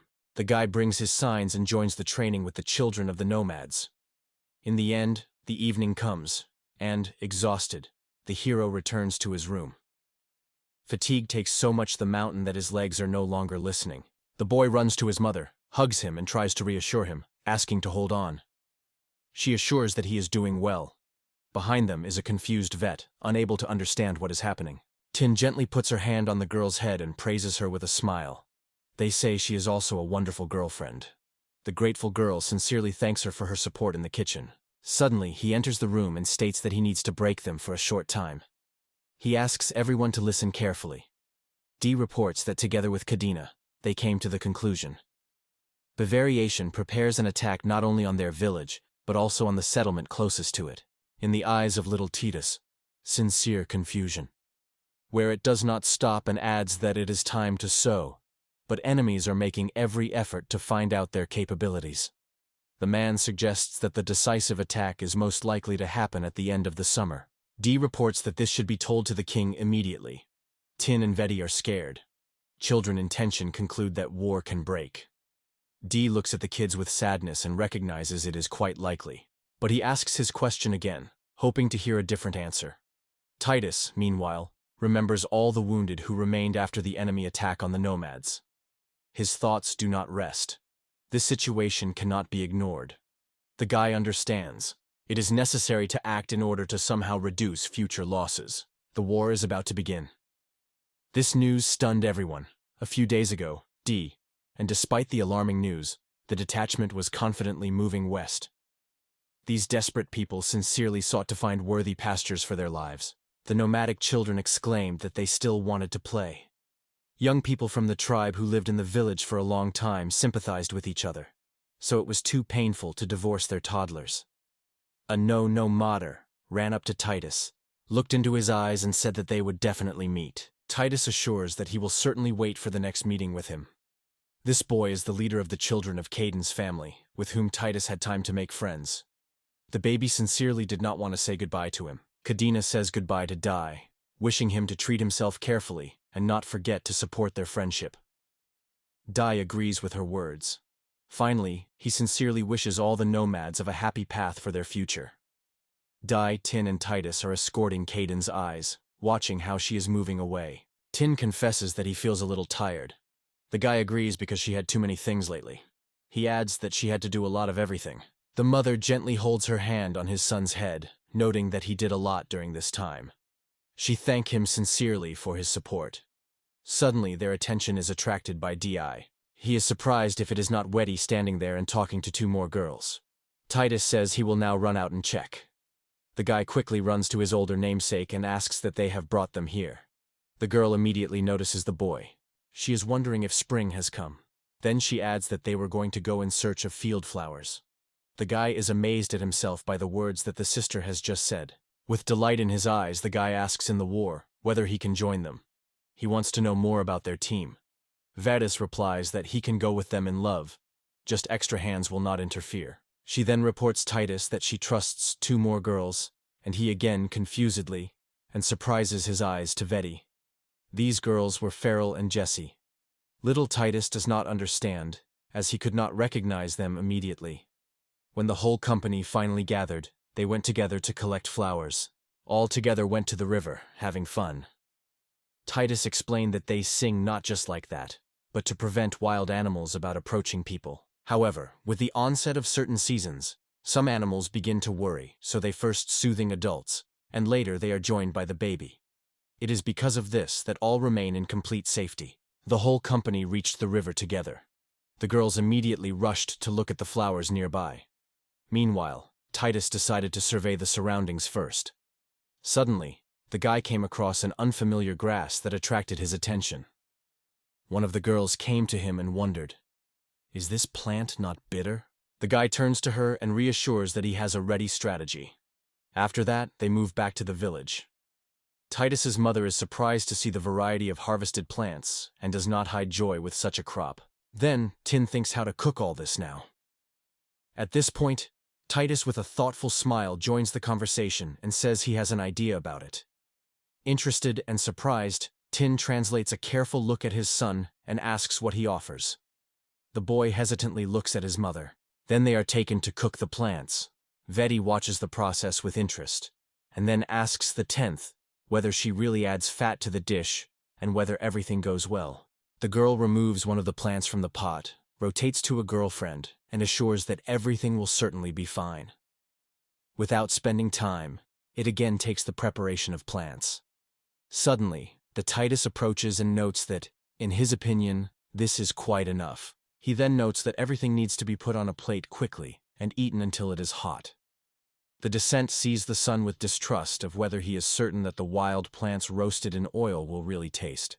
Finally, he dares to taste a new dish and admit that it is quite delicious.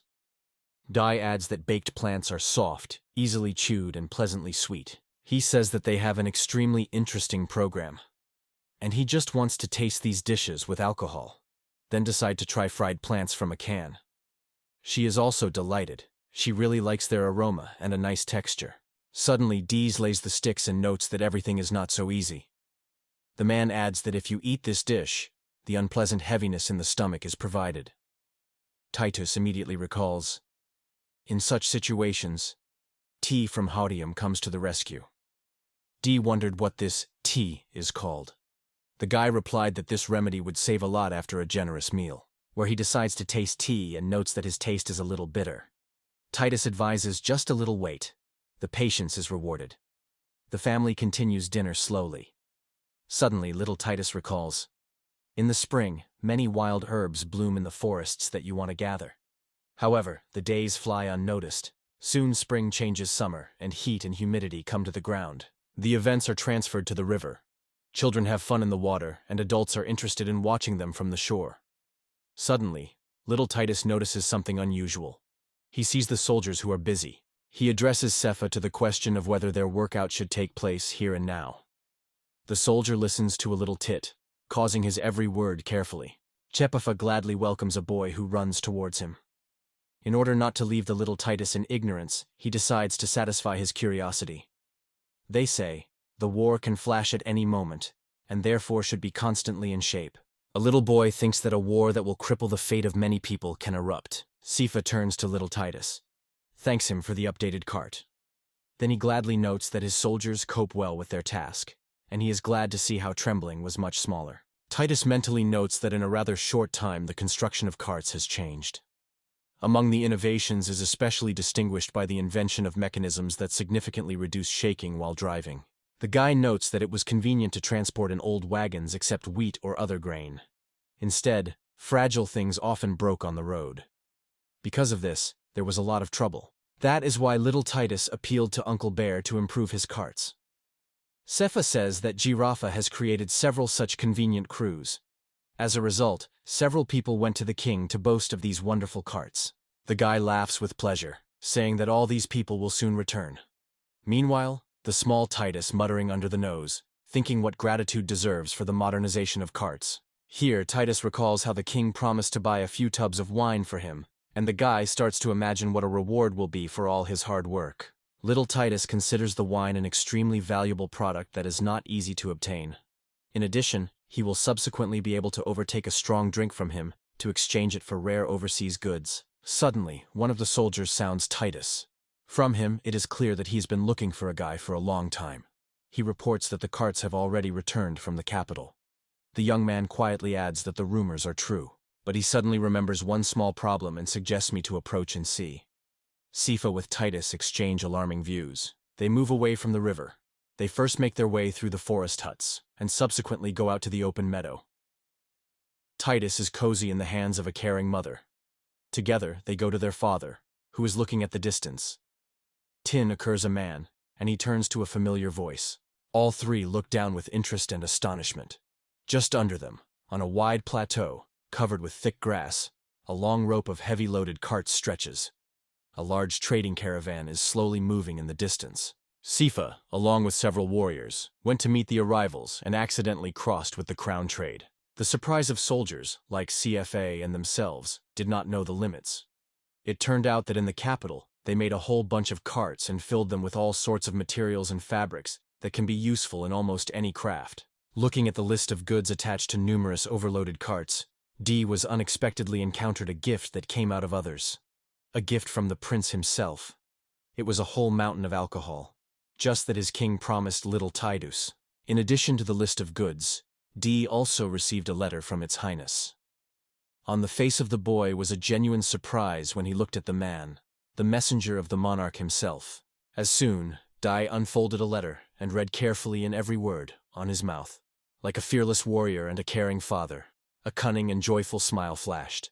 He extended the letter to his son, adding that the emperor himself approved the carts that Titus invented and perfected. The boy first looked at his father, and then greater with surprise with his eyes, the letter he was squeezed in his hands. With his breath, the boy carefully unfolded the letter he received from his father. By running through the lines, he could not hide the surprise from the read. Suddenly turns to his son and says he deserved a decent reward. The guy looks at his father in surprise and confusion. Suddenly, a couple of elderly people emerge among numerous carts. The man cautiously supports the woman, helping her to get out of the cart. Tin is fascinated by people who appear from there. She can't believe that all this really happens. It turned out that they were grandparents Titus. Just as Tin saw them, she lied to joyful exclamations. "Mom! Dad!" Her father noted that it had passed for a long time since they had been seen last. Mom, smiling, rejoiced that everyone is healthy and all was fine with them. It is difficult to believe in small titles with his own eyes. His grandfather and grandmother are in front of him, but he still cannot realize that they are really.